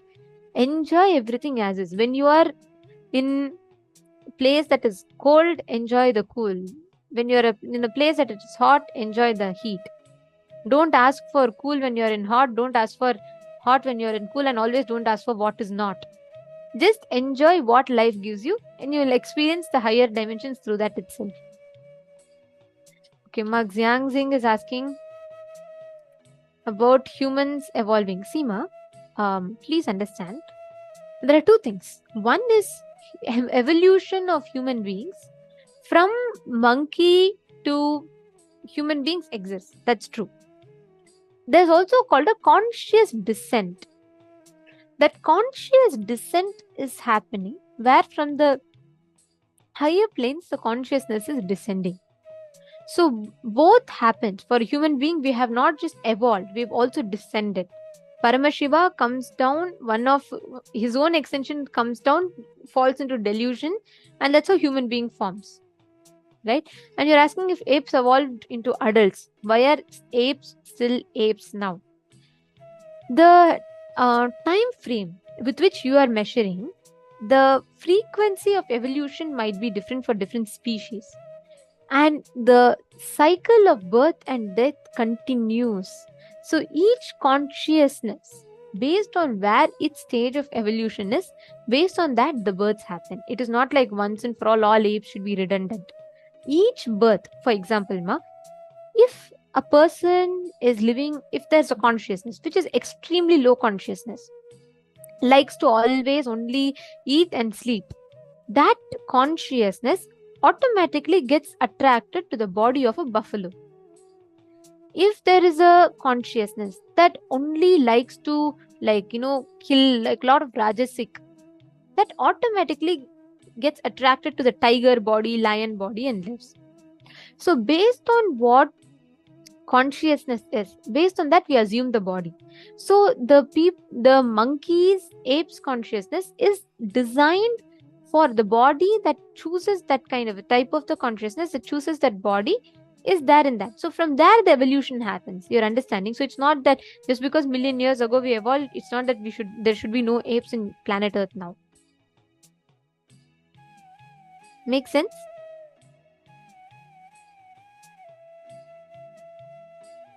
Ma Vimala is asking, Ma, sometimes when I'm awake for a split second, I go into micro sleep. I see myself somewhere among others. When I realize that, I am back to myself wide awake. Can one fall asleep and dream so fast? Yes, it happens. That means the incompletions triggered in your inner space is in that higher frequency. Ma Vimala, if you notice, even the number of thoughts that comes in your inner space constantly interferes will be very high. What you're saying is not a spiritual experience. Actually, it is there is non-engagement or this thing with life. So I'm just giving you an honest answer, Ma. See, that experience happens when you are continuously not participatory in life. That puts you back into the space of dream. You understanding, Ma Vimla? So understand this one truth. Whenever you are having this experience where you're saying, okay, I'm just falling asleep constantly, look in. At some point in that situation, you're resisting life. Either tiredness or boredom is manifesting through you. It is not a spiritual experience. If you're falling asleep, Swamiji says dream is an incompletion. If you are having dream, that means you're still entertaining, cherishing patterns. So every night before you fall asleep, do 42 minutes of completion. You will see that the inner chatter, something goes in as kacha, kacha, kacha, kacha, it keeps happening inside our inner space. You just need to bring that down consciously. Make sense? Understanding?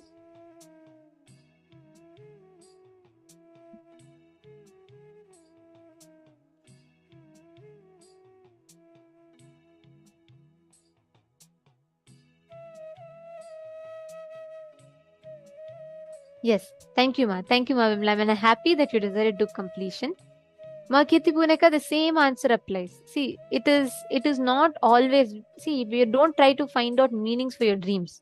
Because dreams are itself, see, when you know it is a dustbin, you don't need to analyze what's in the dustbin. It's just garbage. You need to throw it out. So there's no point, because I'll tell you why. When you try to analyze dreams, you're only trying to understand or analyze your incompletions. It is not of any value add to you. Instead, focus on when you're living the life, how best you can live it. You're understanding, ma? Dream states do happen, but it is the different incidents. Your desire, what you want to fulfill, versus unfulfilled desires, right? Versus your fear. All these put together becomes your dream. But dreams do have meanings. I'm not saying no. Sometimes dreams do have significance. Like, for example, in Hinduism, if you see a snake in your dream, there's a significance. If you see something like a vision in your dream, some god in your dream, there's a significance. Like something might show a future event. That's all true. But all I'm saying is don't try to sit and analyze that incompletion.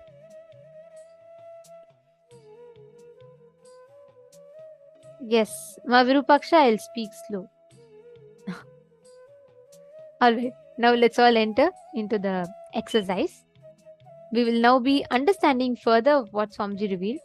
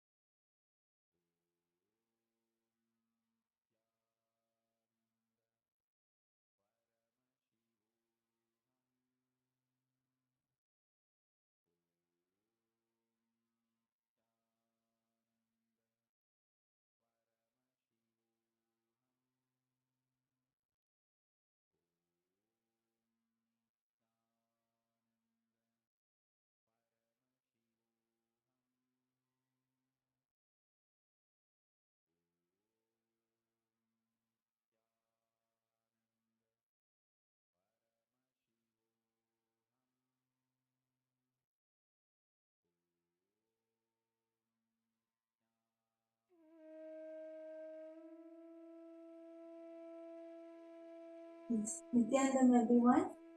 Nithyananda. It is very nice to be here with all of you today. And now, after we have understood from Swamiji about the 11 dimensions and about the different states of consciousness, now we are going to be moving on into the power manifestation. Now we are going to be manifesting the power of length, right? And length is the power where we are going to be using. Yes. So in this session, we are going to be manifesting the power of length, and here we are going to be scanning the height of different buildings. So here, this is basically the power where we connect to Swamiji, and using the space we carry, we are going to be using the energy which comes from that space, right? Swamiji very beautifully explained how our beyond the length, beyond the breadth, and beyond the depth is the space which we carry. So we are going to be connecting to that space inside of us, and through that space, through the Paramashiva, the space inside of us, we are going to be commanding our length. We are going to be declaring and being able to bend the whole physics of length. So we will be able to, now we are manifesting the power of scanning the height of buildings, but there is actually much more to this power of length. Length is anything in the logic dimension. Means it is the first layer. It is like, it can be a math question, it can be any science equation, it can be any random question in the world, or it can even be understanding and making new concepts. It's anything related to the mind and anything related to logic. Anything which the brain can understand in the logic dimension. So this is the dimension of length. Yes. So this is going to be really interesting.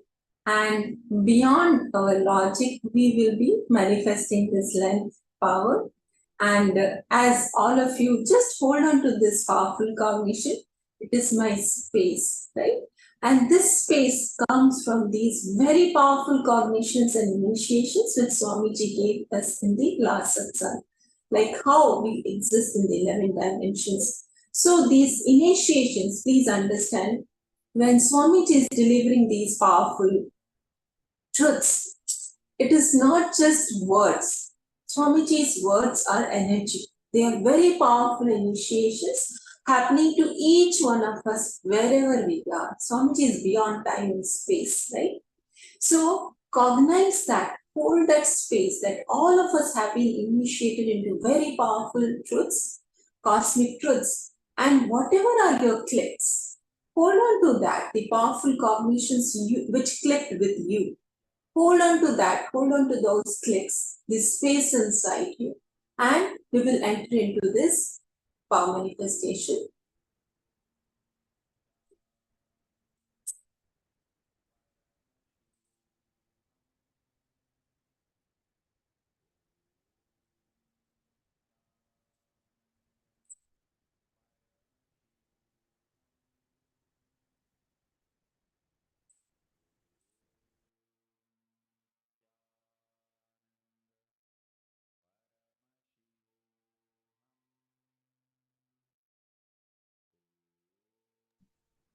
Yes, so I request all the participants to get your pen and paper so that as Swamiji reveals the answer to you, you can write it down.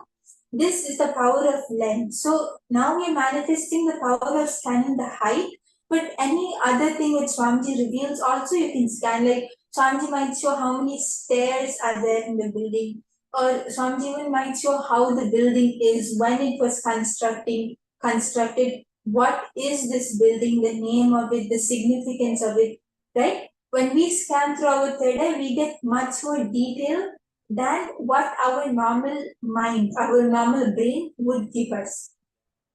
And just holding this, yes, I request all the participants to get their pens and papers. And just holding this cognition that the space you carry, that the smell of that, the flavor of that is what comes out of you as energy, right? The length, breadth, and depth inside you is not who you really are. The space is who you really are.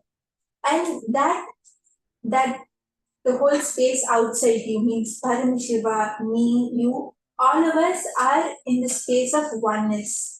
So all of us are in that one space. So just connecting to that space inside you, you just have to connect to Swamiji and you'll see that you get the answer to this question very easily. So I request everyone, if you're ready, you can put yes in the chat and we can start the power manifestation. The question is already projected.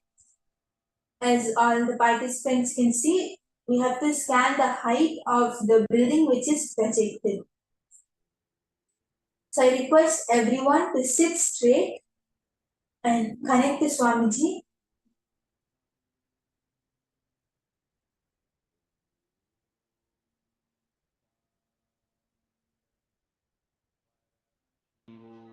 Just hold that space inside of you. Chant the Mahabharata. Paramashivoham Om Nithyananda Paramashivoham Om Nithyananda Paramashivoham Om Nithyananda Paramashivoham Om Nithyananda Paramashivoham Om Nithyananda Paramashivoham Om Nithyananda Paramashivoham Om Nithyananda Paramashivoham Om Nithyananda Paramashivoham Om Nithyananda Paramashivoham Om Nithyananda Paramashivoham Om Nithyananda Paramashivoham Om Nithyananda Paramashivoham Om Nithyananda Paramashivoham Om Nithyananda Paramashivoham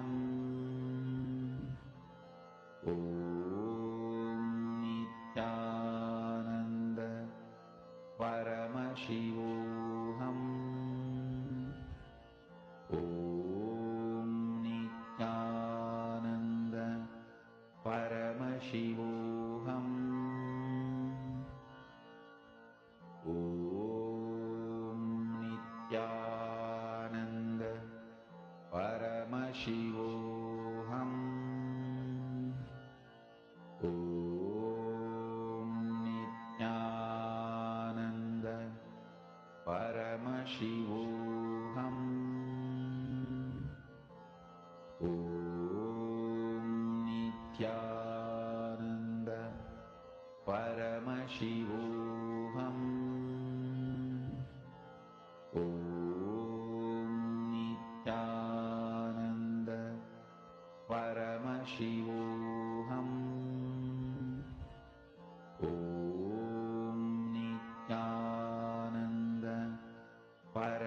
Om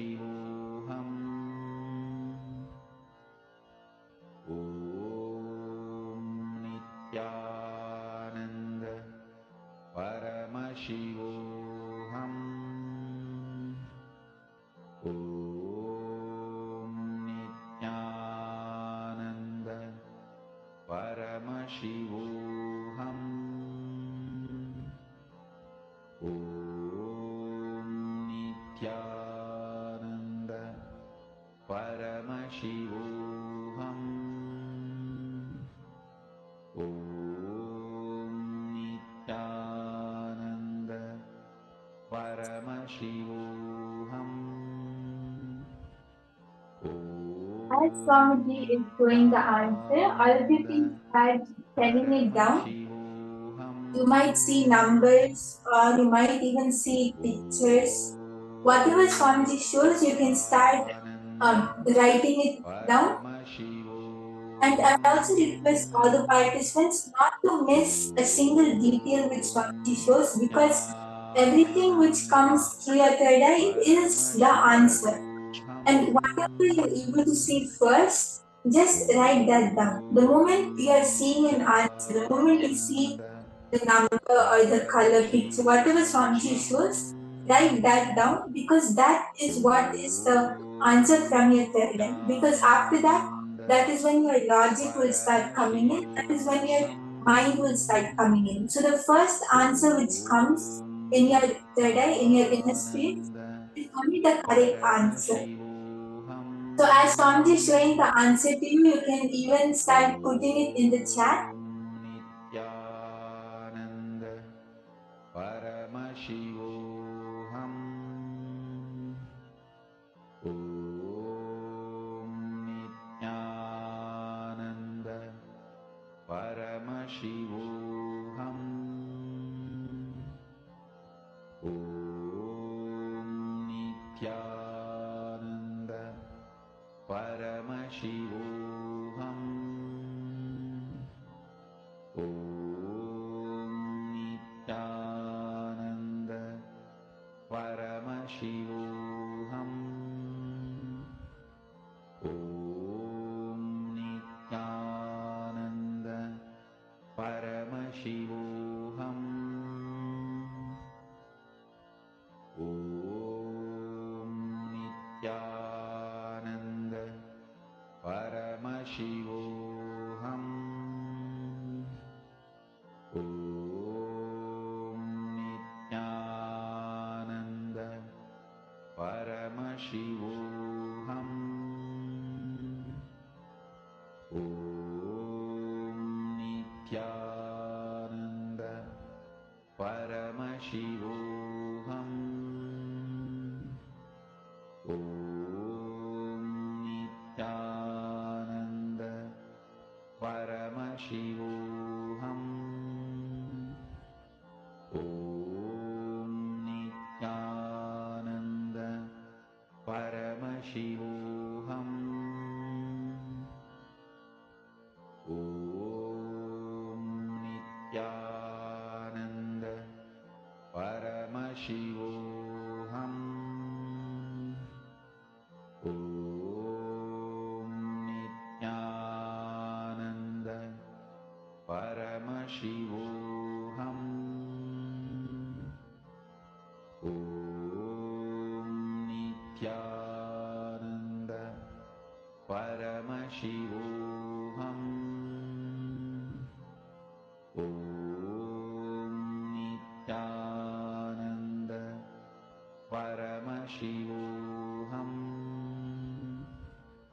Om Nithyananda Paramashivoham. Om Nithyananda Paramashivoham. Om Nithyananda Paramashivoham. Om Nithyananda Paramashivoham. Om Nithyananda Paramashivoham. Om Nithyananda Paramashivoham. Om Nithyananda Paramashivoham. Om Nithyananda Paramashivoham. Om Nithyananda Paramashivoham. Om Nithyananda Paramashivoham. Om Nithyananda Paramashivoham.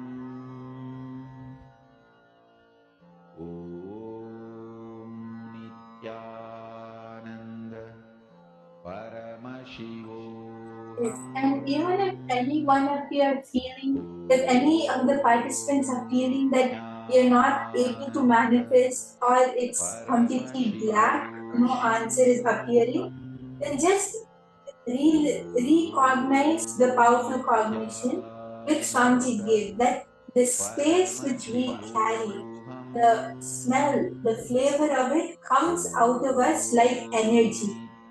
When we carry a powerful space, that is what manifests and reflects out of us. When we carry an impossible space or a powerless space, that is what will manifest. So even if you don't see a clear result or a solid evidence of it, it is still manifesting, and the whole inside and outside you changes as per your cognition. You manifest your reality. So just continue to hold the cognition that I am manifesting, Swamiji is manifesting through me. Even if you don't see it clearly as a solid thing now, when you keep holding this cognition, at that time you will see the reality outside you also manifest according to that. So just recognize that you should hold this powerful space and chant the Mahabharata. You'll see that the answer will appear very clearly, because the answer which Swamiji shows is always clear. It can even appear in golden letters, or it will even appear however Swamiji shows it to you. You'll be sure that it is the answer. Just don't have any doubts. Paramashivoham. Om Nithyananda Paramashivoham. Om Nithyananda Paramashivoham. Om Nithyananda Paramashivoham. Om Nithyananda Paramashivoham. Om Nithyananda Paramashivoham. Om Nithyananda Paramashivoham.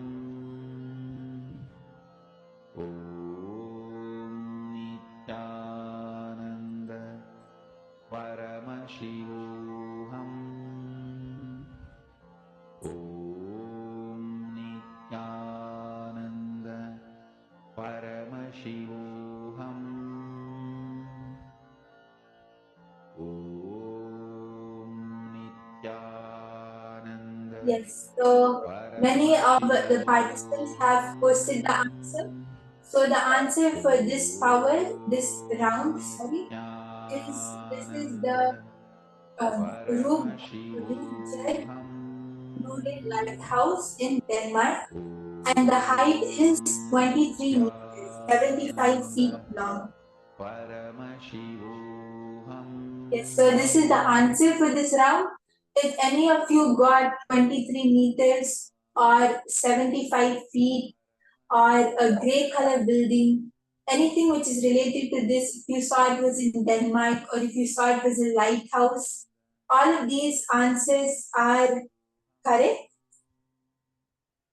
Yes, so that was a really nice manifestation. The great round of applause for all the participants, all of you who were able to manifest. If you got grey color tower or whichever part of it, whichever aspect of it you got correct, that's great. And even if anyone feels that you were not able to manifest yet, then we are going to be doing one more round now. So just hold this cognition that yes, I am Paramashiva, I can manifest, and intensely sit and decide to manifest. You will be able to manifest in this round. Yes, so let's all get ready for one more round of manifestation. So I request everyone to chant the Mahavakya, connect to Swamiji, and please scan the height of this building.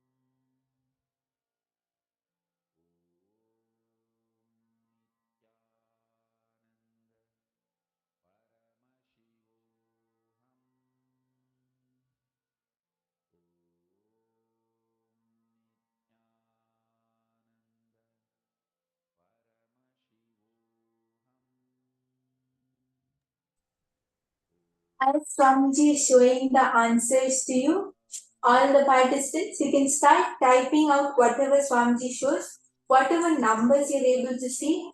You might see some numbers, you'll see some numbers in yesterday. So whatever Swamiji shows, you can start typing that out.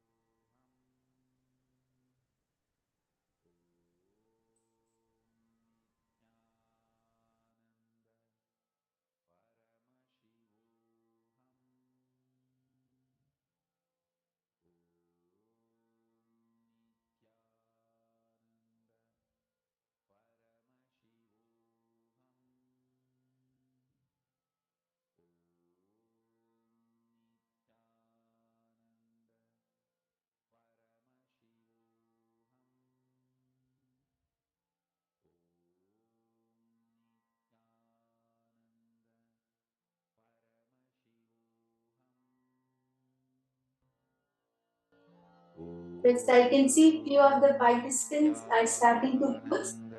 I request everyone to post whatever Swamiji shows you. It can be a number, or it can even be a color. You might see it as an image, or you might see it as an image, or however Swamiji shows it to you. You can type it down in the chat, and make sure to type down every single detail, because whatever Swamiji reveals is correct, and you will see that the answer will be correct when you type down every single thing which Swamiji told you. Nithyananda Paramashivoham Om Nithyananda Paramashivoham Om Nithyananda Paramashivoham Om Nithyananda Paramashivoham Om Nithyananda. So now we are going to be projecting the answer. So if anyone else has to quickly put their answers on the chat, you can do that, because after this, whatever answers which anyone posts won't be counted. Yes, so we can see the answer now. Paramashivoham Om Nithyananda Paramashivoham Om Nithyananda. Yes, so this is the Chindia Tower in Romania. The height of it is 27 meters and 89 feet. So whoever got Chindia Tower, whoever got Romania, whoever got 27 meters or 89 feet long, you have gotten the answer correct. So a big round of applause to all of you.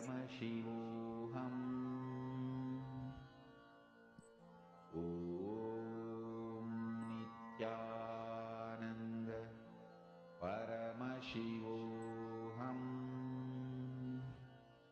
Om Nithyananda Paramashivoham Om Nithyananda Paramashivoham. Yes, so now we will be learning from Swamiji about the number universe. What is it all about?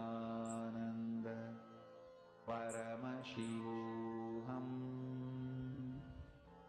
Om Nithyananda Paramashivoham Om Nithyananda Paramashivoham. Yes, so it was a great round of applause for all of you who manifested and who has gotten either of these rounds correct. That's great. And if anyone still feels that you haven't evidently manifested yet, don't worry. We will continue to be having more and more power manifestation sessions. And it is really fun to manifest power. So don't feel that, oh, I can't manifest. Every single one of us can manifest. Swamiji says anyone who has a head has a tail. And now we are going to be learning from Swamiji about what exactly is the number universe. What is the number universe all about?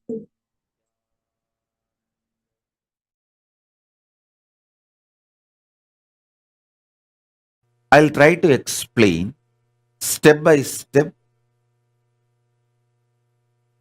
You can grasp with your logic. See, there is multi-layer universe and you. The first layer of you is your ability to logically understand, like a 1 plus 1 is 2. Your simple logic. That is your first layer of you. Length dimension. Understand? 1 plus 1 is 2 is your simple logic. There is a whole universe belong to that simple logic, that number. Actually, if you see deeply, whole universe is nothing more than a number. Just number. Just number.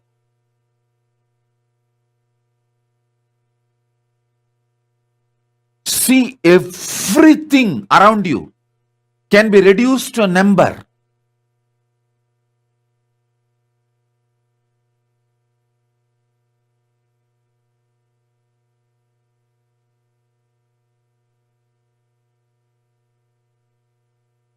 Anything you see, perceive, grasp, cognize can be reduced to numbers. Whether great strategic decisions you make, it all boils down to number. It is just statistics, numbers. Everything from your life, death, everything can be just reduced to numbers. How many of you understand the whole universe can be just reduced to numbers?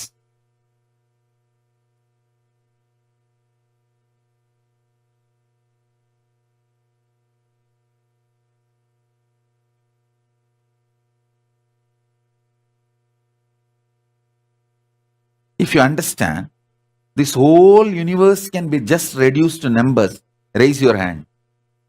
Otherwise, I will explain more with more logic and more examples. Whether it is your body, health, parameters, wealth, relationships, strategies, decisions, everything about life can just be reduced to numbers. Your basic logic, number, can be expanded to the whole universe level. Just like your basic logic is one dimension of you, one aspect of you, whole universe as number as one part of itself. Your logic, numbers, and there is a one parallel universe called number universe.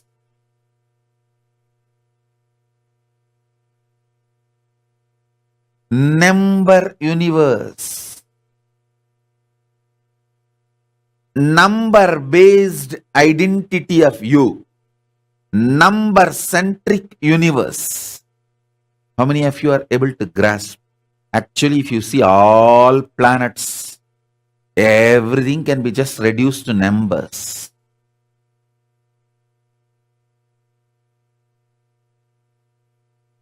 If you see the olden day mandalas and yantras in Agama, it will all be only number. About for Surya, there will be one number. For Chandra, there is one number.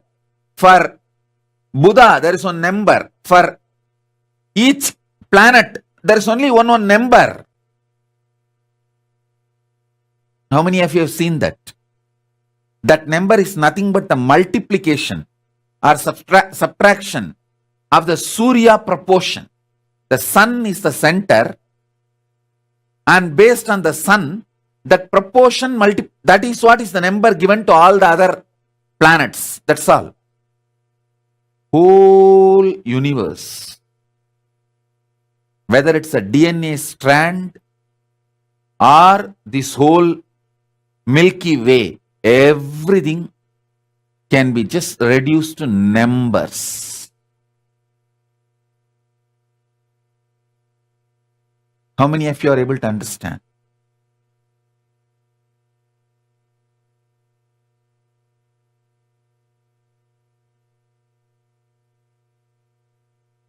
If you are able to understand what I am saying about this number universe, raise your hand.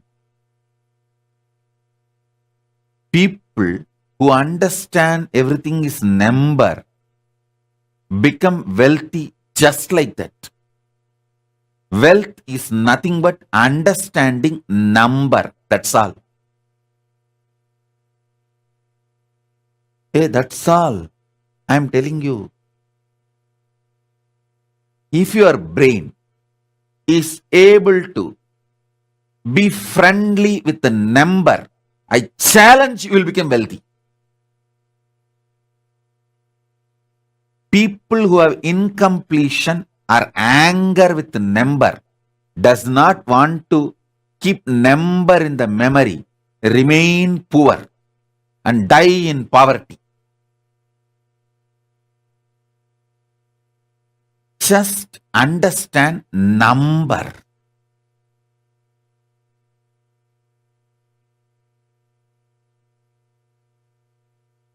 In our Gurukul tradition, you are supposed to memorize the number rhythm. We call it Vaipadu. I don't know the English word for it. That number rhythm. It will go up to 100 into 100. You have to memorize. Nowadays, the kids feel, oh, it's all just waste of time and energy. After all, we have a calculator in our watch itself. Our cell phone has a calculator. Your cell phone being comfortable with the number will make the cell phone company fellow rich, not you. It's like one fellow was going on the horse, going around the Arunachala hill. The horse got mukti, not he. Only if you walk around the Arunachala hill, you will get the mukti. If you are going on a horse will get the mukti, not you. If you are using your cell phone for mastering the number, for handling the number, the cell phone company fellow will become rich, not you. Your brain getting comfortable with the number is one of the basic lesson in Gurukuls we teach.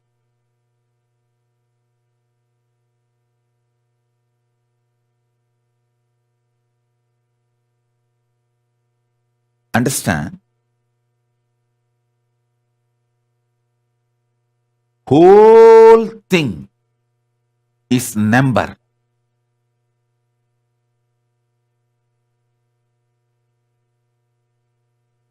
Brain, which can quickly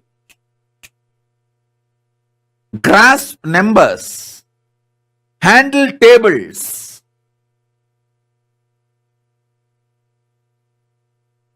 will always lead to wealth.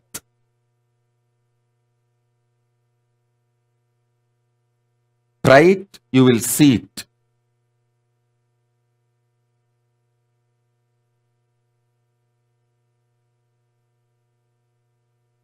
The whole universe of numbers, whether DNA strand or the Milky Way, both have their numbers. Whether your DNA strand, your gene, your one cell, or this whole universe, everything as a number, it can be just reduced to a number. Everything you see is just number. Ramanujam, the mathematician, great mathematician Ramanujam, he mastered this number universe. Number universe Lord is Lakshmi. That is why he says, Namagiri Lakshmi reveals all the mathematics and the number secrets to him. They ask, Ramanujam was interviewed, they ask him, how you just like that reveal the answers and solve the problems. He says, Namagiri Lakshmi, Namagiri Tayar. That Namagiri Lakshmi reveals it to me. Means the number universe was open to him. He was Sahasravatani in the field of number.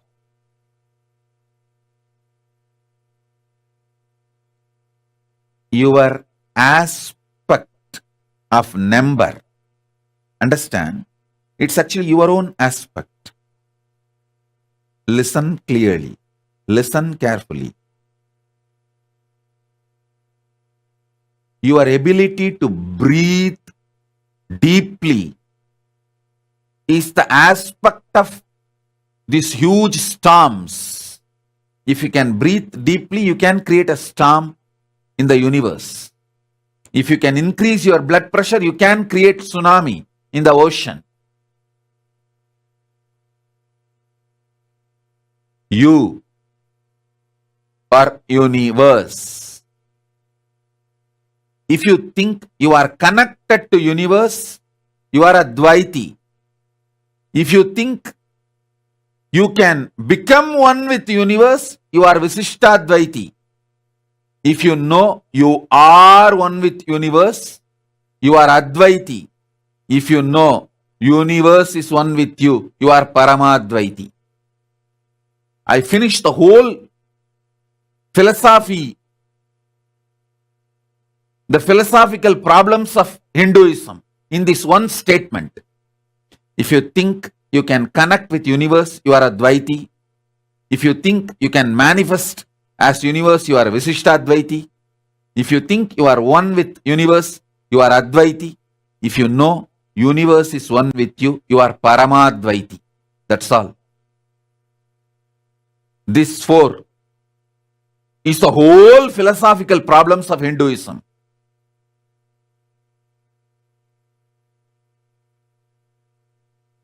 Number is one aspect of you. Number universe is one parallel universe. Listen. Even if you miss one statement I am uttering, you will miss the whole essence. I really want you to know, how many of you understand the number is one aspect of you and the whole universe can be reduced to numbers? These two statements. Raise your hand.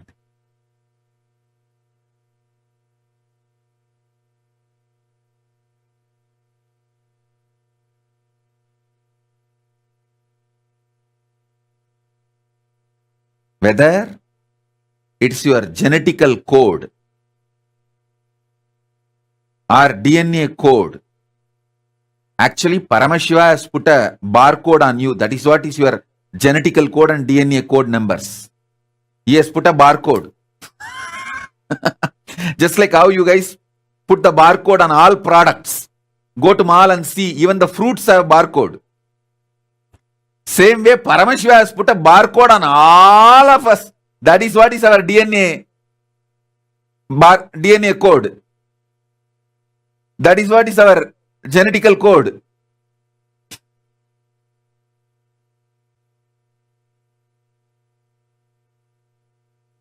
For this whole universe, there are codes, numbers. I tell you, if you can play with the number, actually, I'll give you one small example. I can just alter the number in my mind and raise my pressure, blood pressure, or lower it. If I just meditate on 11 once, blood pressure becomes normal. If I just meditate on 9 nines, blood pressure just goes up. Hey, these are most important secrets I am revealing.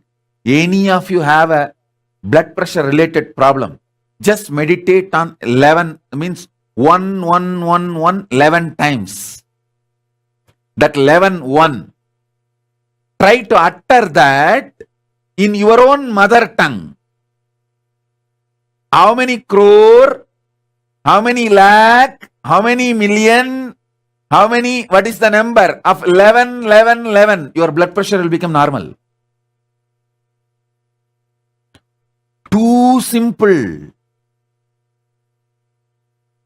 Just decide the 11 be my brain code for now. Simply your whole pressure will be normal. When you want to handle something very stressful, like you need high adrenaline, you are going to handle a very stressful meeting where you are going to face many cunning people, strategic people who are there out just to cheat you. You are going to handle that kind of a difficult people. Just meditate on 9. 9 nines. You will be fresh with a high adrenaline for a high adrenaline meeting. Listen. Number is a life. Just number is a life. Number is the first parallel universe. Number universe is the first parallel universe.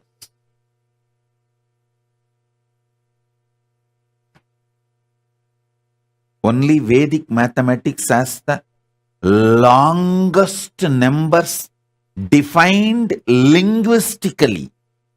Not just through digitally, linguistically defined. The Vedic mathematics has the linguistically defined names for 201. 200 times if you put 1,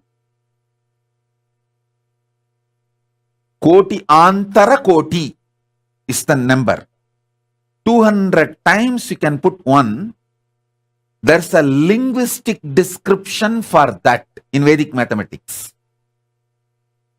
Because the brain of the Vedic rishis, capturing the number and converting them into the linguistic, means the language, processing and expanding or subtracting or playing with it, convert the longest digits into language through the linguistic understanding, names, and convert them back to the number. It passes 4 plus 4 is 8, and the 8 again becomes the number called 8. This flow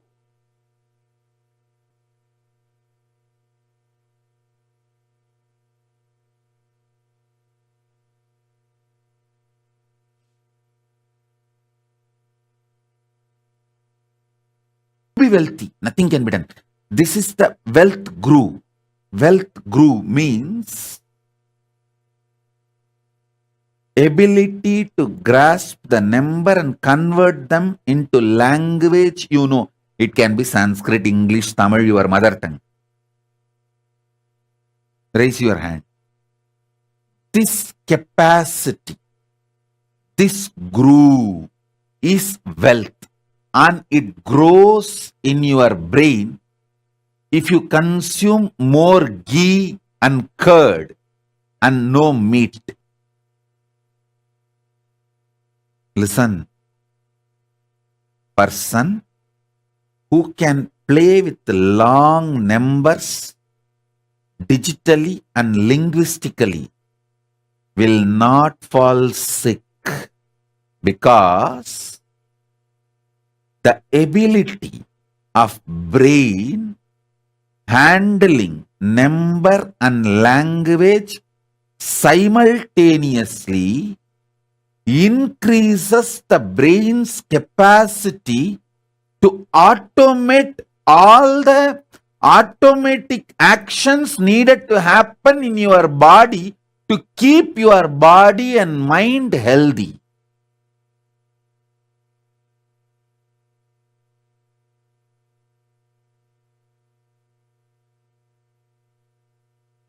One of the conclusions I am giving you is, our grandparents who knows the table by heart, 100 into 100, they will tell simply in 1 second, live long, healthy, because your brain, when it develops the capacity to convert the number to language and process it in language, and result gets converted again back to number, this capacity, the brain simultaneously develops the capacity to give command to your liver, kidney, intestine, everything to work synergetically. Synergy of your brain to work with the number, work with the internal organ is one and the same. Your health and your ability to process the number is directly connected.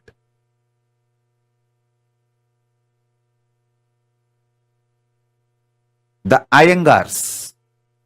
Ayers, who eat so much ghee, curd, they will have a huge stomach. You will never hear them having heart attack and dying young.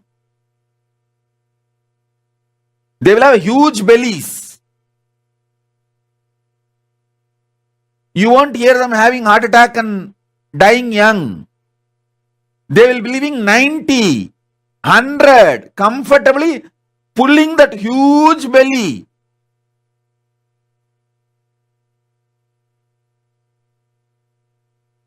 They will defy all your medical science,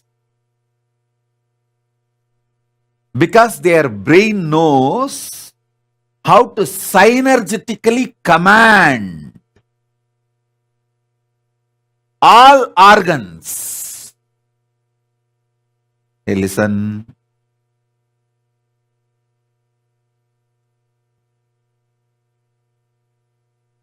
All medical understandings about the belly, fat, everything, these Iyengars and Ayers will defy,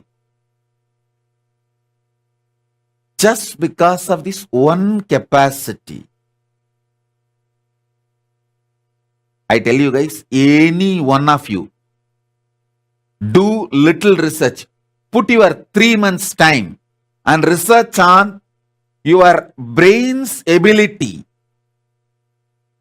to convert the number into language, your mother tongue, process it, and get the result in your mother tongue and convert it back to digit.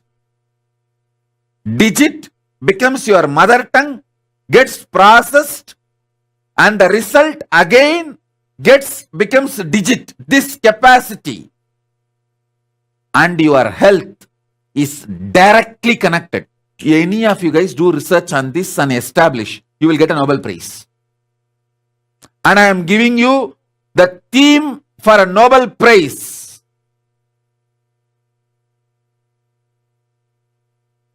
Nobody ever looked into this. Listen. Healing the body, keeping the body synergetically healthy, without any external medication is possible just by making the man's capacity to handle number into his mother tongue and process it and convert the result from his mother tongue back to digit.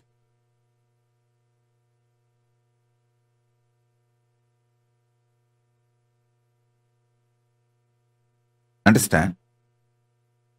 Your brain's capacity to convert the digit into mother tongue, process the digit in mother tongue, and the result of that process, converting that result again back to digit. This capacity and synergetically keeping your internal organs healthy. These two capacities are directly interconnected and one raises the other. One works on the other. Lots of health secrets can be revealed, discovered.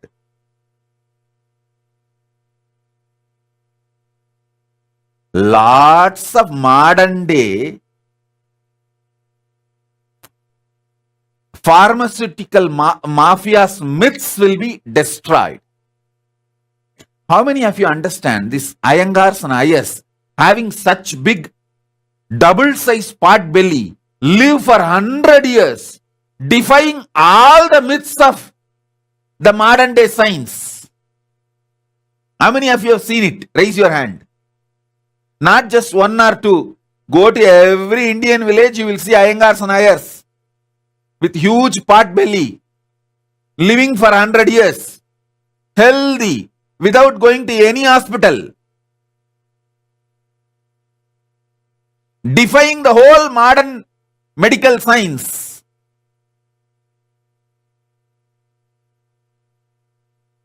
Listen, what I am saying is one revelation from parallel universe. Your brain's ability to play with the number and your mother tongue is the same ability synergetically commanding your internal organs and spontaneously, simultaneously making them alive, aligning each other. Your ability to convert the digit into mother tongue straight makes your liver active intensely. Your liver is responsible for 500 various actions in your body. This capacity, pitta, it's called pitta. Pitta means ability to play between digital and verbal, digit and words. This capacity to play is called pitta. In Sanskrit, you will be surprised. The liver fluid is called pitta neer. In Ayurveda, see, in Veda, there are 6 Ubaveda. Jyotisha, which is number, and Ayurveda, health. These two are from same unit. Because our guys know number and health, ability to play with the number and ability to be healthy is one and the same. Both are from same root.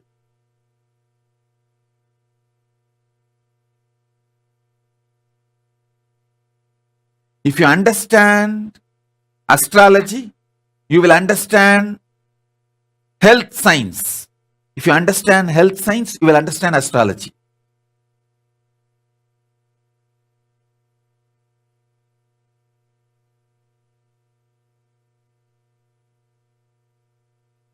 Whole thing is just number. Number is the first parallel universe.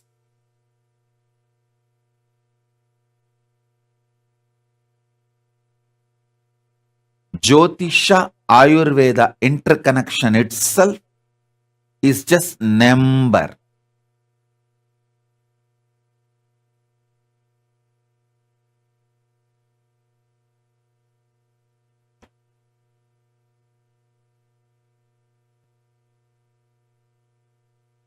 Listen, just meditate on 1,000 crore.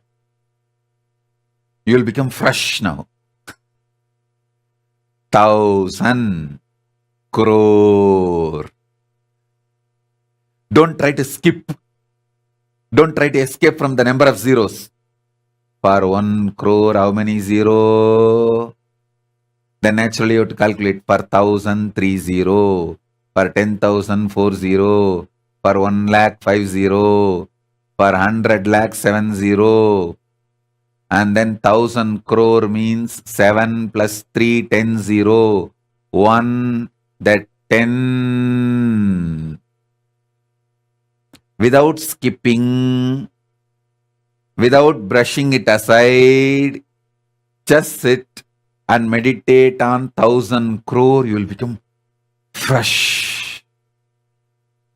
Because the number, digit, becoming mother tongue, thinking through in your mother tongue, again becoming digit, makes your liver fresh. Liver, L-I-V-E-R, your liver, is responsible for simultaneous, spontaneous, synergetic trigger of all the internal organs and keeping you fresh and alive.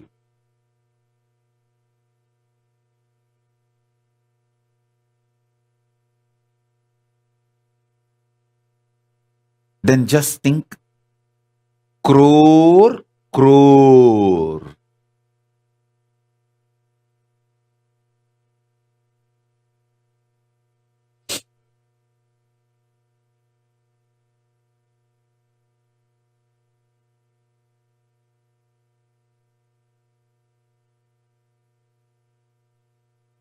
Don't try to skip.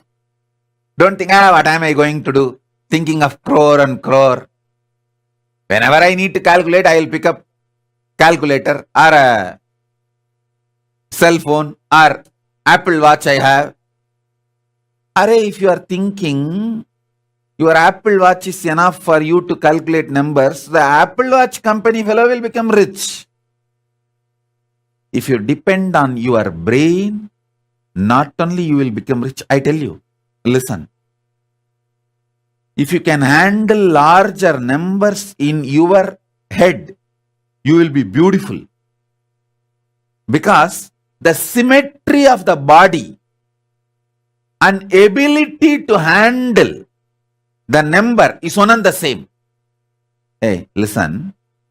Beauty is not related to shape of the body. It is related to symmetry of the body. Symmetry means how it flows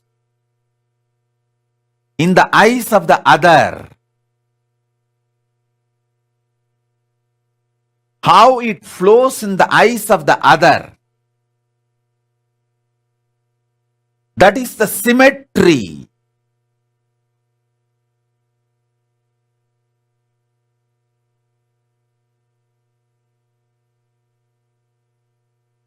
Capacity to handle larger numbers makes you beautiful.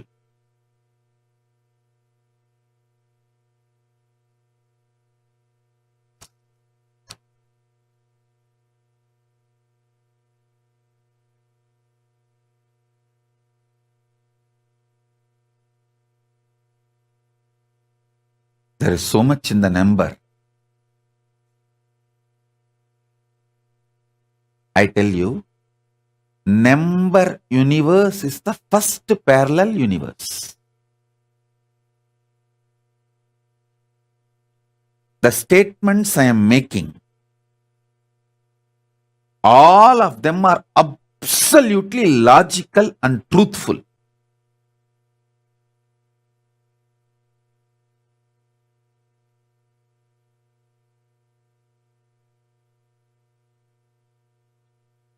If you want to be beautiful, trust your ability to handle process numbers than beauty parlors. Beauty parlors may make some small changes in you,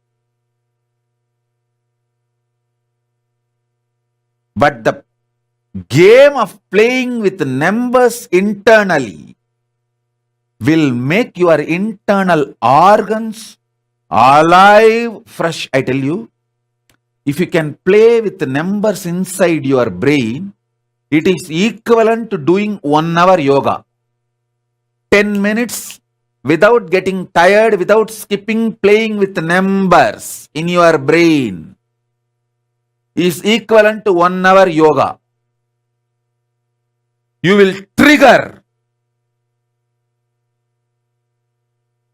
all your internal organs to be simultaneously, spontaneously, synergetically activated. Loka samasta sukhino bhavantu.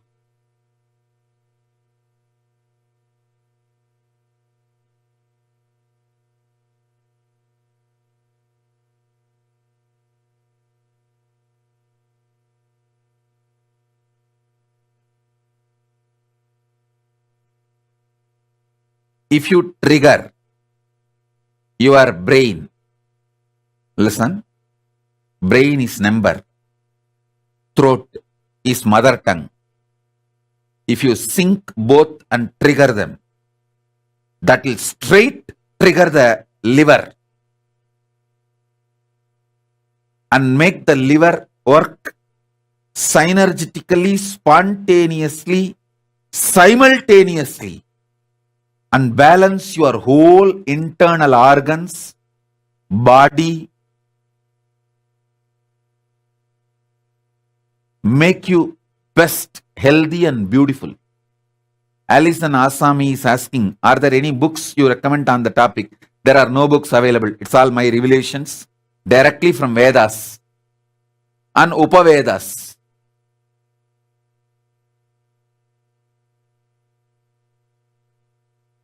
There are no books available to give you this precise essence. It's like I have understood and grounded. You see, it's like a 10-ton sugar can. I crushed, took the essence, made it into sugar and just feeding into you. I grasped the whole Vedas and Upanishads and Upavedas. Took the essence I am sharing with you. The foundation, fundamental principle I am trying to establish now is the first parallel universe called number universe.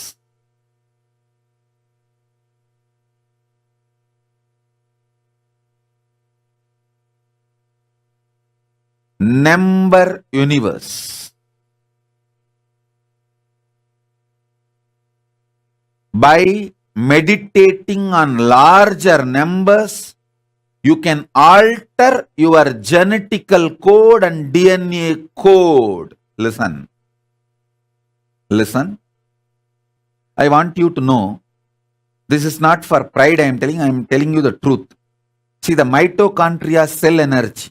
All of you know that mitochondria cell energy, which can be studied and clearly understood. Number. The medical science can tell you the mitochondria cell energy of each one of you. If you just do some blood test, it will reveal. We did a lot of researches. People had 600 times their mitochondria cell energy go up after my initiation during the inner awakening. We have studied and we have the papers, double blind study. We can share it with you all. And that same doctor did mitochondria cell energy number of mine, which was 40,000 times more than any normal human being recorded till now. The human beings, mitochondria cell energy, largest number recorded as on now. Mine was 40,000 times more, not 40,000 percentage, 40,000 times more.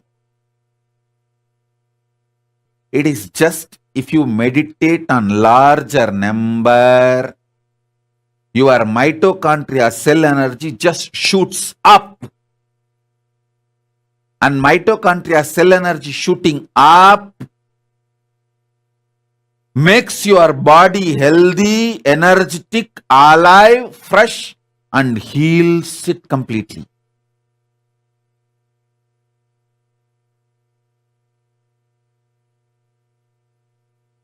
Somebody is putting the message. Swamiji reading Mrihendragama, where Paramashiva describes the structure of Brahmanda, that experience I am experiencing now in this session. Renaissance, I am making the Mrihendragama into an initiation, experience for all of you. So internalize it, receive it.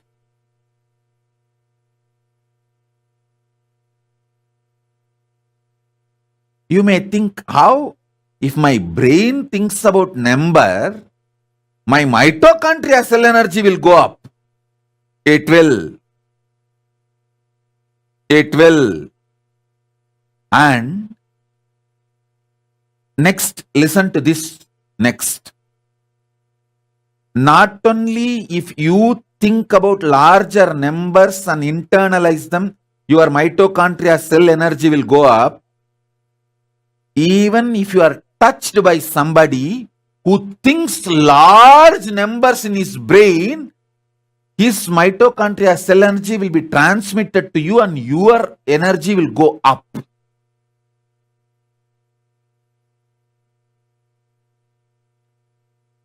That is why Krishna says, wherever wealth is there, Shri is there, I am manifesting.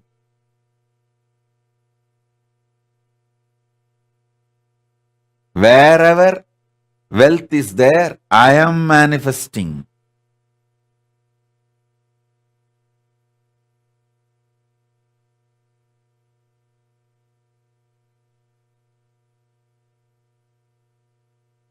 This whole thing is number.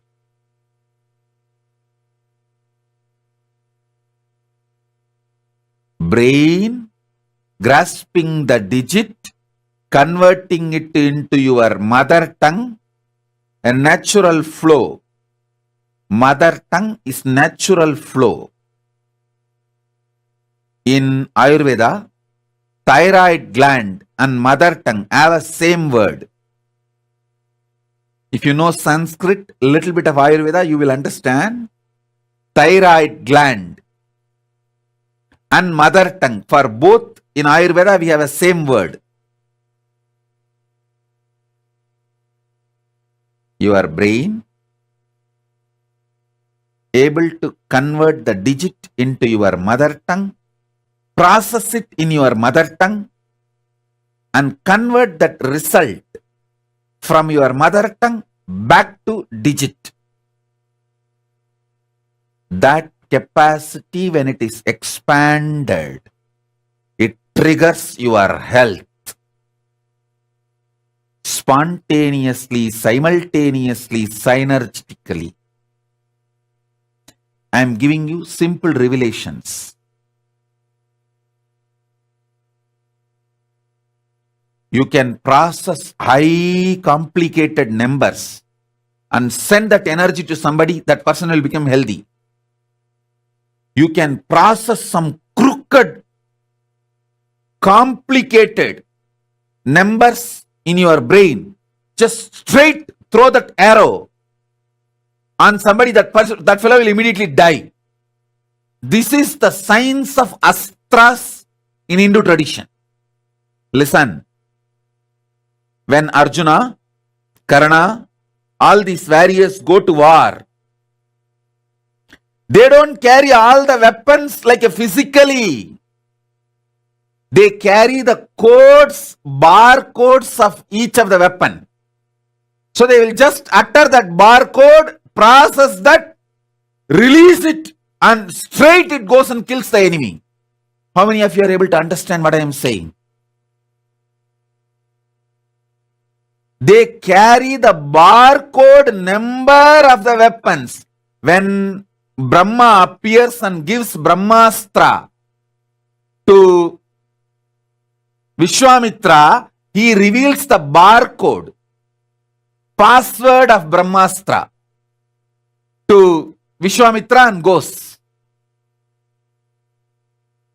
It is all just barcode sharing, password sharing.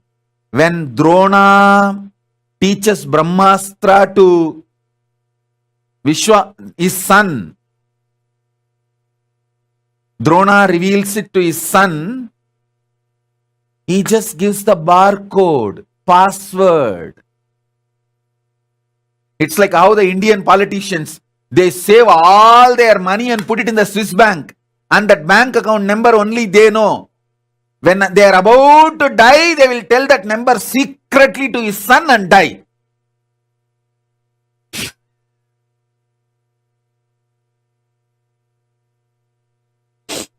Or they will tell, hey, in the puja room, my grandfather's photo is there. Behind that photo frame, I have put that bank account number. Go and open the frame and see that is the bank account number. Take all the money and enjoy, and they'll die. That's exactly what Drona does to Ashwatthama.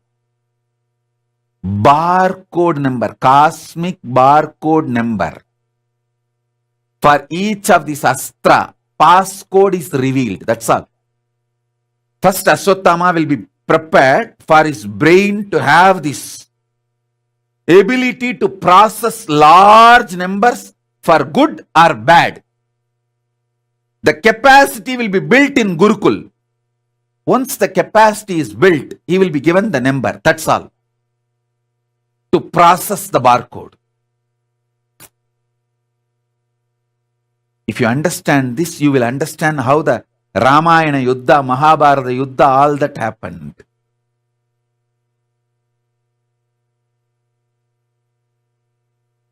I can just process a number in my system and send it to you and make you healthy. Manifest enlightenment.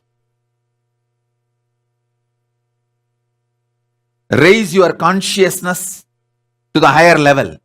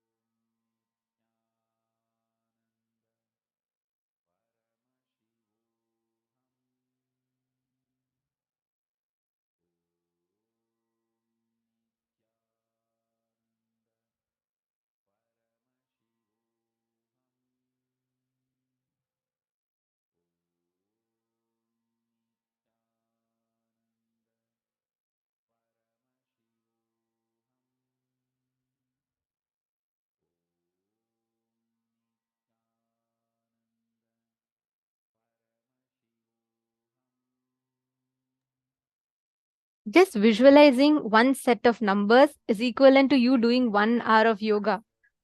How cool is that? Swamiji literally can give us even the most profound sciences, like the best analogy that Swamiji gave. It's like Swamiji took 10-ton sugar cane and condensed it, and gave it to us as just one sugar candy. That is exactly how Swamiji reveals to us. It's just profound, isn't it?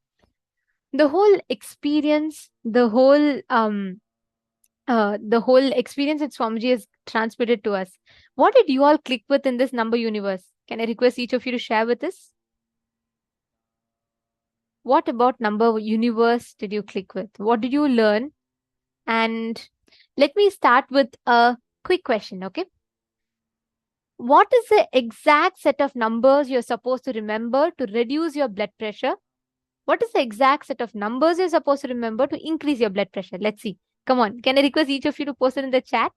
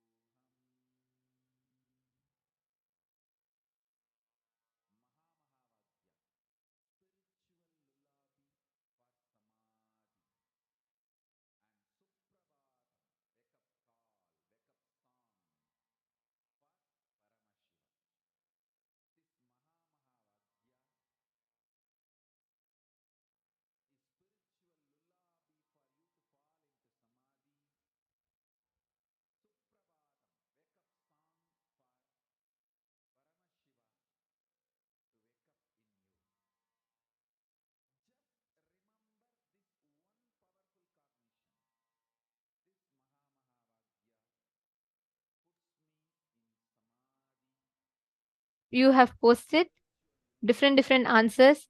Correct. Many of you have posted the right answers. 11, 11. Okay, I'm going to tell 9 times 9. Okay, means not 9 times 9, not that 9. Like the number 9, you have to visualize it 9 times.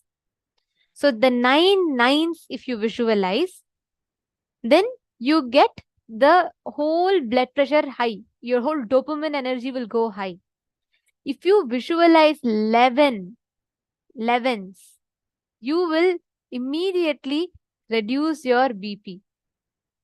So if you visualize this is the exact permutation combination that Swamiji gave. The whole universe belongs to simple logic, nothing more than a number. Like Swamiji said, right from a fruit in a grocery store till the human DNA, everything is coded with numbers, like a barcode. In supermarkets, we'll have whether shampoo bottle, toothbrush, or if it is some big food items, or if it's a big sofa, any furniture you want to buy from a mall or a supermarket, all of it is having a barcode in it. It has a number in it.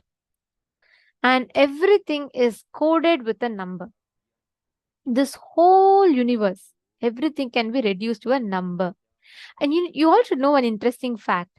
All the numbers are not just like just a digit. They are represented by an energy being or devata, deity. Every number is represented by a deity.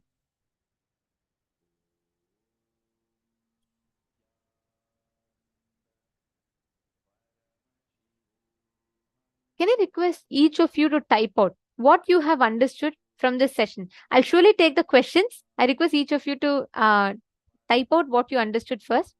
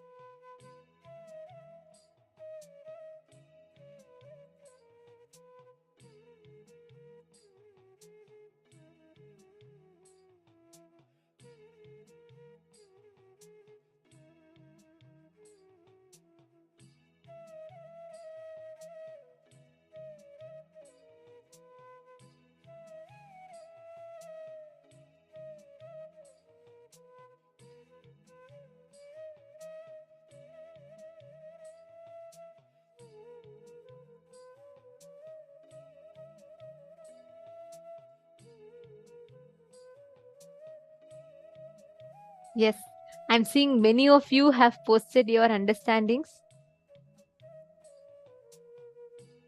Beautiful. And there are a lot of questions pertaining to number universe. Don't worry, we'll be taking all of those questions. Everything in universe can be reduced to numbers. Okay, great. I see many of you have posted the understandings. Okay. And Ma Guru Prasadini. All right. I see many of you have posted. I have a request. All the participants, as much as possible, be actively participative in this. Understand, the more and more you share in the 100% of the learning or experience that happens in us, 25% of your learning happens through listening. The next 25% of the learning happens through internalizing it. The next 25% of the learning happens by you sharing, you doing the nididhyasana, you enriching others, you sharing this truth with others. And the last 25% of the learning happens by you living those truths. So you talking, you posting in the chat is part of your internalization. It will make you internalize and analyze the truths that Swamiji has revealed. So each of these truths directly are from the Vedas and Agamas and has a huge impact inside your inner space. Okay, I have some questions pertaining to numbers and I'm just going to take that. Ma Nithyananda Jnana Yogini is asking, Ma, could you explain by example how we can visualize numbers? Okay, it's a very beautiful one. I'll tell you all an example, okay? Right now, the moment we say, okay, if I say one apple, can you all visualize one apple?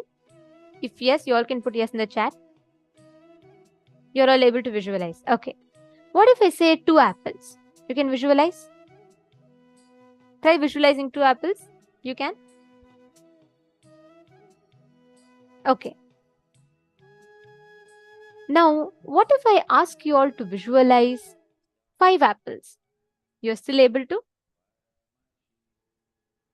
Okay. Now, try visualizing 25 apples. You will only always, beyond 5, you start trying to visualize only as groups. You can't really cognize. The moment I said 25, you are automatically trying to group, okay, first 5 apples, then 5 apples, 5 apples, 5 apples, or 3 apples, 2 apples, 3 apples, 2 apples, and some permutation combination, you try to get the 25. At once, your inner space can't visualize the whole 25. Are you catching it? How many of you noticed it? Beyond 5, correct. The moment I said anything beyond 5, you automatically try. Even if I said 10, leave 25. Even if I said 10, what do? 2 times 5 you will put. Only then you will visualize 10. You don't directly visualize 10 in your inner space. Beyond 5, as long as I said 5, all of you were able to catch, all of you were able to grasp it. You said, okay, yes, I can visualize this, I can visualize that. The moment I said beyond 5, even 10, let alone 25, even 10. The moment I said something beyond 5, automatically your mind tries to hold a coordinate for it to compare, for it to calculate. Exactly. Ma Vinita is saying I did 5 rows of 5. Exactly. See? That is why we all, Swamiji tells, even when Swamiji says 25 heads of Paramashiva, we all don't cognize and visualize 25 heads of Paramashiva. Because one thing I just want to add in this, it's not possible for us to visualize all these numbers together. Swamiji says, in only now, we can only visualize up to 8. More than 8, we won't be able to, our mind cannot visualize. The visualization of numbers is literally you going number like a digit by digit by digit without getting tired of it. If you want to visualize, see, you can't, when Swamiji says 1 crore or 100,000, you can't visualize 100,000 visually as a whole. But you can visualize the number. Put 1, 0, 0. The problem is when we skip the zeros. We skip, we tend to, if we say 100 crore, you simply see, it's easy, 1 million, easy. Beyond that, 100 million, you might struggle a little and then you can visualize it. But if it goes as 1 billion, it's difficult. Am I right? You need to, when Swamiji says 25 heads of Paramashiva, visualize one by one by one. Don't just group them. Don't just skip a head and then like go to the next head. No.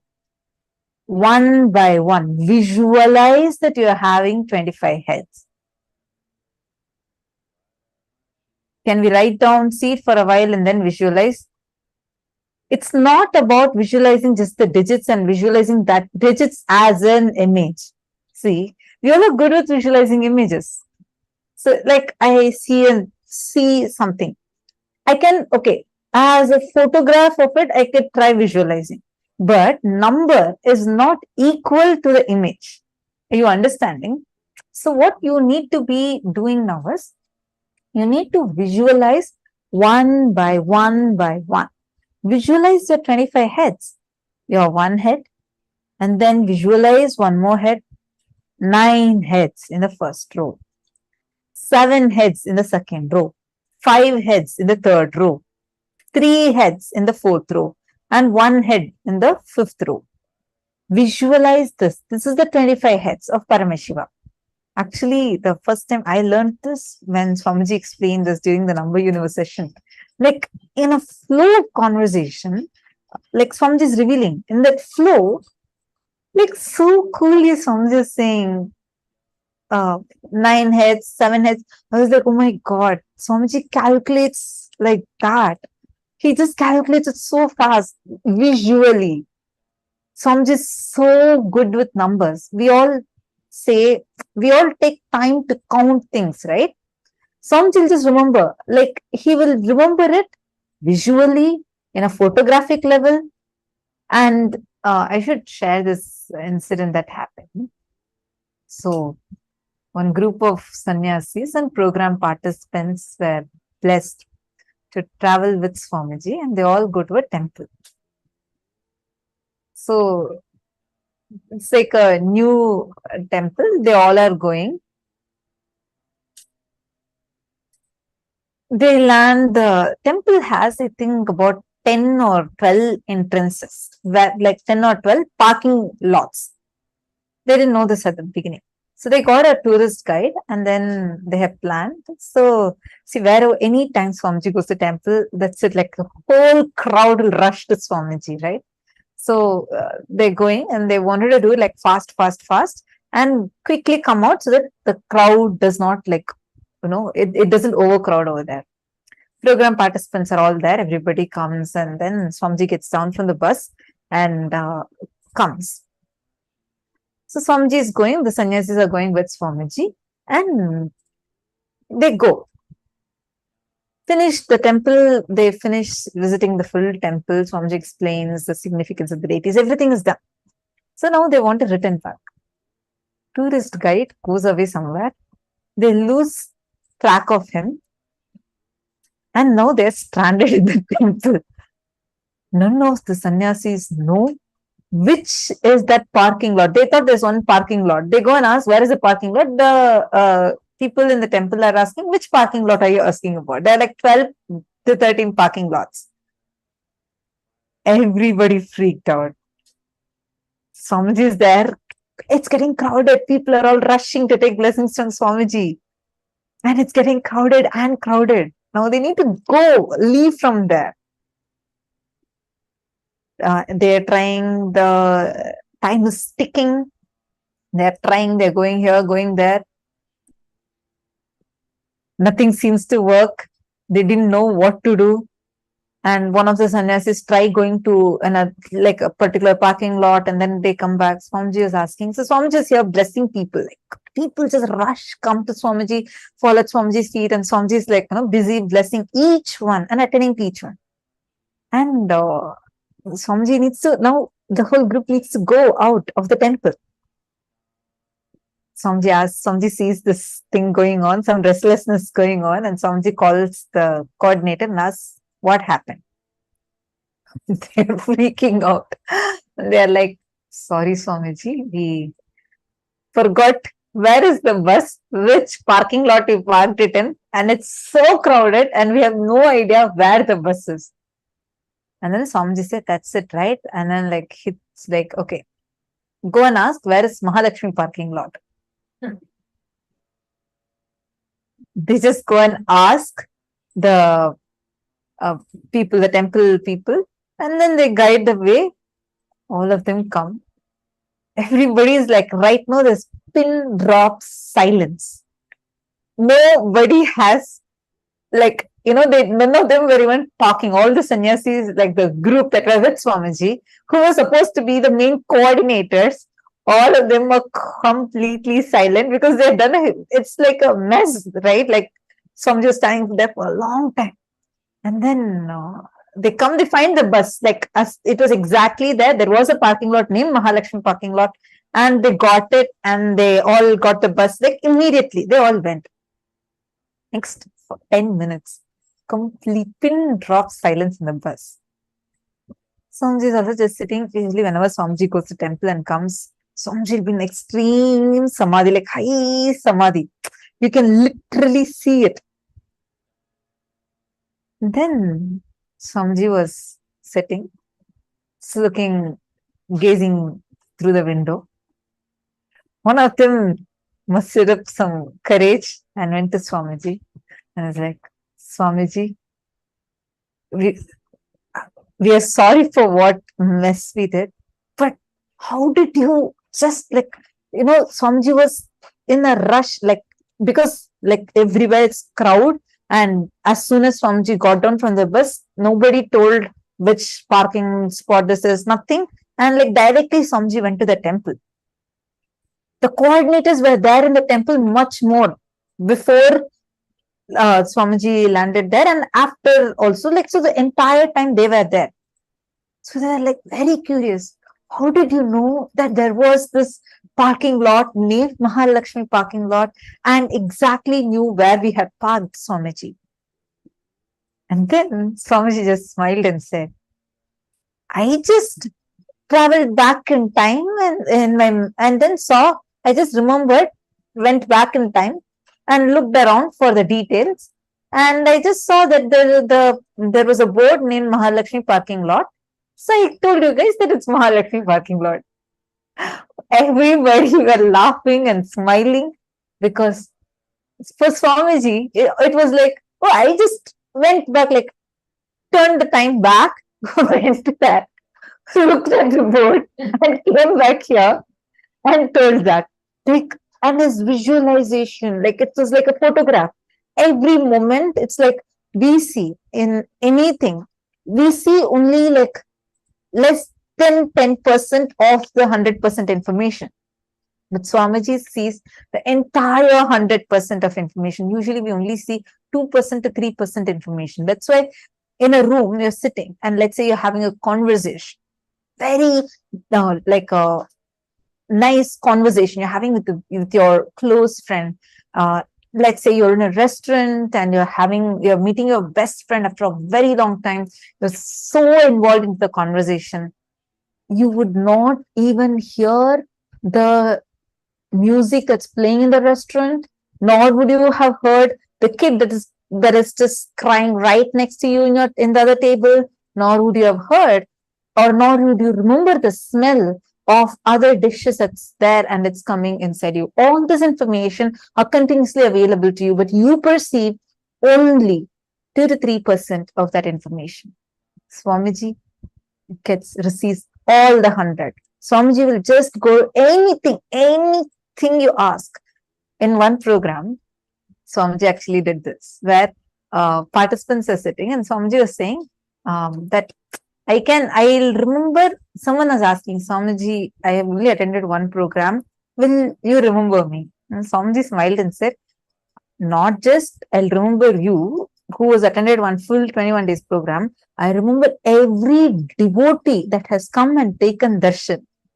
I remember every single one of them. Even one darshan, if you have gone and received from Swamiji, Swamiji will remember every single one, and Swamiji will remember where each one was sitting.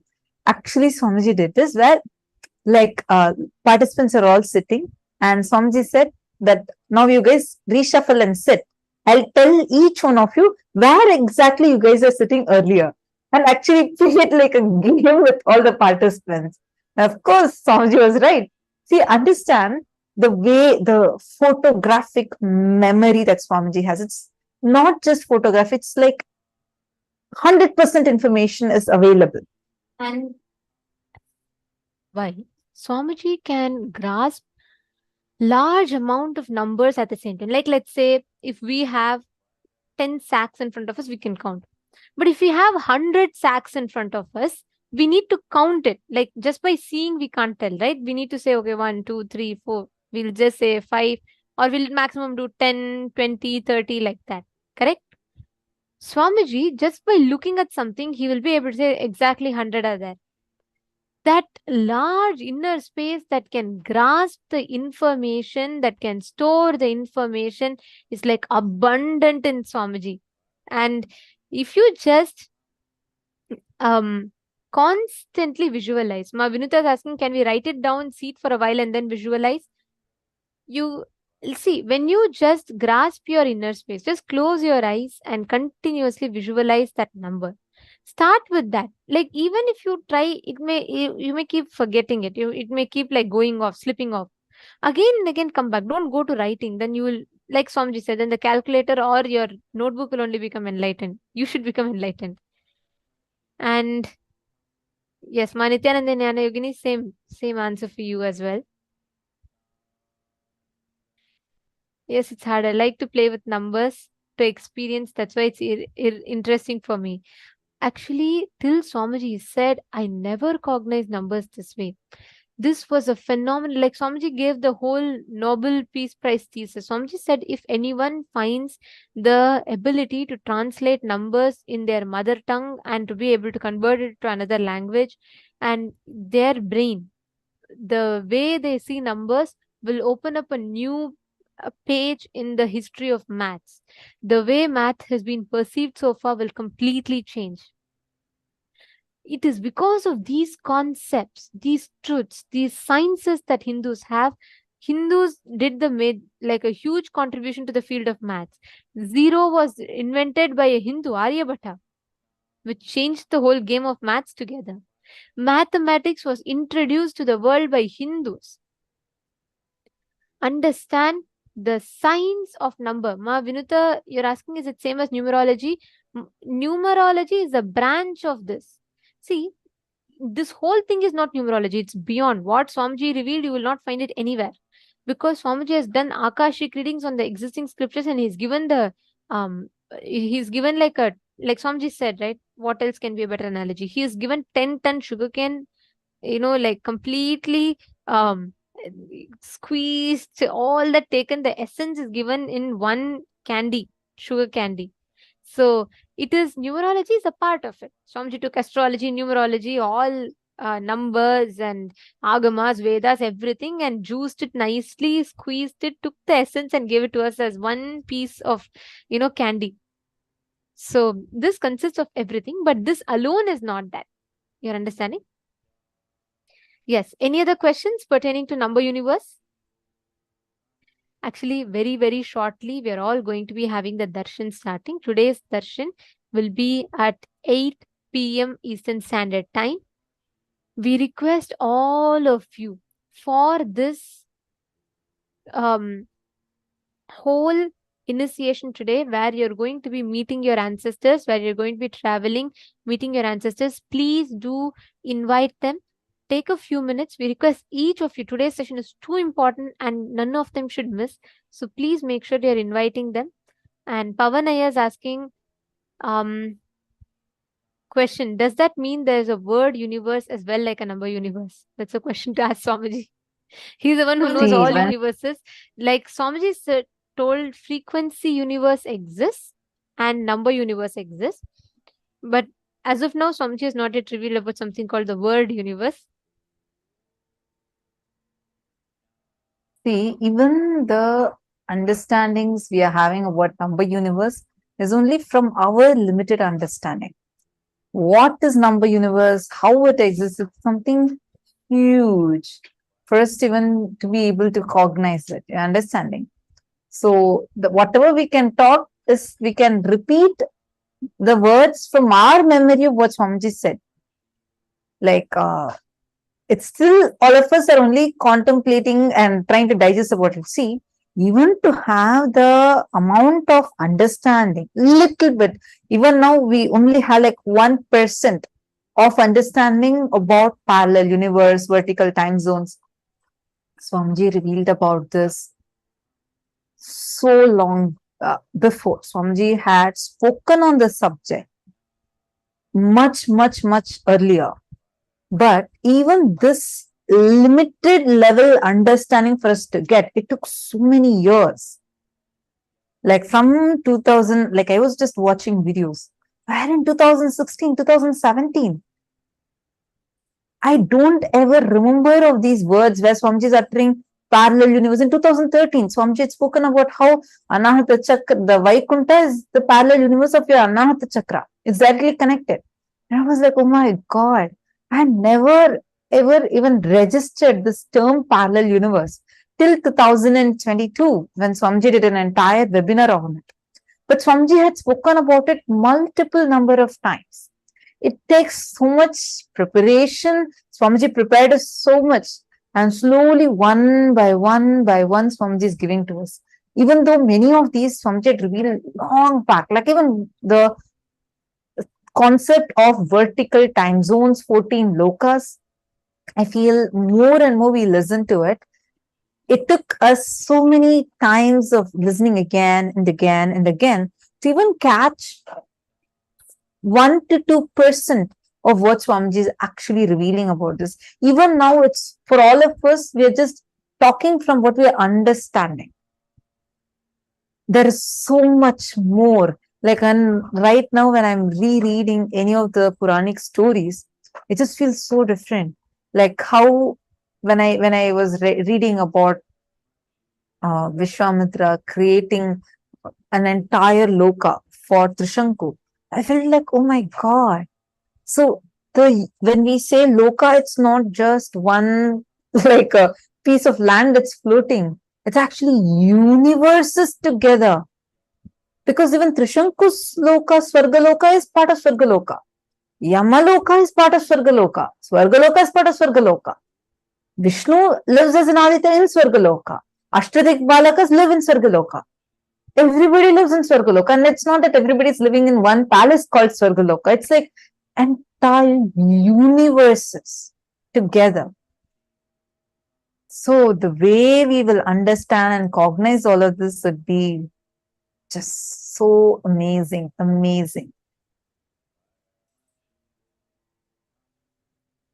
The truth's right, number universe, frequency universe. The way every time I see this, and then I like try to just see how will Swamiji be seeing this world. Pavanaya, you were asking today, right? Even 1 second, if you can get to see the world like Swamiji, I'm like, just imagine the way Swamiji said. Swamiji does not see us as human beings. Like he doesn't remember when Swamiji enters into high samadhi. Swamiji does not see us with hands, legs, eyes, nose, nothing. Swamiji will see us as energy balls, like balls of energy. That's all. Swamiji said it'll be like a light ball. And that's how Swamiji will be seeing us. So each one, it's going to, like each of the revelations that Swamiji is given is just phenomenal in itself.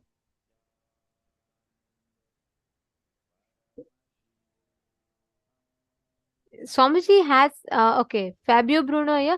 Swamiji has given a lot of revelations on astrology and astronomy, so many things, Ayurveda. There are a lot of satsangs. So, and these courses are available in Nithyananda Hindu University as well. So you can sign up to be part of Nithyananda Hindu University and you can access these courses.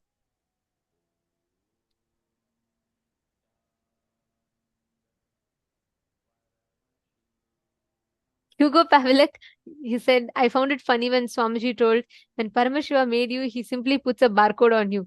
It's true. The genetic, like Swamiji said, is a barcode on us.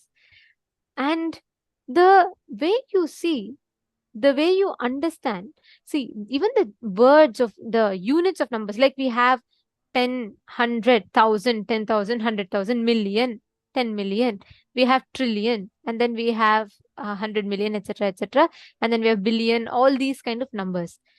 In Hinduism, we have numbers for up to 10 billion, billion. We have different numbers, akshoni, like each one ashtoni, like that. We have different numbers, which is a unit to measure a certain numbers, which we can't even fathom. Like they will say, we had 800 crore. Till that, they have a proper number. They don't say 800 crore. They actually have a proper number for that.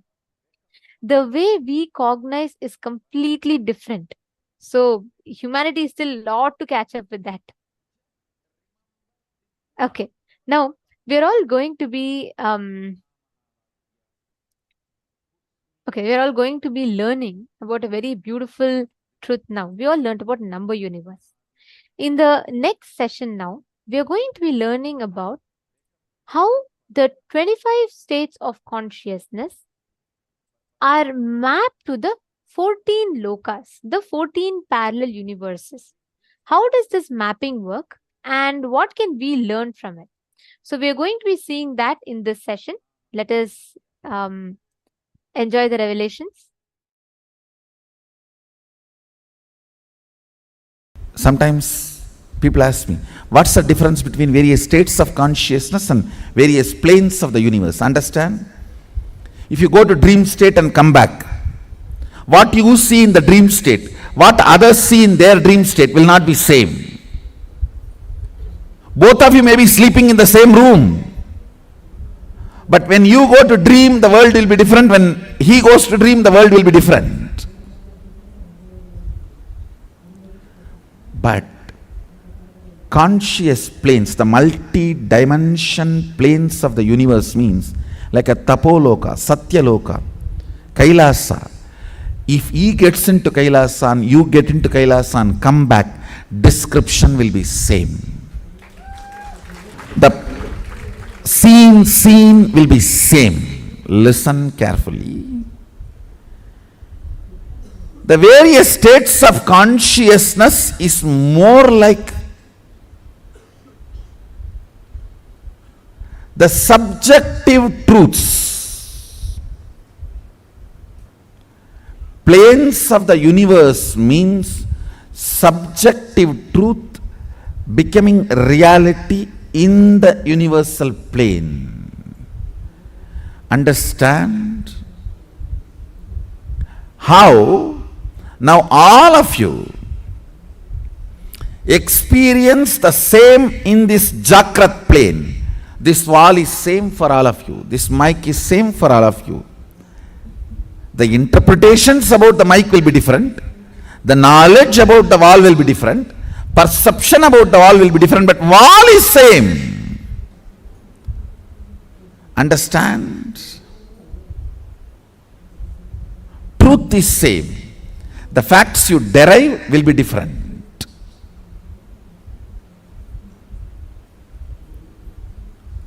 So this is the plane of Bhu. If you enter into the planes of Swa, Tapa, Satya, exploring those planes through the various states of consciousness, I should say, if we need to send a rocket to Mars, the fuel we need to fill is states of consciousness. if we need to reach Kailasa, we need to fill our being with Turyatita. The fuel is the states of consciousness. The place to reach, the plane, is those lokas. Sadashiva has given a very elaborate, detailed science. He has not left us orphans. Understand? If you leave your cell phone to your child and tell the child to call whenever he or she needs, and you have the capacity to appear the moment even he tries to type your number, you can't say you left your child orphan. No one can say your child has been left orphan. He has left us his cell phone number, and he appears even if you start typing the number. Understand? He left the science to us. He has not denied it to the humanity. He has not denied it for the human beings. When the science is available, it's our responsibility to explore it. Of course, it's my responsibility to make it user-friendly for all of you.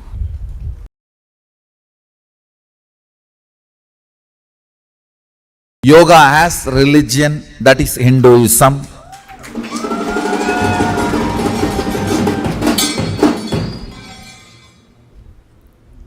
It is from the Hindu culture, Hindu tradition. Yoga has evolved. Hindu thought current. Yoga has evolved. It's a gift we gave it to the world from the Hindu thought current. The original Vedic and Agamic description, definition of yoga, 3 levels: the science of exploring various powers, science of exploring various states of consciousness, science of exploring various dimensions of the universe. Understand? Some of the planets, the base material of the planet is diamond. You should know some of the planets are 80% diamond material.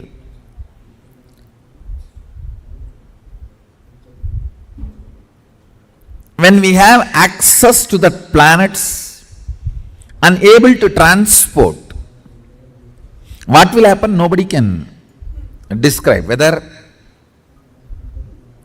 diamond market will collapse or value of our wealth will go up, we don't know.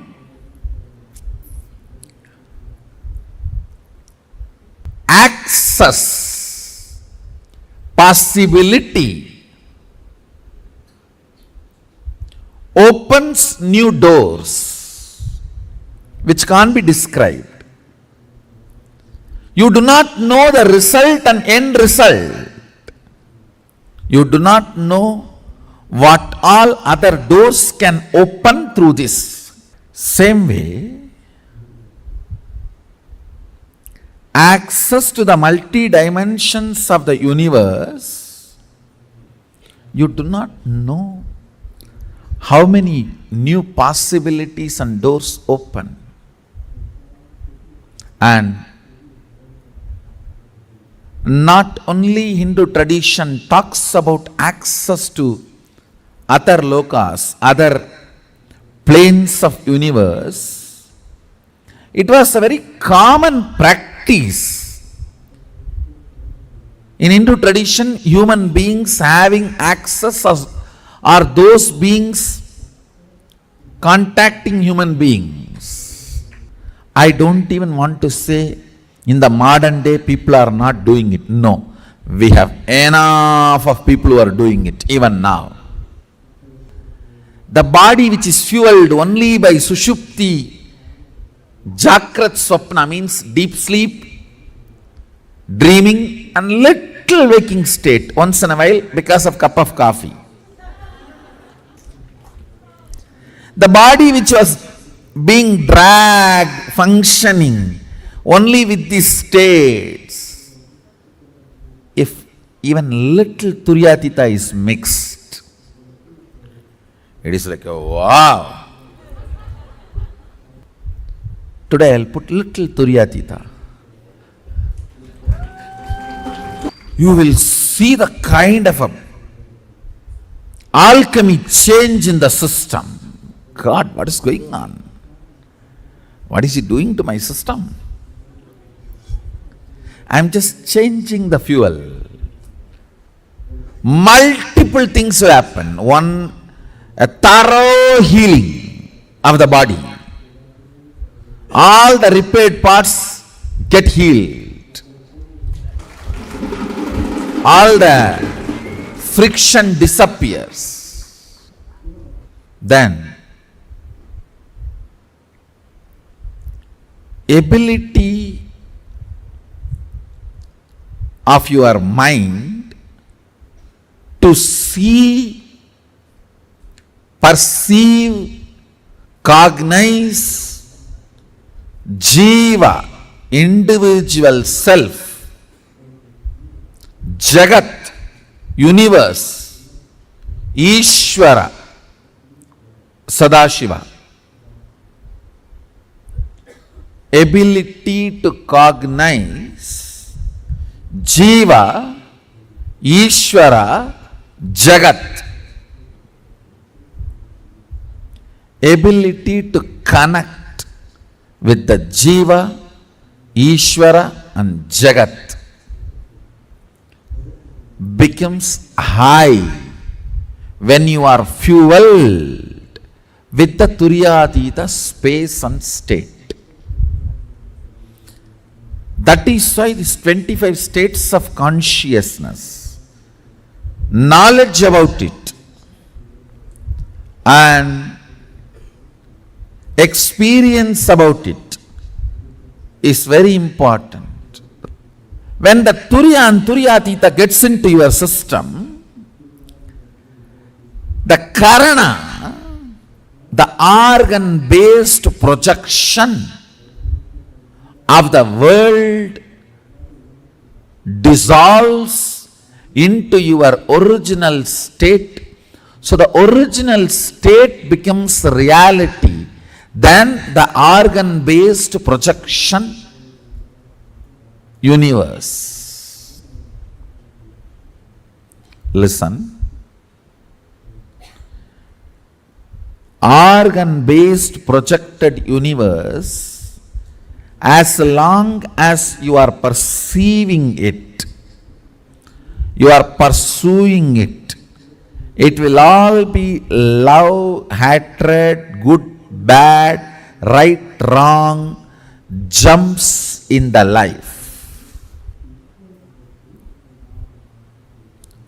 But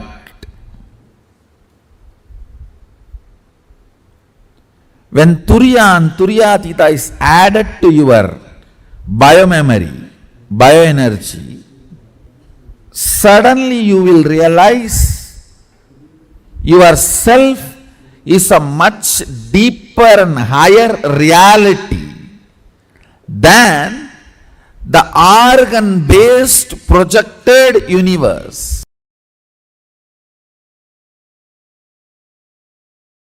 Listen, what we call parallel universe, unmanifest, avyakta, the delusion component of Mahadeva, Throbhava, cannot be exactly translated as delusion. It should only be translated as ununderstandable, ununderstood or unknown. Throbhava is not, the precise word is not delusion. Precise word is unknown. The various permutation combinations of the 5 units, 5 unit principles is length, breadth, depth, time, space. 5 tattva, principal tattvas. The various permutation combination of these 5 principles forms 11 dimensions. Length, breadth, depth. These 3 dimensions operate in Bhu, the pure space where all other things merge into the space is Kailasa. The 14 lokas. Atala, Vitala, Sutala, Talatala, Bhatala, Bhur, Bhuva, Suva, Tapas, Satya. All those 14 lokas come under these 11 dimensions. Understand this 11 dimension, then I will initiate all of you. Not just educating, I will initiate also. Just I need to change the fuel in your body. The fuel with which you are functioning now needs to be changed. You will automatically have your eyes pulled by the third eye during the initiation. I will also teach you guys to teleport and materialize antimatter. See, all teleportation has to happen only through the antimatter. Vibhuti has to become antimatter, only then it has to become a Vibhuti again. So if I just ask you guys to stop in between, that's all. You have antimatter and billions of dollars.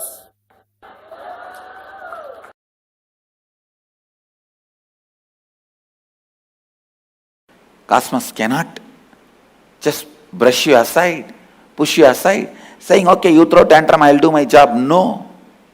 Understand, if you read the Vedic literature, so many references will be there. A rishi is sitting in one forest, corner of the forest, under a tree and meditating. Indra's throne burns.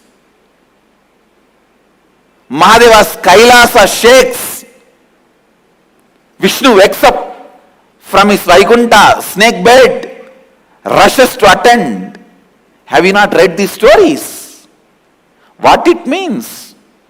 Your tantrum cannot be neglected. Be a strong seeker, intense seeker.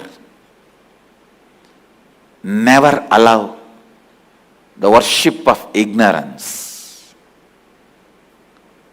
Never allow worship of ignorance. I tell you, whatever you lost, wealth, time, energy, youth, I am telling you, everything is useless.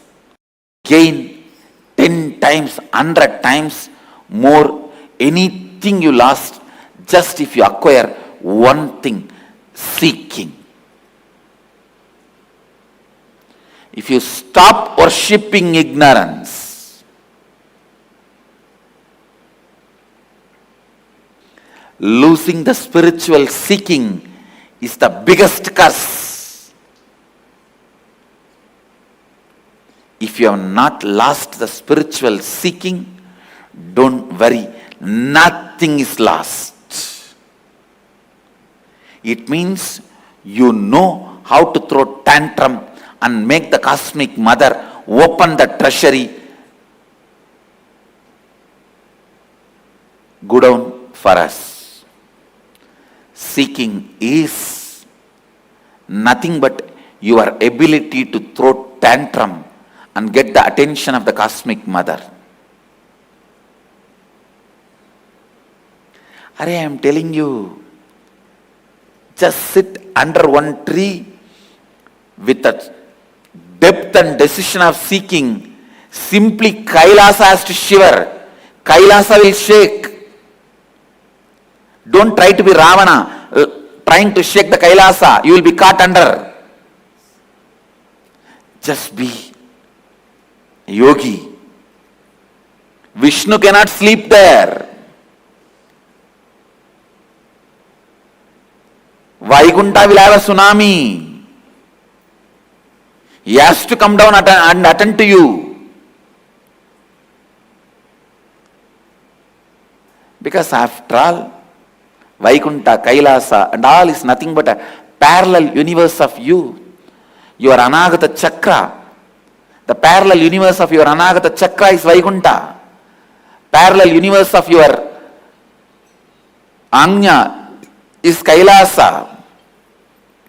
If you shake your Anya, Kailasa has to wake up and Mahadeva has to appear in front of you.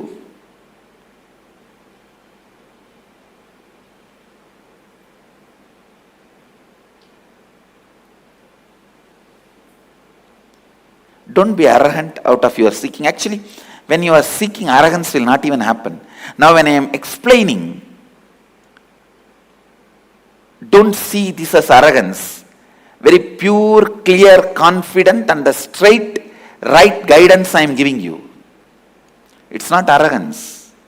When I say, if you sit and open your third eye, the parallel universe of the third eye, Kailasa has to shake and Mahadeva has to appear. I am not arrogant. I am just revealing some of the very deep, sacred secret to you.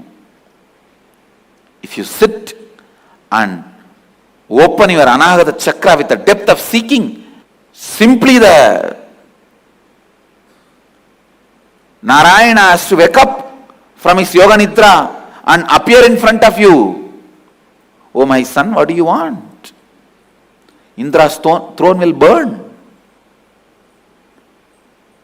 Have you not heard these stories? These are not stories, they are truths. They are truths.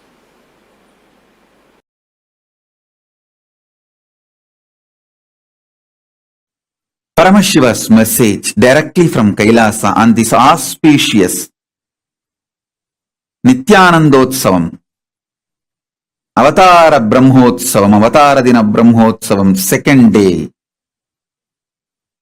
Listen. Listen. Surrender is the parallel universe synergy trigger. Let me repeat. Surrender is the parallel universe synergy trigger. Means, I'll try to expand. Please listen intensely. Even you listening about surrender, internalizing, trying to cognize, do manana about surrender,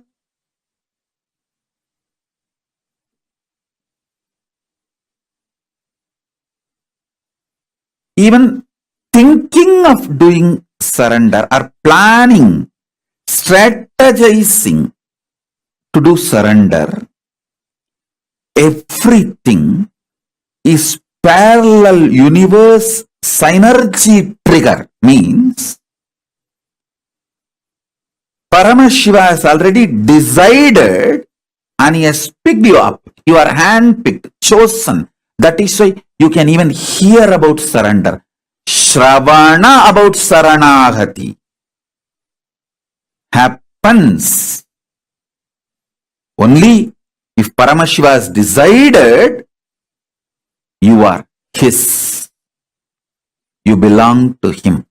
It is parallel universe synergy trigger. It has multi-layer meaning. It's not that you surrender and Paramashiva accepts. He decided to accept you, then he triggers the surrender in you, the idea of surrender in you, thought of surrender in you. Kailasa decided to accept your surrender only then the surrender idea gets triggered in you. Bhakti, Saranagati, feeling connection, love, all of this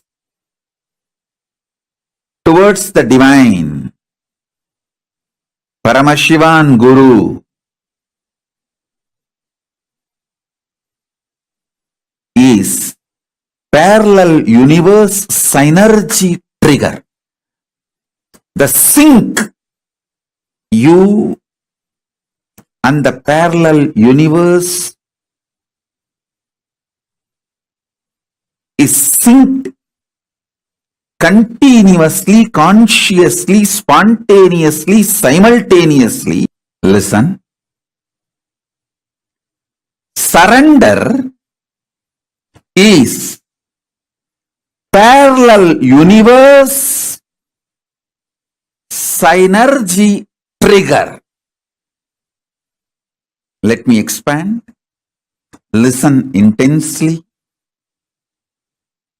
Even you listening, hearing about Saranagati,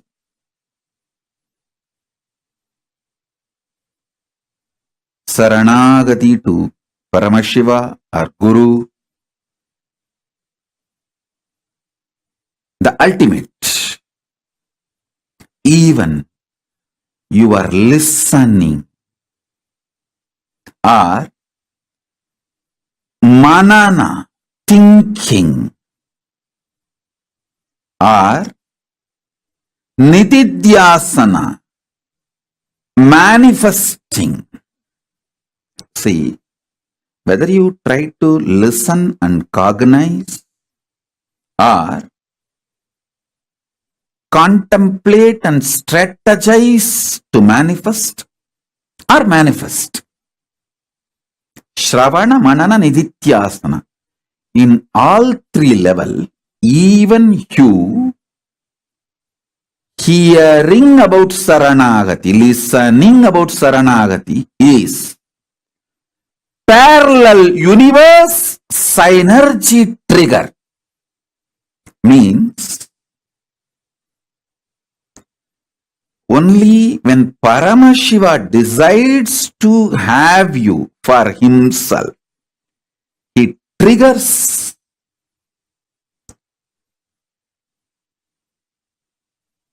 the idea of Saranagati in you. Don't ever think you decide to surrender, then Paramashiva accepts it. No. Understand the principle of time in parallel universe. In parallel universe, there is no past, present, future. It's a synergy. Synced energy manifestation is synergy. He decides, Kailasa decides, Paramashiva decides to have you for himself, then the idea of surrender gets triggered in you. Let me repeat. It is not that you decide to do Saranagati and then he accepts. No.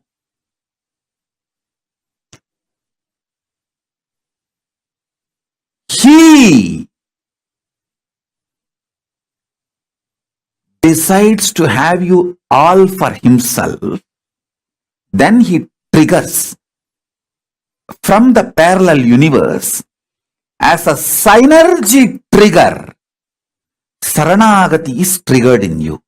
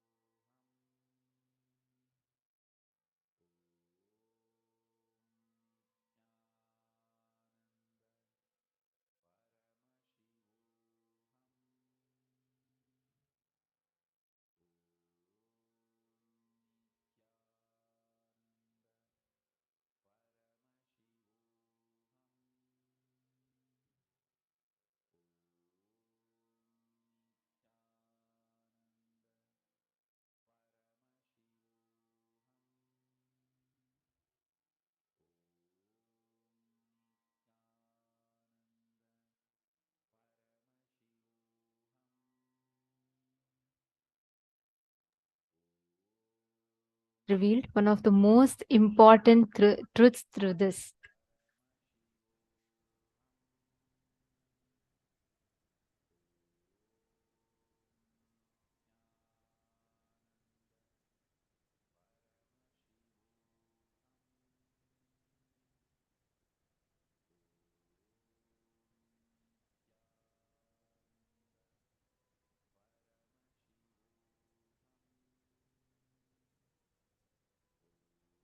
Understanding about the parallel universes and how they are mapped to the 25 states of consciousness. How exactly do we map the existence of the parallel universe? This is a very, very important session in order for the preparation for today's darshan. So we request all of you to please provide your complete listening to this. So let's do a quick recap of the 25 states of consciousness. Basically, the 25 states of consciousness is a permutation combination of these 5 states. The first one is when you are awake, which means you have the eye consciousness, and then you have the thoughts, which means you're in a wakeful state where you're aware and you're thinking, you're aware of yourself. That is called the Jagrat state. Where you do not have thoughts, but you have the eye consciousness, you are in Turiya state. The space of Samadhi. For example, whenever you sit in darshan and you experience that absolute oneness, you don't have thoughts, but you have absolute awareness of your existence. That space is Turiya. The next is without eye consciousness, but with thoughts, which means in dream state, you don't really have a proper eye consciousness, but there's continuous thoughts that are happening, which is a dream. So that is why in a dream state, one moment you'll be just writing your exam, you'll be a child, and in the next moment, suddenly you'll see as you're a married man with your child writing the exam. There'll be no time or there'll be no eye consciousness. You will not have any logic to this. It'll just be your thoughts. Without eye consciousness and without thoughts is sushupti, deep sleep, where you're not conscious, you're in unconscious state. Beyond all these 4, there's a state called Turiyatita, the alive state. Turiya itself, Turiyatita itself means beyond the Turiya state.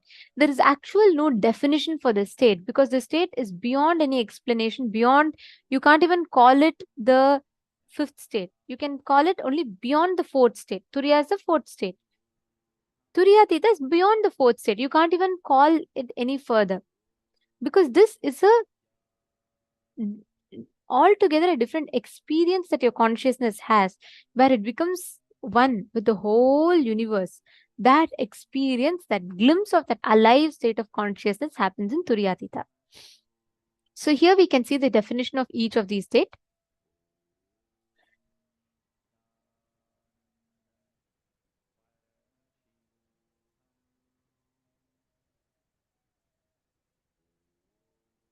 So the most important thing is understanding about the 25 states of consciousness is like knowing you being made aware of the rights that you have. All the rights, the authority that you have to learn about the knowledge. Now, I'm going to request all of you to please take a minute. Can I request every one of you to bring a piece of paper and pen and please draw this chart?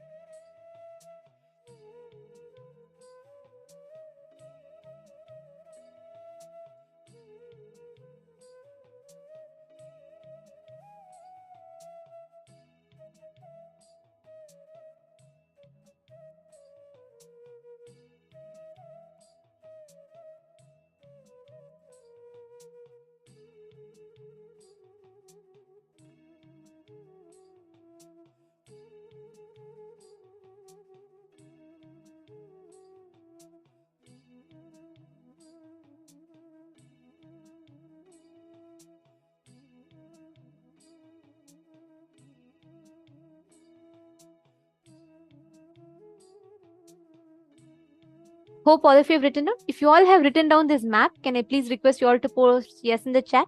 How many of you have drawn this? Mahakailasa, Carmen Maris. Mahakailasa is the highest loka, the parallel universe where it is, where Paramashiva resides. Okay, Ma Martha is requesting for some more time. Yes, we are giving you all time to draw this. Please draw this, because based on this only you will learn the mapping. So I request every one of you to please draw.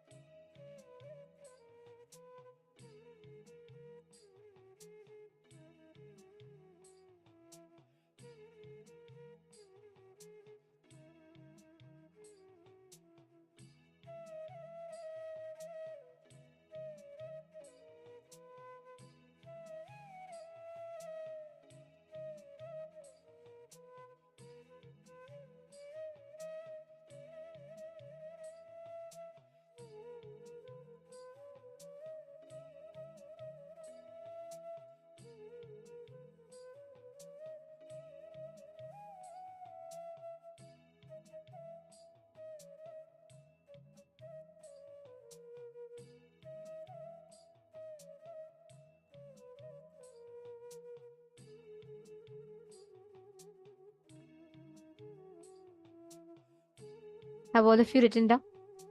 Okay.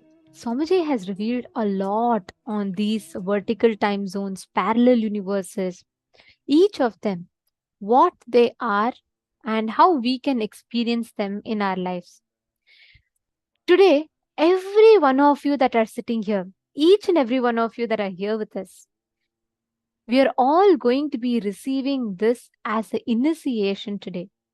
Please understand, very, very shortly at 8 p.m. Eastern Standard Time, we are all going to be receiving the most powerful initiation. And I'm as excited as each of you are here for the special revelations that Swamiji is going to give us on vertical time zones and something very unique about the experience of Charya Pada, Kriya Pada, Yoga Pada, Jnana Pada to experience these vertical time zones. How excited are you all for today's session? How much excited are you all for today's session? Can I request each of you to please post in the chat? No, yesterday was a blast. Oh my God. Swamiji as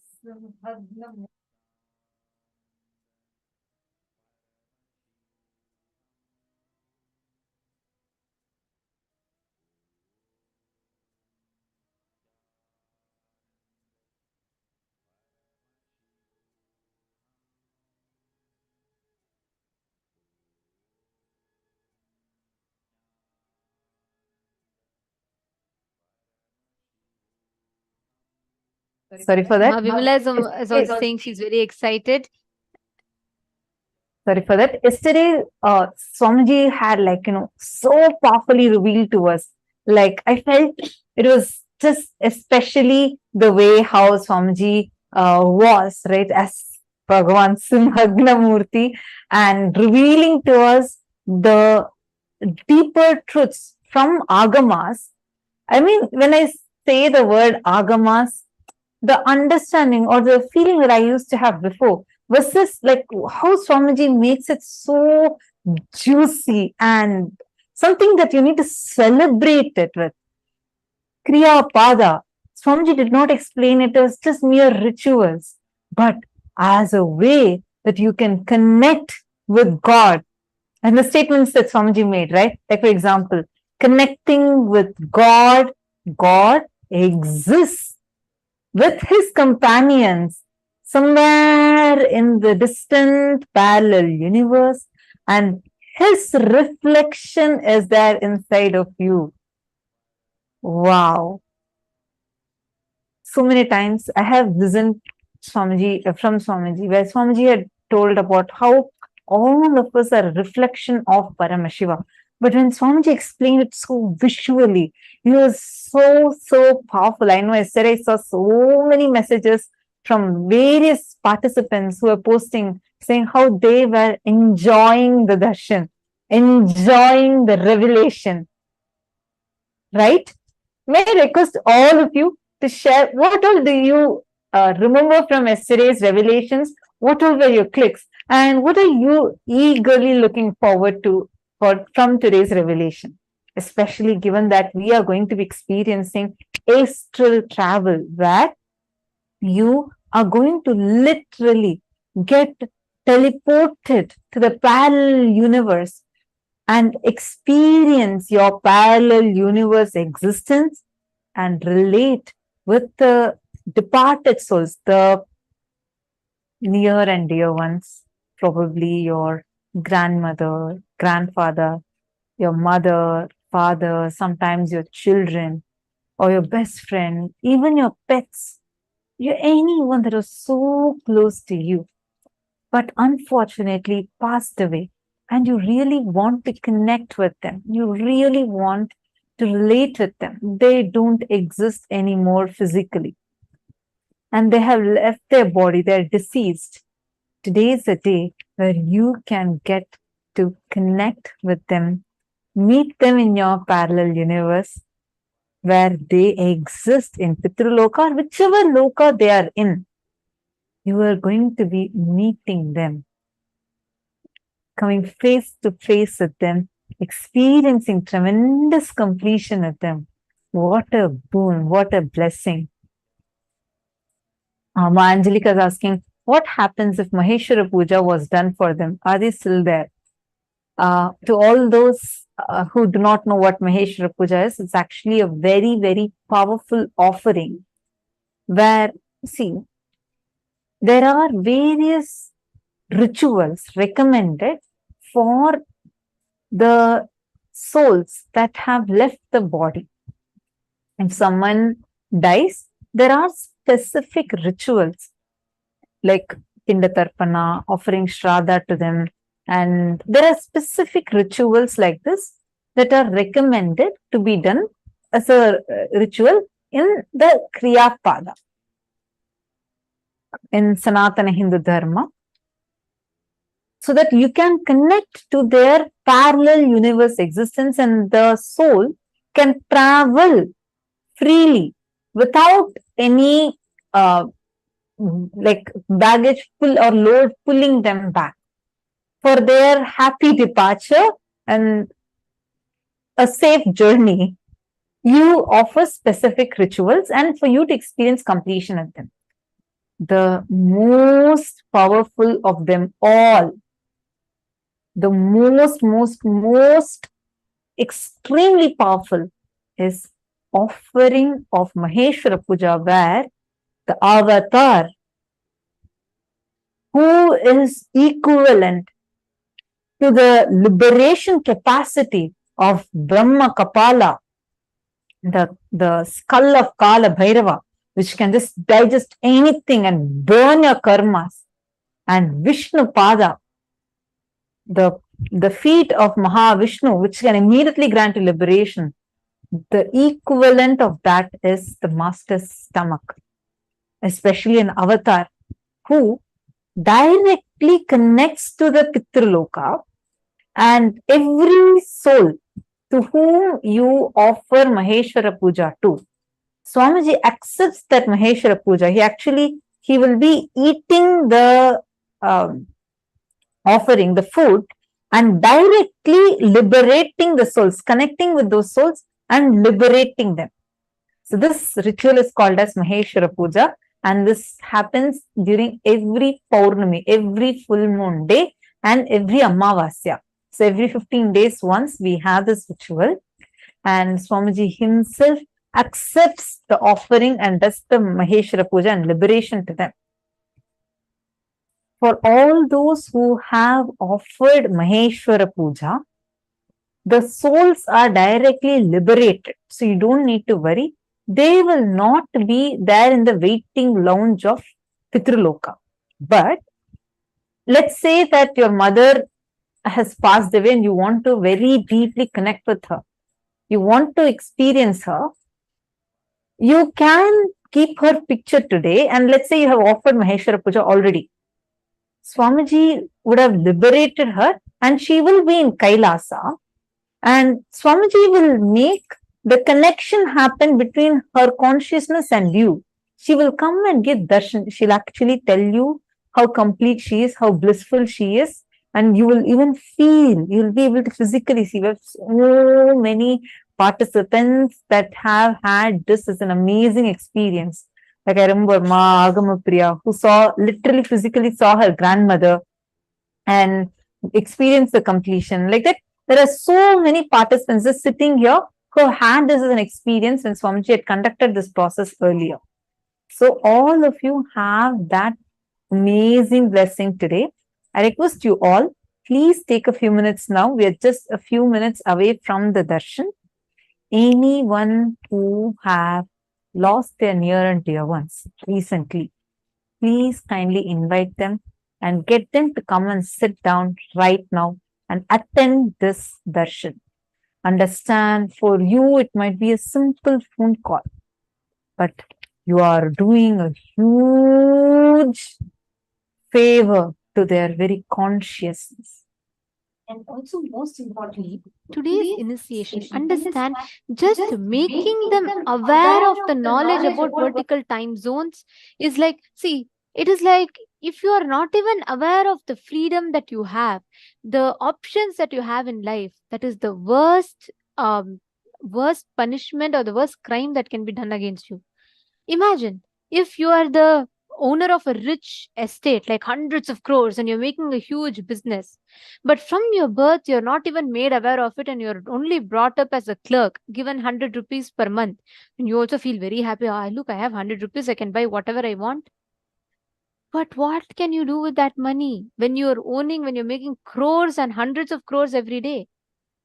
You being denied of the freedom and the choice you have is the worst thing that can happen to you. Not even knowing that this is accessible, that is the most important. Now, if you notice, only the moment Swamiji reveals, right, just knowing the 14 lokas, the access that we have, it empowers us so much consciously. We know, oh, Bhuloka is there. Even if not Bhuloka, there is Pitruloka. After I die, I'll go to Kailasa with Swamiji, and my ancestors are all in Pitruloka. We know exactly the whole freedom that we have to access. That itself changes the confidence that we have about ourselves. So understand, you taking this one step, reach out at least to a few people. Now take a few minutes. At least reach out to 5 to 10 friends. Bring them to today's initiation. Today is too important. One, if any of them are struggling, they have just lost their near and dear ones, and they are still suffering because of that. Or if they are someone who is very interested to know about aliens, who is very interested about astral travel or cosmos and all these physics things, or any of these related, astrology, astronomy related, you can bring all of them for this session. This is going to be very, very powerful. Yesterday, Swamiji had revealed to us some of the most important truths, be it about the vertical time zones or the Charya Pada, Kriya Pada, Yoga Pada, Jnana Pada. And Swamiji was revealing about how extraterrestrial beings, like Swamiji said, we can't call them aliens because we think only we exist and everything belongs to us, we alienate others. Swamiji said they're all extraterrestrial beings. In Hindu Puranas, there's no concept of aliens because we all don't think they're someone alien to us. Just like how we belong to Bhuloka, the Devatas belong to Devaloka. And the Asuras belongs to the lower lokas, Atala, Vitala, Sutala lokas. Each lokas, the beings of the extraterrestrial beings exist, who run their whole lokas, and each vertical time zones functions with their Sanatana Dharma. Swamiji had so powerfully revealed these truths to us. So I request every one of you to take a few minutes. Please call right now and invite your friends, your family members, someone. Ma Valini Subaya saying she's very excited with so many gifts that's going to come. That's wonderful, Ma. Can each of you take a few minutes and invite 5 friends? How many of you really want to take responsibility to share this knowledge with others? Could you all put in the chat? How many of you really feel responsible now that you know this knowledge exists? How many of you really feel responsible to share this knowledge with others? Could you all post in the chat? Yes. Okay, I see people are posting yes. Understand, the best way you can take responsibility for this knowledge is by sharing the science, the possibility of the science with others. Okay, I see Ma Valini Subaya, Ma Nithyananda. Ma Valini is saying she's already sharing. That's wonderful. Ma Nithyananda, please let us all take that responsibility to remind. Very, very shortly, Swamiji is going to be here to give us this powerful revelations about vertical time zones and parallel universes. Around 8 p.m. Eastern Standard Time, we are going to be having the darshan. So please make sure that all your friends, family members are there right now, because now the main preparation is going on, and make sure you're ensuring that they are here. Understand this darshan. Tell them to also get a picture, explain to them, give them the context, and let them sit with you and let them have a glimpse of what amazing initiation we're receiving today. So make sure you're inviting them. Let them not miss out on this amazing, amazing boon. Actually, we had yesterday, there was a person who was, one of the participants was saying about how they felt that, left out when they didn't know about the death meditation and the initiation Swamiji gave.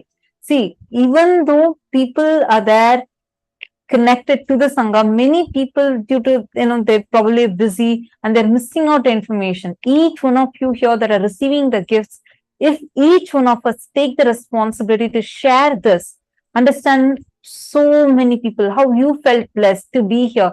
Yesterday, when Swamiji is revealing such an amazing, powerful revelation, how blessed did you feel?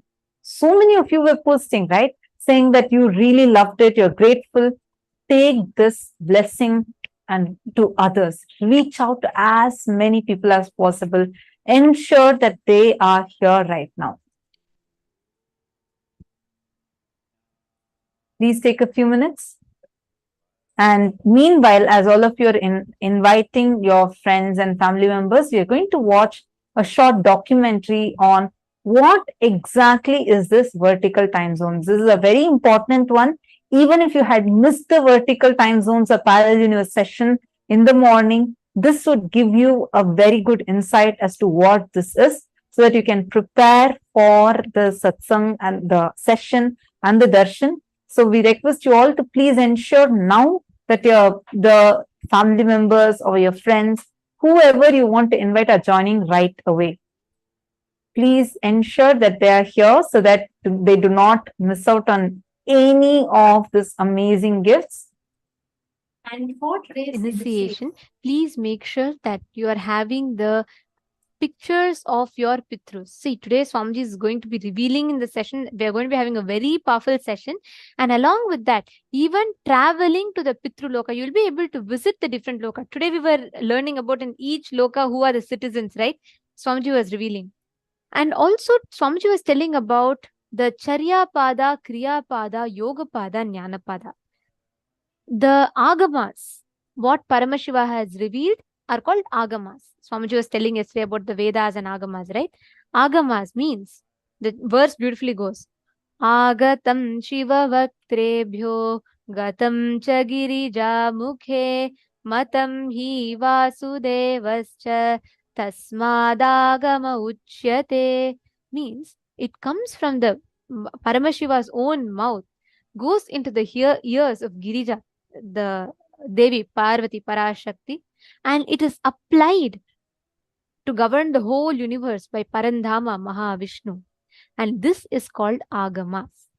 Understand, Agamas elaborately describe the different aspects in life through which you can reflect Paramadvaita with Paramashiva.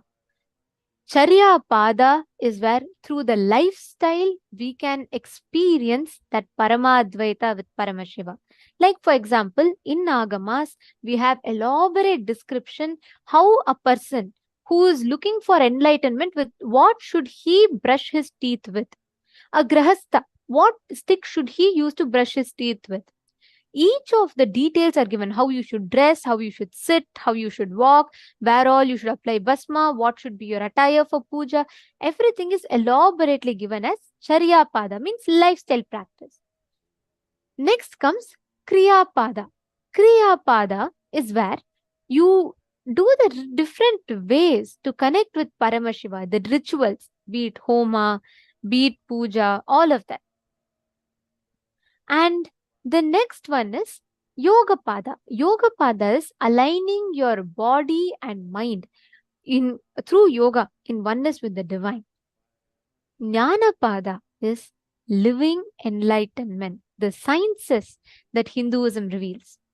Swamiji very beautifully tells, Paramashiva, when he reflects in your lifestyle, he reflects as Charya Pada. Paramashiva, when he reflects in your emotions, in your feeling, he reflects as Kriya Pada.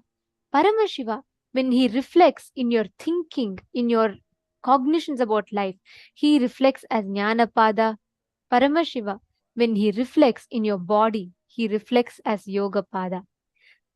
Today, Swamiji is going to be revealing some of the most important sacred secrets about these four padas and about the vertical time zones and parallel universes. Ma Angelica Aghora Shivashakti has posted her experience of Maheshwara Puja. She's saying that my auntie came to me after the puja in a dream. She was glowing in bright red. She told me how happy she was, and I'm so happy to know she's in Kailasa, happy after the puja. Wow. Actually, there are tons of experiences like this. Today, you will actually see the moment if you meet your ancestors whom you have offered the Maheshwara Puja for, they will all tell you how happy they are and how they are living in, at the lotus feet of Swamiji so blissfully. You will be able to meet your ancestors. All our ancestors, like we all learned today, they all exist in the Janaloka, in the Pitraloka, which is in the Janaloka. So that is like the lounge, the waiting lounge for them all. And Swamiji liberates them from all the baggage and all the this thing. Like they moved from normal waiting lounge to the VIP waiting lounge. And the beings who are offered Maheshwara Puja liberated, they all directly go to Kailasa and live in the lotus feet of Swamiji's.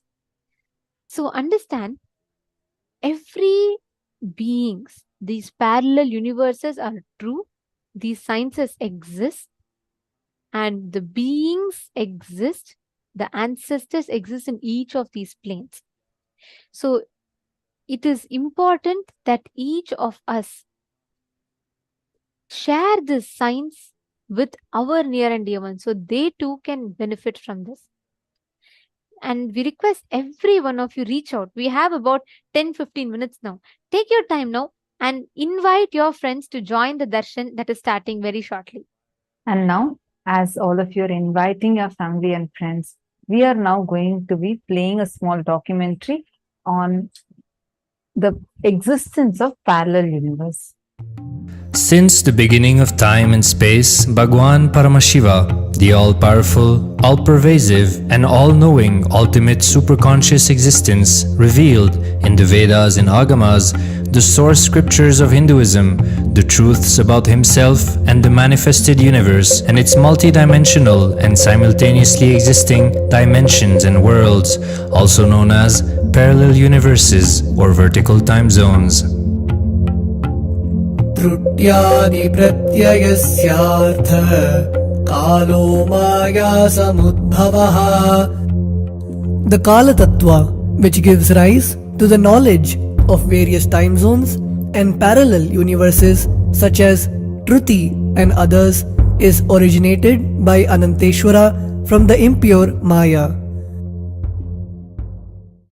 Bhagavān Paramashiva mentions that as we experience the various higher states of consciousness, we simultaneously experience the various time zones associated with them. We get transported to the parallel universes and experience the other dimensions of our own existence, of our own personality. Listen. Subarloka is all about stable bliss, absolute health and stable bliss. Maharloka is all about the highest peak possibilities. Jana Loka is the place where you can exist in multiple bodies at a time. You experience oneness as the super reality. Tapaloka is that last struggle you go through. Sometimes you know you are Paramashiva, sometimes you just slip off, but again you say, I am Paramashiva. That space is the Tapoloka, an absolute surrender. Whether I am remembering, I am manifesting Paramashivatva, or I am deluded, I surrender both to Paramashiva. When you take that decision, you are lifted to Brahmaloka. You move to the Brahmaloka. The deep surrender lifts you to Brahmaloka. Then from there you move to Parandama, Vaikunta and Kailasa, then Mahakailasa itself. The key to unlock these parallel universes is hidden in the spine of the human body. Human beings, only human beings on this planet Earth are empowered, hardwired, capable of migrating to parallel universe. Understand? Your spine is not only hardwired, capable of fuel, charged to lift you off to different parallel universes. सुकृतान् मानवो भूत्वा ज्ञानी चेन्मोक्षमाप्नुयात् चतुरः शीतलक्षेषु शरीरेषु शरीरिणां न मानुष्यं विना यत्र तत्त्वहानं तु लभ्यते. Of the 8.4 million bodily forms, the human body is the most important, for it is this form in which one gets knowledge of the essence. This knowledge of essence cannot be attained in any other form other than human. The possibility you have need to be told to you. Understand? Even though animals have spine, because the majority of the time they spend horizontally, the spine is not capable of getting fuel with a subtle fuel called ojas.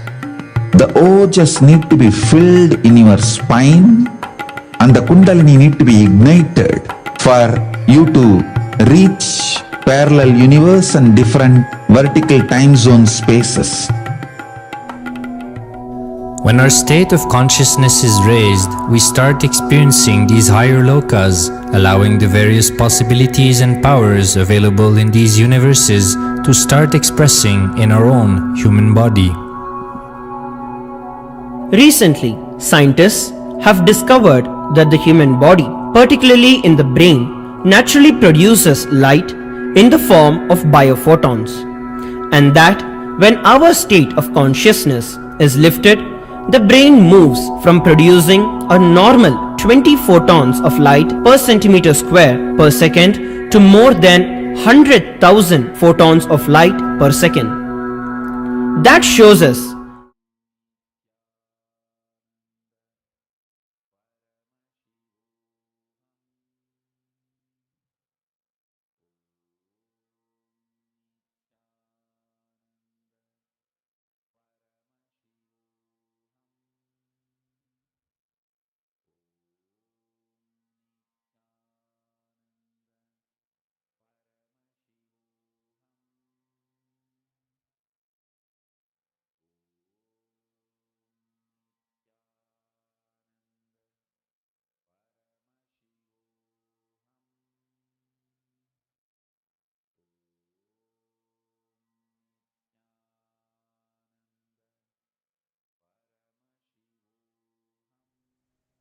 this exact experience of the biophotons, where it increases multifold. It is literally a significance of your ojas being awakened, your kundalini shakti being awakened, and your ojas being awakened, and you will directly reach the parallel universe. You'll be raised to the parallel universe.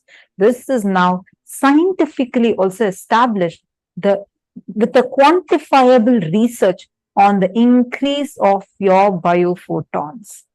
And you have the possibility where your brain can also access those higher dimensions. How many of you are understanding this?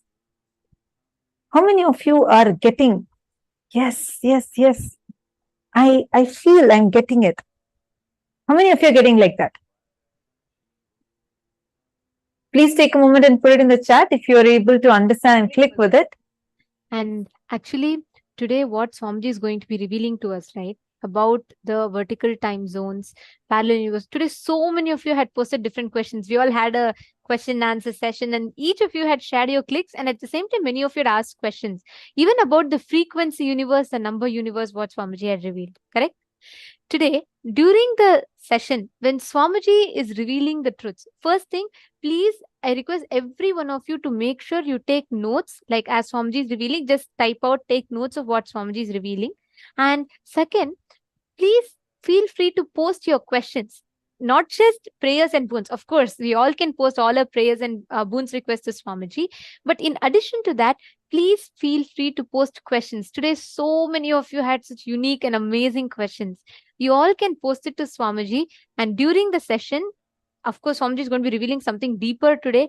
Even what Swamiji is revealing, if you would like to request for revelations on particular aspect, or if you have some doubts and you would like to request Swamiji to reveal deeper into that, you all can post that questions and Swamiji may answer these questions as well. So I request all the participants to, during the darshan, post all your understandings, clicks, and also post questions. So you all can maybe write the word question and just post a question. So along with your prayers and boons, you can all also post the questions, and Swamiji may choose to reveal deeper based on the questions as well. And I am very, very excited. We are as excited as each of you are to listen to what Swamiji has to tell. Even listening just one glimpse of what Swamiji told yesterday, the revelations was just phenomenal. Be it about the extraterrestrial beings, be it about traveling to the 14 lokas, and the reflection, the permutation combination, the charya, kriya, charya yoga, and charya jnana. Like that, Swamiji was revealing something very, very deep and very profound. So let us all get ready to receive the truths. Can I request each of you to post how many of you have invited? How many of your friends have you all invited today? So many of you are posting your experiences. It's very nice to see. How many of your friends have each of you invited today for the session? Okay, there's someone called Maha Bhairavajnana. Okay, if you do not have the picture, no problem. If you can post your name, that is fine. Just post your name. Swamiji will connect you to them to meet them. Okay, Ma Angelica has posted how many she is invited. Ma Martha has posted. Ma Anna has posted. Come on, all the others. Ma Devika Rani. Okay, I see Ma Maha Sadashiva has posted. Come on, all the other participants. Ma Vimla is saying, I'm able to comprehend like in science book, Ma, but not sure about conscious level. Listen very carefully. What you learn about the world, what you learn about the astrophysics, everything is a brain candy level. Because what scientists have found is only very limited, because our understanding of the whole universe, what scientists know or understand as a known universe, the entire known universe and still yet to be known universe, that whole area is covered under one loka, Bhuloka, it's finished. These, whatever we are learning, whether how the planets are discovering new galaxies, and recently one more Big Bang was found, each of this is only limited to the known universe. Whatever you learn about them in your normal textbooks is a brain candy level. Understand, Ma, whatever Swamiji is revealing to us is not just, Swamiji is not just theoretically telling us. He's not saying, oh, these all exist, that's all it is. No. Swamiji directly maps it to us, gives us the benefit of accessing these lokas. So many of them are posting their experiences of meeting the ancestors. Imagine, like, otherwise normally we think once they are dead, okay, we'll carry that guilt lifelong. Each of these are not just words, they are initiations, which means even beyond your listening, your hearing ability, your consciousness imbibes it and experiences it. That is the only reason we manifest powers, because our consciousness becomes aware of its extra possibilities that exist. So, Ma Vimala, listen very carefully. When you sit in the session, even if you don't understand it, please be informed your consciousness experiences it and lives it. I just also wanted to answer NT has posted about how in one other enlightened master's book, he read about this description. See, understand, all these are real. The experience you posted about the light of thousands of suns, these are all given in the Agamas. The unique thing that Swamiji is doing as is one of the amazing contributions is whatever is given in the scriptures. See, there are some masters who have had it as their personal experience. And there are some masters who are able to transmit it to a small set of people. But it is Swamiji who has the 16 qualities and qualifications that are needed for giving the initiation, where Swamiji is from the authorized Guru Parampara and he himself has experienced it, has the ability to transmit it, and has the ability to transmit it with the most authentic rituals and with the authorization of the right Acharya Abhishekam, and he transmits it. Actually, if you see, whatever revelation Swamiji gives, Swamiji does not just give us just the truth alone, but he gives the references where from the scriptures, the Shastra Pramana, the revelations as per the scriptures, and the Apta Pramana, how great yogis, the masters, Hindu scientists, adepts, who have experienced these revelations and manifested it as their own experience.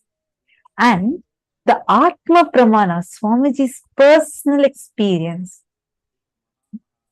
Pratyaksha Pramana, where the empirical science, so far whatever science is able to catch up, mapping it to that and making us understand it. And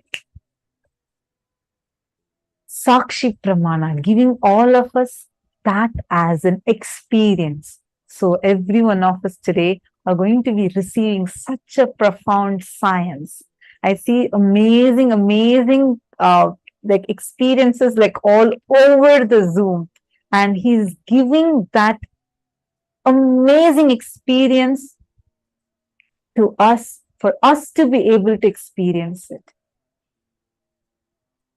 And I also see one other question Dikshuan Shen is asking, is the Earth's core world the same as the Kailasa parallel universe? Swamiji has spoken about the existence of a civilization that exists in the core, which is under the earth, which human beings right now do not have. The modern day human beings do not have direct access to it, but there is a civilization that exists.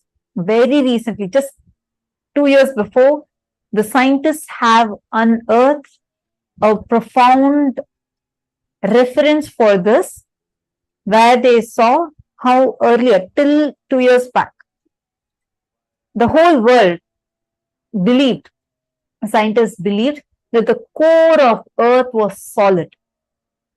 But just 2 years back, the experiments proved that it was not solid, and there seems to be something existing in the core of Earth, and it is molten, and they're having some studies done upon it. So science is still catching up. Swamiji has already revealed about this, but you're asking, is it the same as Kailasa parallel universe? Swamiji revealed Kailasa as a universe exists in the vertical time zone, planet Earth, and the core of planet Earth is only still part of the Bhuloka.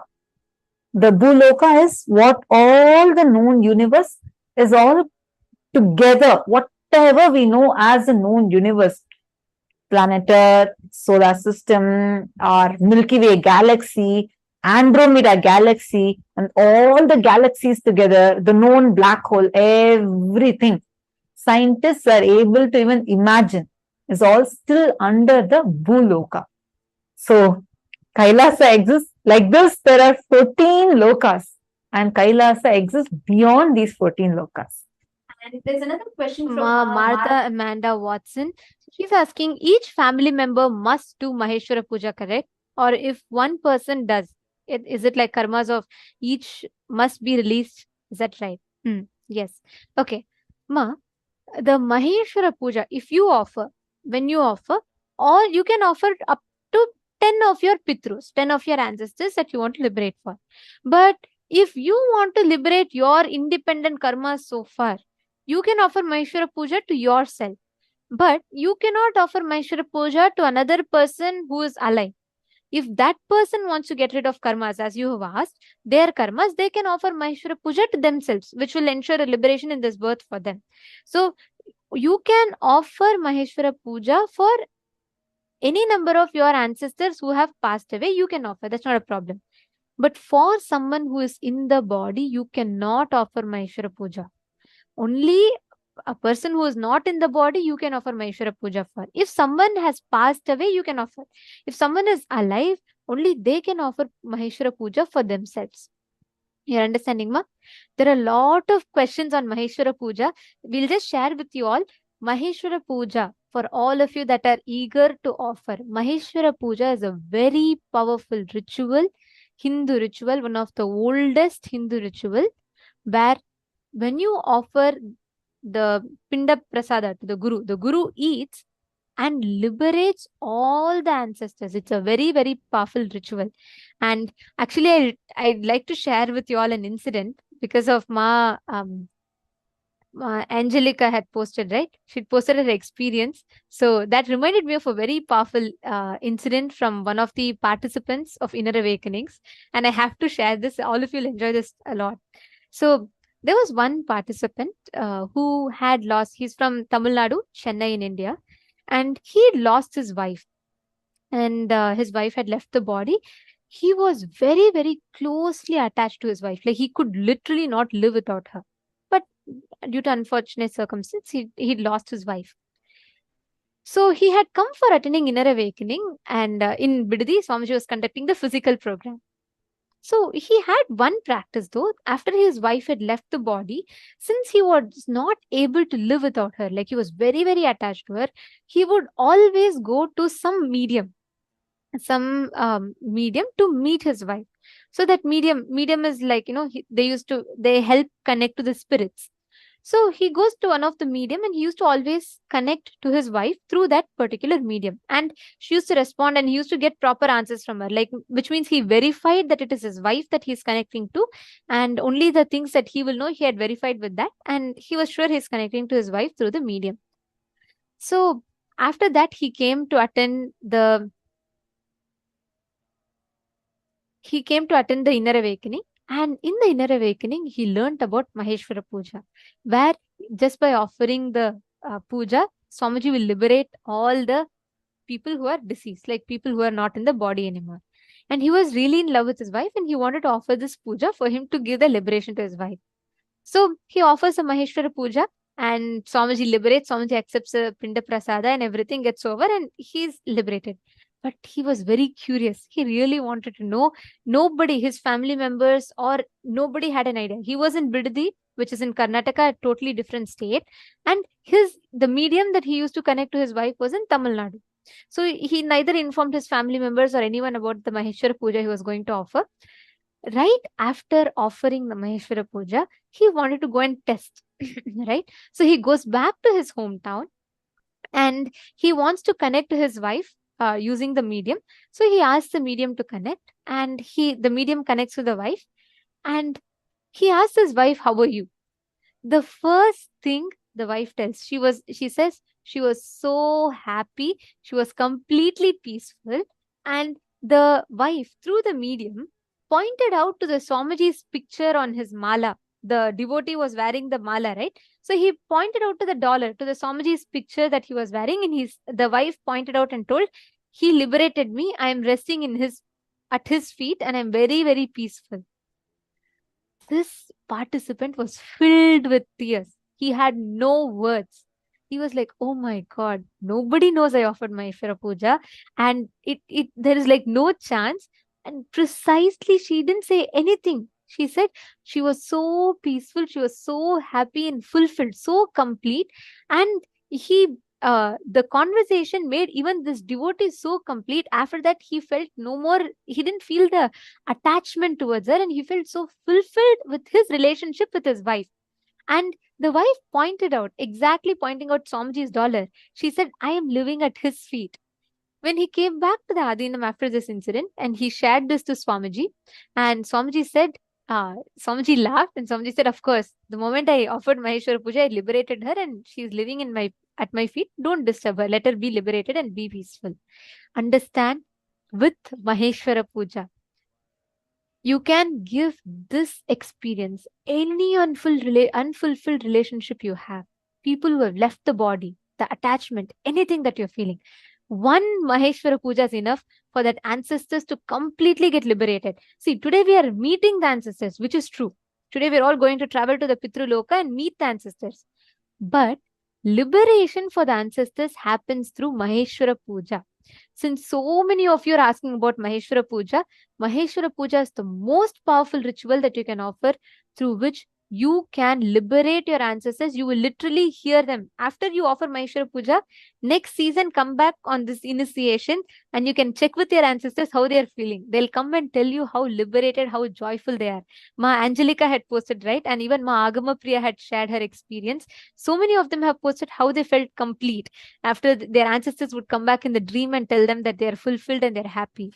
Understand, it is not a joke. It is an actual experience. Each of you can experience this. For you to know how you can offer Maheshwara Puja, the link is there in the chat. The support desk team is actively posting and they're all available to you all. So please go ahead.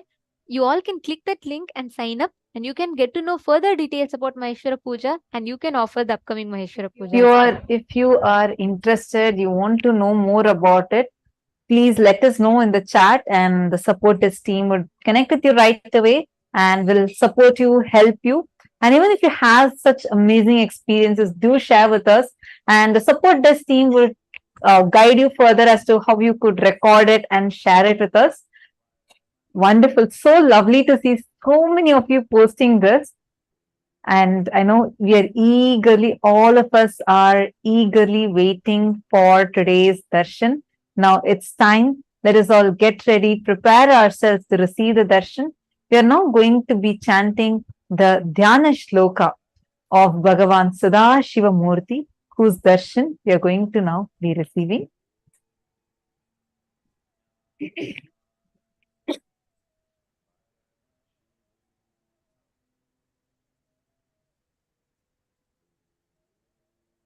शाक्तेनानेन सकलो विज्ञेयो निष्कलः शिवः क्षित्यादिकुटिला प्रान्तः मन्त्रसिंहासनस्थितिम् शुद्धस्फटिकसङ्काङ्क्षं द्वात्रिंशल्लक्षणान्वितं पद्मासनस्थं पञ्चास्यं प्रतिवक्त्रं त्रिलोचनम् दृक्पिक्षेया विशालाक्षं ज्ञानचन्द्रकलान्वितं धवलेशानवदनं पीतं तत्पुरुषाननं कृष्णाघोरमुखोपेतं रक्ताभोक्तवक्त्रकम्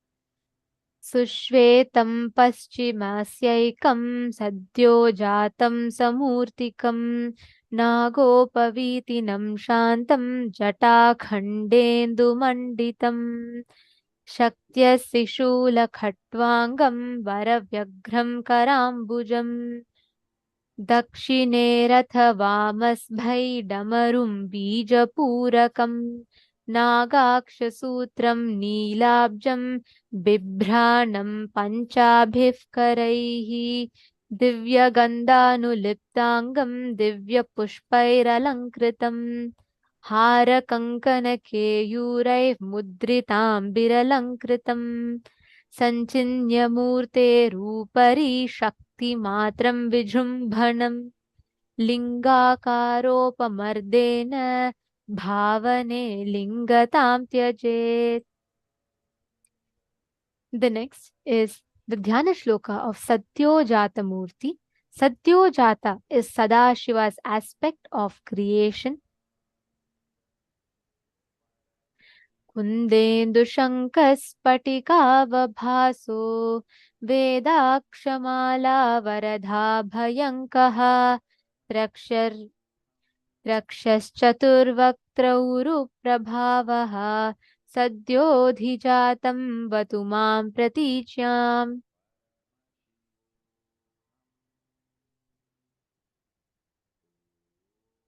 The next is Vamadeva, Sadashiva's aspect of sustenance. Varakshamaलाभयटङ्कहस्तः सरोजकिञ्चल्कुलसमानवर्णः त्रिलोचनश्चारुचतुर्मुखो मां पायादुदीच्यां दिशि वामदेवः. The next is Aghora, Sadashiva's aspect of rejuvenation. कुठारकेटाङ्कुशशूलढक्का कपालापाशाक्षगुणदधानः चतुर्मुखो नीलरुचिस्त्रिनेत्रः पायादघोरो दिशि दक्षिणस्याम्.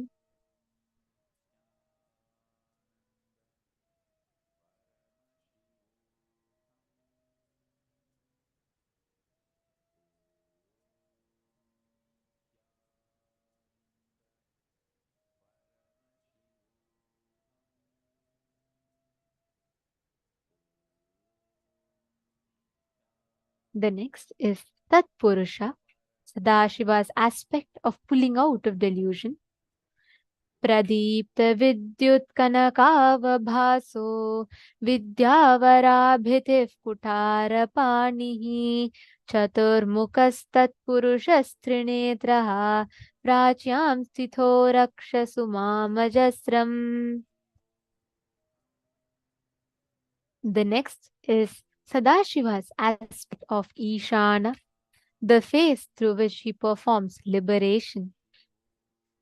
Vedabhayeshtaङ्कुशषष्टपाशः कपालढक्काक्षरशूलपाणिः सितद्युतिः पञ्चमुखोस्त्वतान् माम् ईशान ऊर्ध्वं परमः प्रकाशः.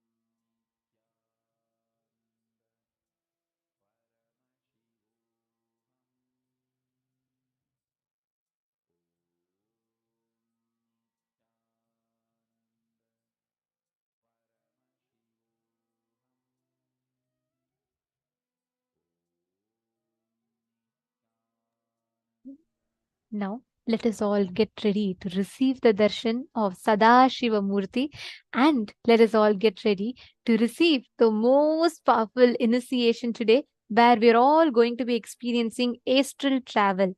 Literally, we're all going to be traveling to the parallel universe of Pitruloka to meet our ancestors. And we're going to be receiving some of the most powerful truths about vertical time zones, parallel universes, Charyapada, Kriyapada, Yogapada, and the Jnanapada.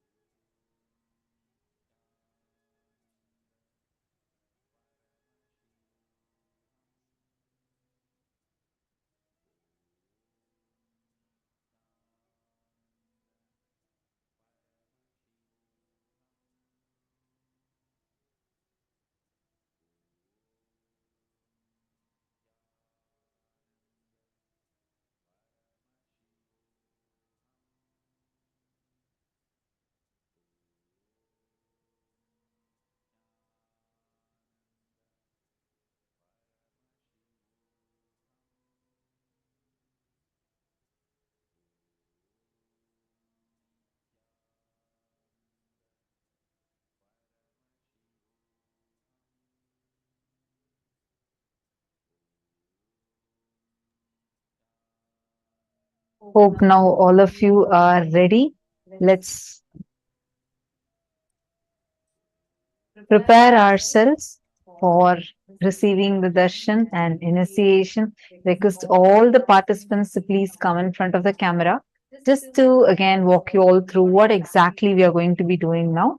Please make sure you are clearly visible in the camera and ensure that you are sitting in a well lit room.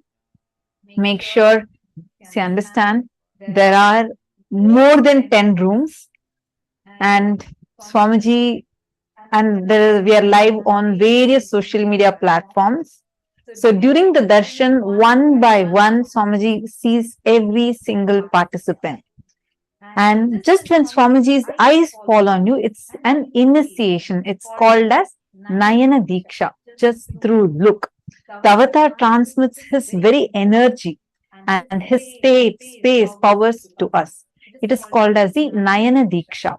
So I'm sure that none of us would want to ever miss out on that. So please make sure that you are sitting here, fully being here, completely in front of the camera, clearly. Do not miss out even a single moment. And this is extremely a sacred space. So make sure you're not moving around or lying down. This is a space where literally the gods are manifesting. Understand, like what Swamiji explained to us again yesterday. Gods, it is true. Gods exist in us also. But physically, Paramashiva exists. The gods, goddesses exist and exist in the higher lokas. Like how we learn, Para Shakti, Adi Shakti, Paramashiva Shakti exists in Shripuram. Paramashiva exists in Kailasa. Parandama exists in Vaikunta. Every deity that you connect to exists physically, they exist in these higher planes of existence. We all read out the scriptural references from the Mrigendra Agama, and Swamiji revealed elaborately in detail and with so many evidences and explaining to us and transmitting the very experience to us. So today, make sure this space, those gods and goddesses are literally manifesting. Today, Bhagavān Sadashiva is coming down physically, manifesting all his 5 aspects, 5 dimensions with his 5 faces, manifesting for us today. So every moment you're sitting here, understand its sacredness and make sure you're sitting straight, not lying down, and make sure you are fully prepared to receive this initiation.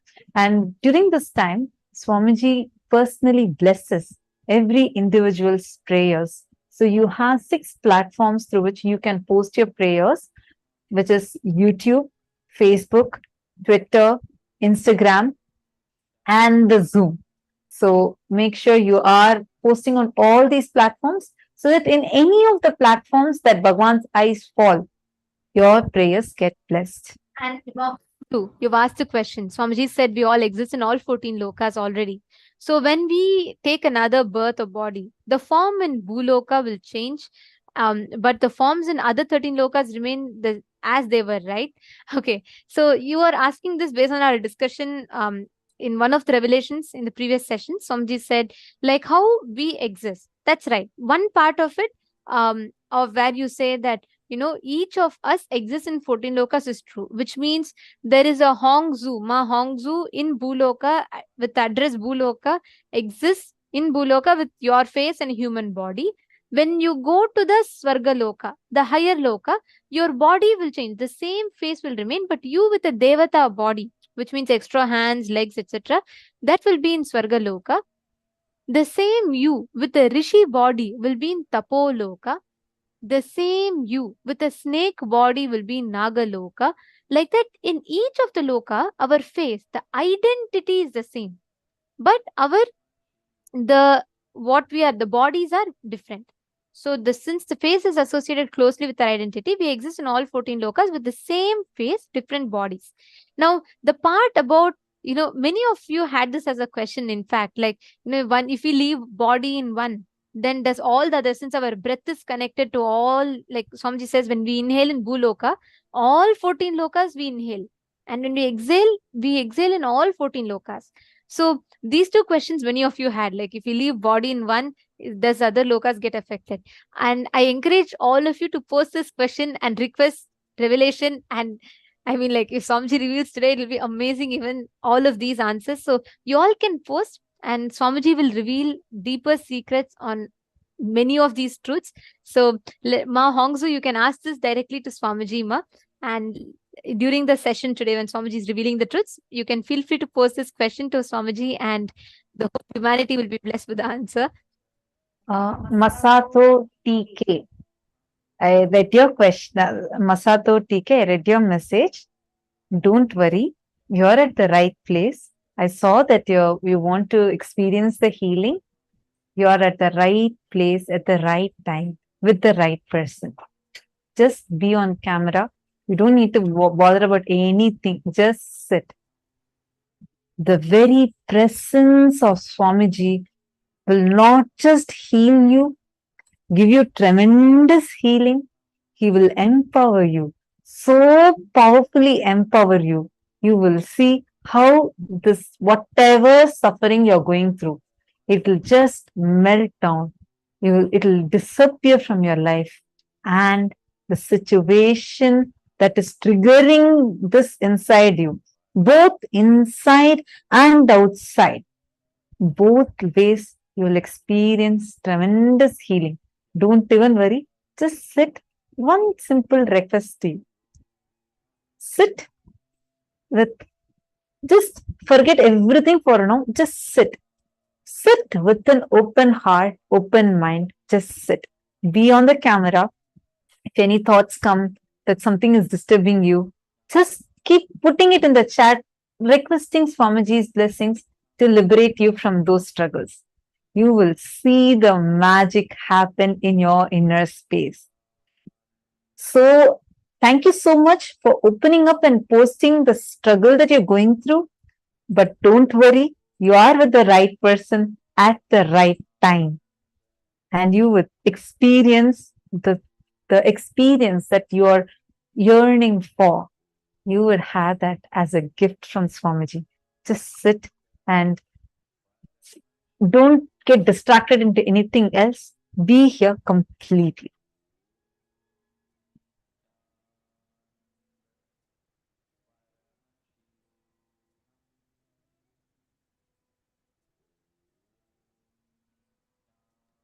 The whole 14 lokas, each loka has a Sanatana Dharma that governs, right?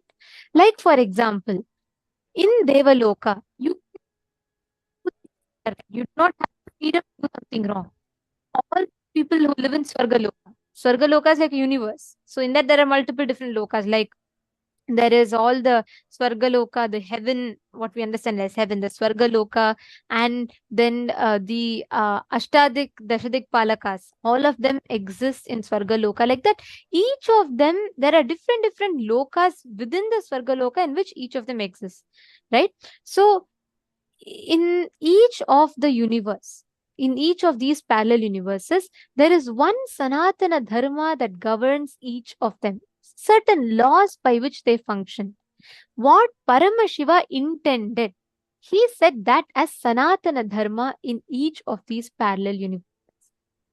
Like, for example, in the lower lokas,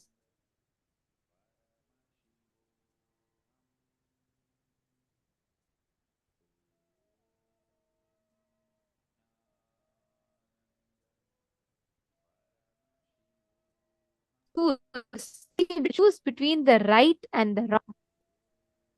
And only in Bhuloka you have the power, the ability to design. That is why, even for, let's say, a person who's in Tapoloka, Rishi, he wants to go to Kailasa, he should come down to Bhuloka, do the tapas to go back to Kailasa. Swamiji beautifully explains. That's why you will see even Indra coming down to Bhuloka to do tapas for his prayashita, whatever, if he does something like that. Each time for enlightenment, gods come down for their next level breakthroughs and they go to the higher lokas. We will see the Shivalingam that Parvati worshipped is in Kanchipuram. Like that, each place, because the Devatas, the higher dimensions being come down to the Bhuloka for them to travel to the higher lokas. Because only in Bhuloka we have the freedom to choose between the right and wrong. Understand? And also one more very interesting thing, something that I really, really love and I'm very curious to know more about is, it tells very beautifully about how in all the parallel universes, there are certain thought currents. Like for example, the space. Each parallel universe is programmed with a certain space. For example, if you think win-win strategy is the best strategy to apply in life, your existence, let's say Ma Hongzhu, since you asked this question, I'm just going to give you an example. Let's say you are here and your existence, same identity of yours, same face, but Devata body that exists in Swargaloka. Okay.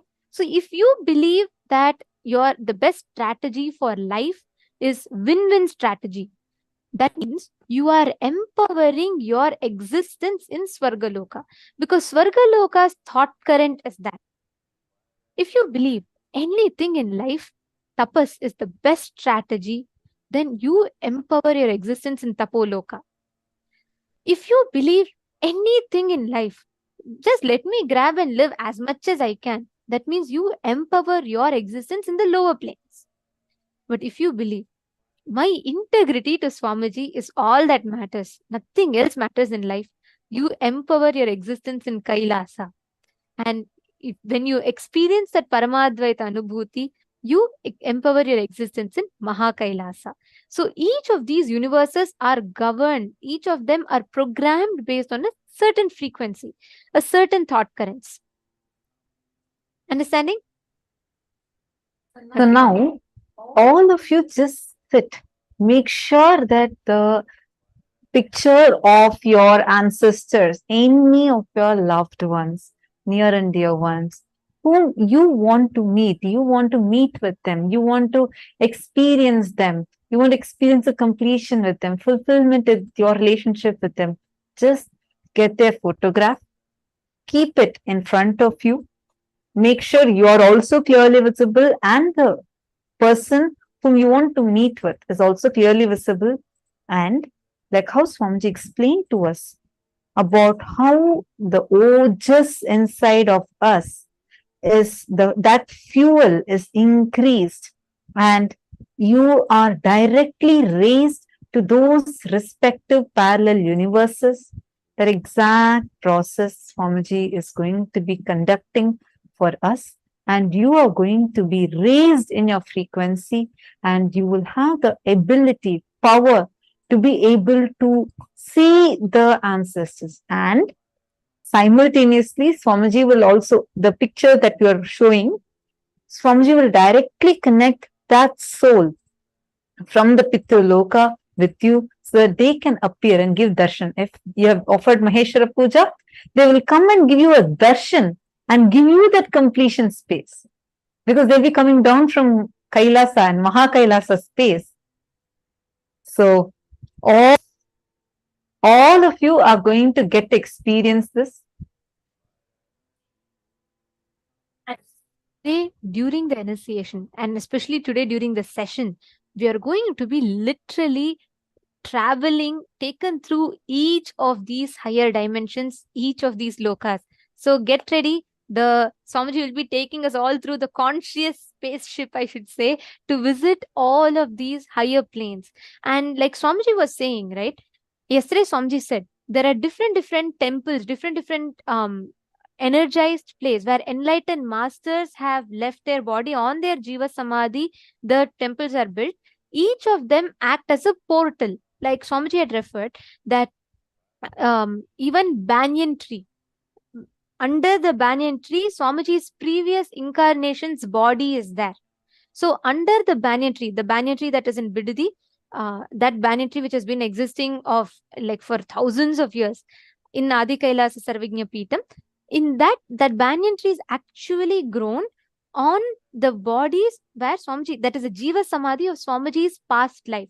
In his past life, Swamiji existed in different bodies, and that bodies are right. The Jiva Samadhi is under the banyan tree, which is why banyan tree is a portal to Kailasa. Even Mount Kailash, that so many thousands of people go and visit. Mount Kailash, when they say Paramashiva lives in Kailasa, it's not that physical Mount Kailash, but that is a portal for you to experience. Like when you go to Mount Kailash, that acts as a portal for you to connect to Kailasa. And Swamiji was mentioning about Tirupati, where Swamiji tells Venkateshwara's that whole thing is actually body became deity. That is not carved. That is a body that became deity. So that particular ecosystem acts as a portal for you to access the parallel universe called Vaikunta. Each of these temples are programmed to function as an airport, like a cosmic airport, for you to travel to a particular parallel universe that you want to visit.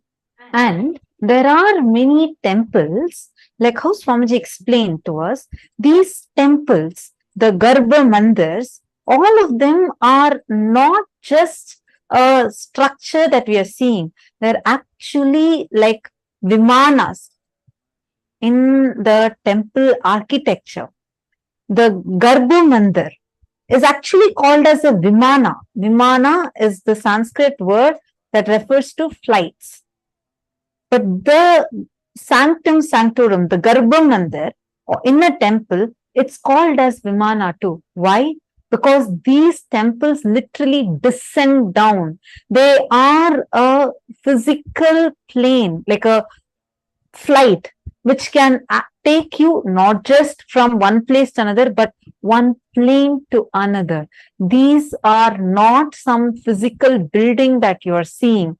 These temples that have been energized by avatars and various enlightened beings and are literally in the Jiva Samadhi of the avatars are literally a cosmic portal where they are the cosmic airports for beings to travel from one plane to another. And you would see how these are all given in our scriptures. When we learn how Nachiketa, a 6-year, 7-year-old kid, goes to the abode of Yama. Yamadharma is Lord of Death in Hinduism. The Kathopanishad clearly describes how he goes from Bhuloka, he goes all the way up to the Yamaloka. He gets the revelation about the secret of death and comes back alive. How did he do that? Because this science of traveling from one plane to another existed as a part of our lifestyle in Sanatana Hindu Dharma. Swamiji was giving such profound revelation about how Muchukunda Chakravarti, he went to the Swargaloka, and when he went to the Swargaloka, he brought back the Tiruvarur Tyagaraja Swami, and he built the whole beautiful city in Tiruvarur with many items imported from Swargaloka. Like how we import things, like you are, let's say you are in the US and you import things from India. Like you have the freedom to import and export things, right? Same way, you don't have just that freedom only restricted to within this planet. Swamiji is revealing the science of how you can do that with the 14 lokas. Every loka, when we say a loka, it's not just a piece of land, how we visualize. It is, imagine, just understand this, whatever we know as universe, all of it, even what the scientists can visualize, is still only a part of the Bhuloka plane. Like this, there are 14 lokas, and today we are going to be experiencing the ability, the experience to travel from one plane to another. Now, it's time that we all are going to receive this amazing, profound initiation. Please sit with your head, neck and spine in a straight line. Close your eyes enter a deep meditative space. Breathe in and breathe out deeply and slowly. Chant the Mahavakya, preparing yourself to receive the initiation. The darshan is going to start in just a few minutes now.